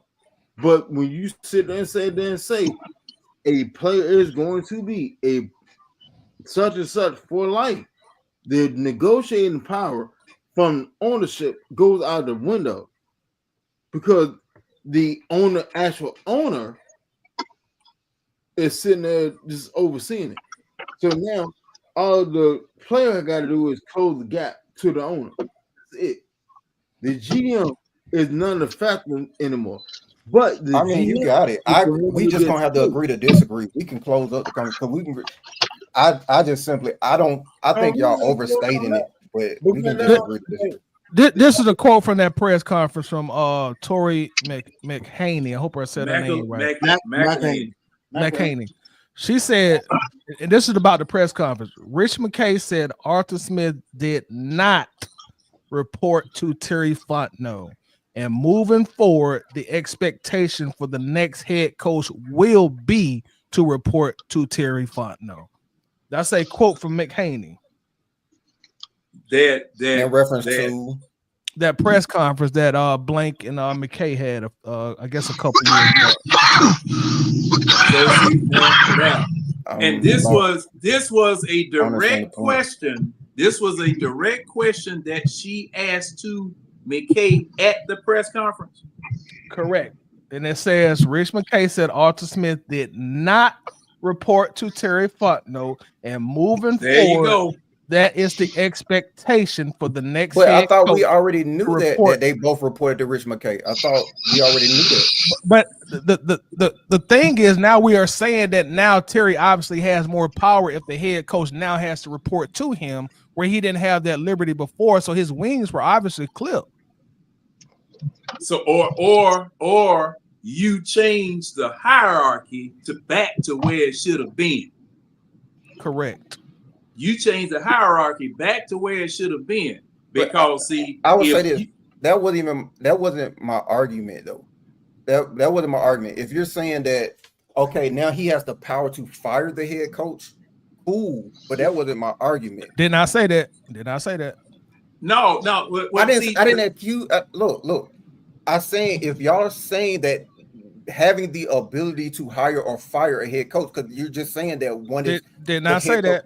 Did not say that. No, that's not what I just said. Okay, now this is what I understand. This is what I understand. That the head coach now reports to the GM instead of coach. Are you all right, coach? Yeah, I'm fine. All right. So you're just saying they changed in which the way in which they're reporting, right? Am I understanding that correct? That they no longer report directly to Rich McKay, that the coach would now report to Terry. That's correct. It's saying now it was that Arthur Smith did not have to report to Fontenot, but the new head coach, insert Raheem Morris, will now report report. That's what I just said. No, you said you said hire and fire. Nobody said that. I said he had. Okay. Oh my God. If he's reporting, then I'm assuming that person has the ability to hire and fire. If he's reporting to, like, it depends. It depends. Yeah, you're that's a big assumption there, bro. Yeah, I'm joining the tidy club. Now I understand. Now, now, Keely, I understand what you're saying. I understand what you're saying, Keely. But hold on. I understand what you're saying, Keely. But as we have seen, you have different structures in different organizations, and true. If you report to somebody, that person is supposed to have hiring and firing authority over. And I made an assumption, unlike just like others. However, that wasn't the point I was making. I wasn't. The whole point I want to make had nothing to do with the structure. It was the assumption that the Rich McKay interfered with Terry doing his GM duties, because y'all were saying that this is his first year actually being a GM. So, in what way? If this is his first year being a GM, in what way was his ability to be a GM interfered with prior to this year? If this was his first year being a GM, what proof do we have that any other previous year? The structure is not evidence that anyone stopped him from being a GM. One thing, Keely, by virtue of what was said in that interview, he was being prohibited from being a GM because of the fact that the head coach didn't have to report to him. So what duties did he miss in that? With the ability to manage the head coach? Hold on. Right. Well, abilities. Right. Keely. Right. Okay. That's one thing. That's one solid thing right there. If that's the argument, cool. I'm talking about personnel decisions, the ability to go out and make him a fucking accountant. There was no point of hiring him to be an accountant, because the situation that we already had, that was gonna clear itself up.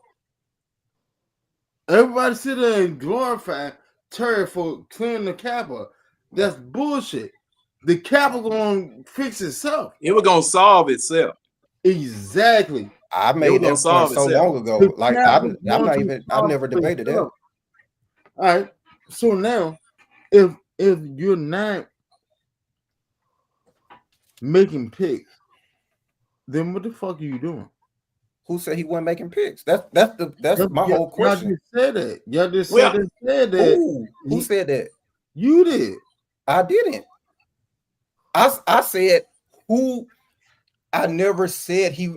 I'm trying to find out why y'all saying he just now first year GM.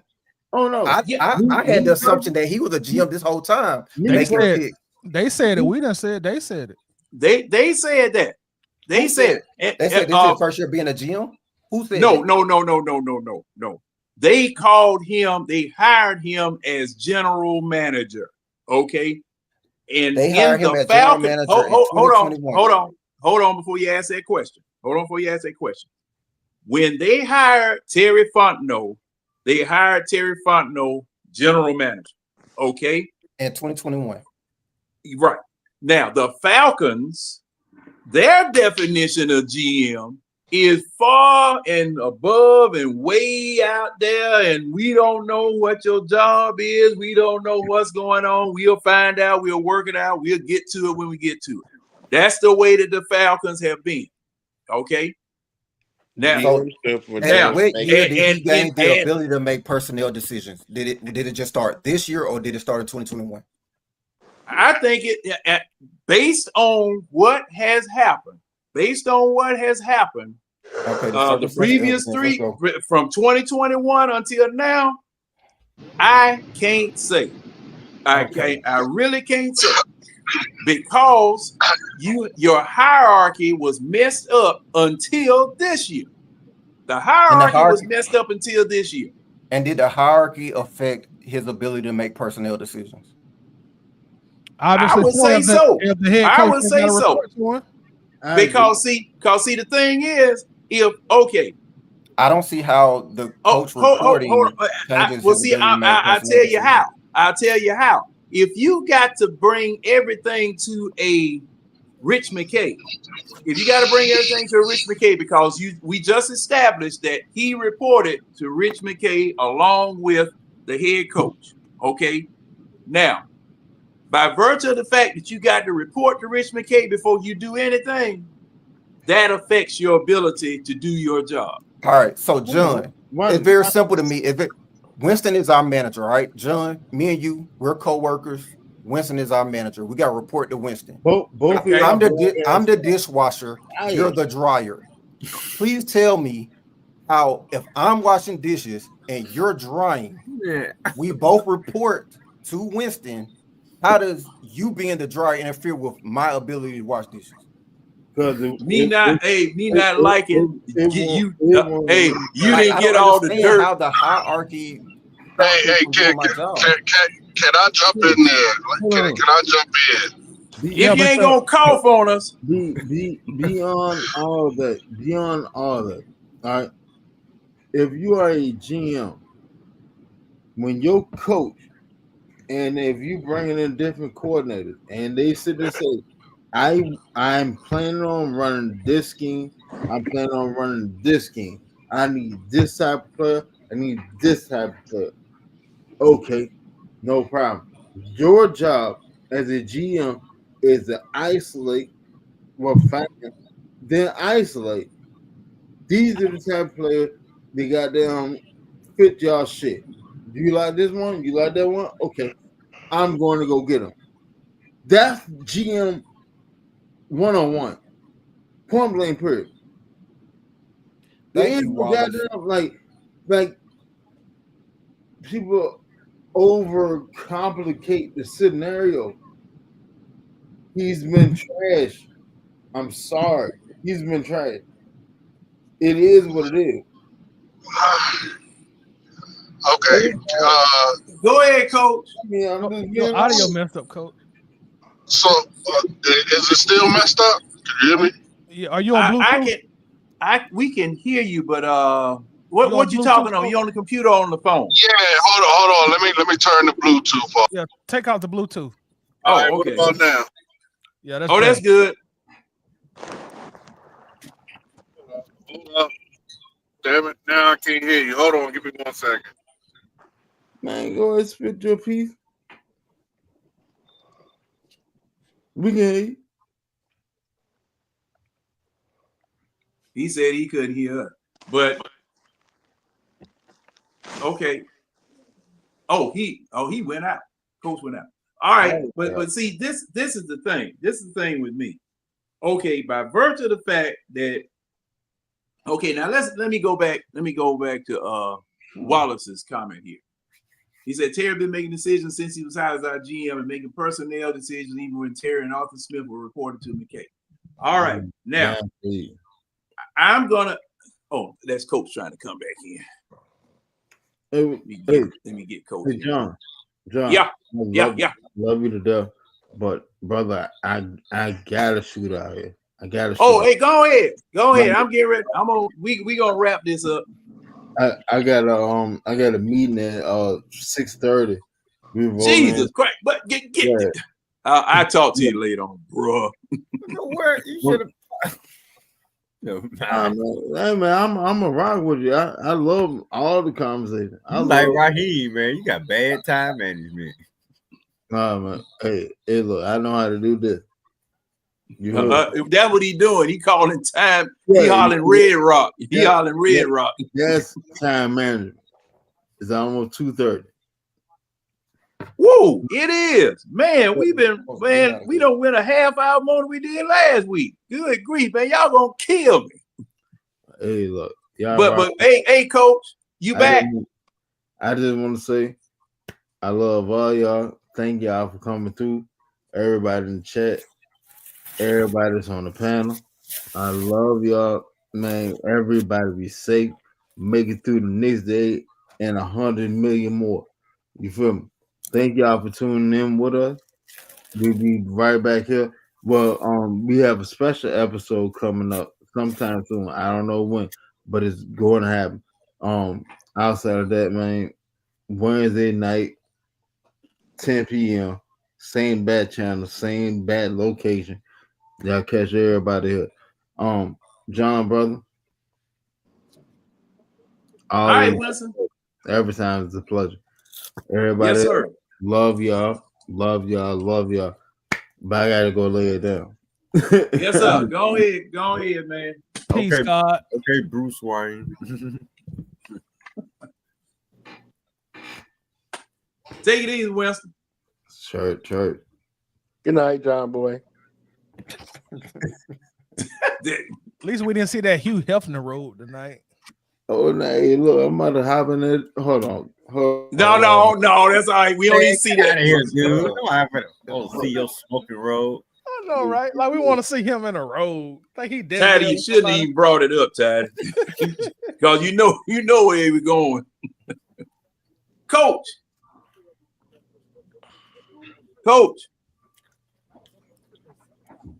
Man, Coming to America road. that stream yard must be bad down there. Or his internet service or something. No, he been scuffling all night. It might be bad there and there, but it's good uphill. Yeah. You know what I'm saying? Yeah, see. But anyway, man, love y'all, real shit. I know you burning up because it's hot as I don't know what. So I know, man. Optimal temperature is 68 degrees. On your thermostat is 68 degrees. That put your joint. How the hell you got two icons? Anyway, Man, hey, Coach. Weather, man. Coach. No, I'm university certified HVAC too. But optimal temperature is 68 degrees. It put your system in an operating situation, but at the same time, it's not stressing. It's like well, I'm stressing, man. I got mine up. Yeah, it's cruise control for your system. Long story short. But, all right, well, I'll tell the gas man. All right. Thanks, Hugh Hefner. I'm out, man. Oh, my bill's so high there, Mark. Good. Yeah, hey, man, it was cold. Hey. Oh, yeah, he can't join. He said it keeps kicking him off. $292. Woo! You ever look in the solar? Matter of fact, we talk about this afterward. Hey, man, I guess I need to holler at you too. Holler at me tomorrow. I'll get you paid on solar. I got you. All right. I might have to holler at you too. All right, brother. Be easy, bro. I can help out. I shine a flashlight on a solar panel and see if I can charge it like that. I put it to you like that. You'll make somewhere between $7,000 to $30,000 by going solar. Life lesson. Holla. Put on. Yes, sir. Yes, all right. All right. Well, gentlemen, you know what? That's man. 4 hours and 31 minutes. I believe it's time for me to go. It's been past time for me to go. And let me see where I'm gonna start it. Is James still here? I think James fell asleep. Yeah, well, he gonna get that L. I promised him one last week. He gonna get it this week.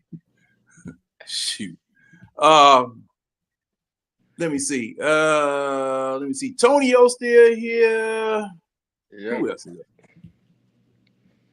Tonio and okay. I'm gonna go to my right. That is my right. All right, Keely. What you got planned this weekend, man? Babysitting duties.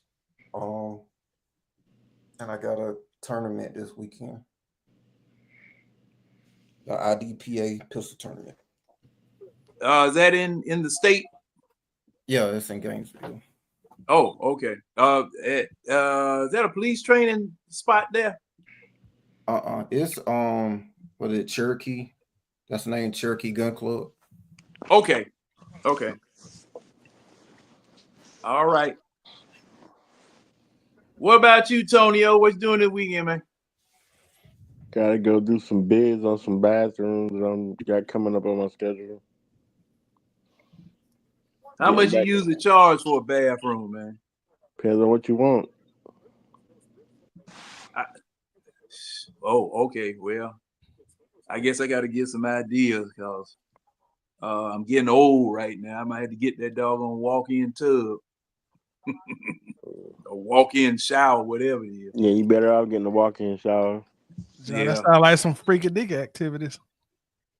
Hey, some of that Diddy Tidy, nobody would never have spotted that if you didn't bring it up. But hey, you know, I'm gonna use my tub now. I'm gonna use it. It's gonna get used. All right, Red. What you doing, man? Y'all know what's up Saturday morning. It's 11 a.m. Real sports show. Other than that, man, I'll probably be taking it easy. Hopefully, I'll be driving this weekend. I'm tired to go look in the shop for a minute. But hopefully, my mechanic got everything right this time. You know. What's up with it, Red? I think I had to have the starter replaced. The thing had me stalled at Greenbrier last Friday, man. Man, got it out then, but thing about it, see, I didn't think it was the starter because I had just replaced a starter like maybe 4 or 5 years ago on my pops passed. So that's why I didn't automatically go to the starter. I said, well, it can't be the starter, and then turn out it was the starter. I had to fault the starter on it. Well, just be glad you don't have one of them Nissans or none of them Fords, because they done put the starter inside the motor. Oh, Lord. Well, the thing is, I had everything else. I had some other stuff done too. Hey, man, I'm glad I signed up for Car Shield when I did, man, because, man, now this thing is very beneficial now. Are you having any problems out of them? No. They've been hooking me up. That's good. That 85 Lincoln. What'd you say, Tonio? I said Car Shield cover that 85 Lincoln. I'm not sure. I got a 06. No. Hey, Red. He was shooting at you. No. Yeah. He was shooting at you. Anytime Tonio said that, he's shooting at you. Oh goodness. All right. Hey, Tide, appreciate you coming through.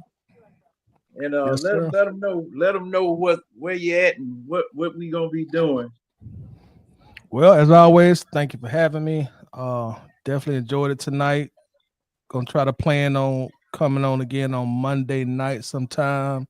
To review whatever game y'all decide y'all want to look at. It don't matter to me as long as it ain't the Super Bowl.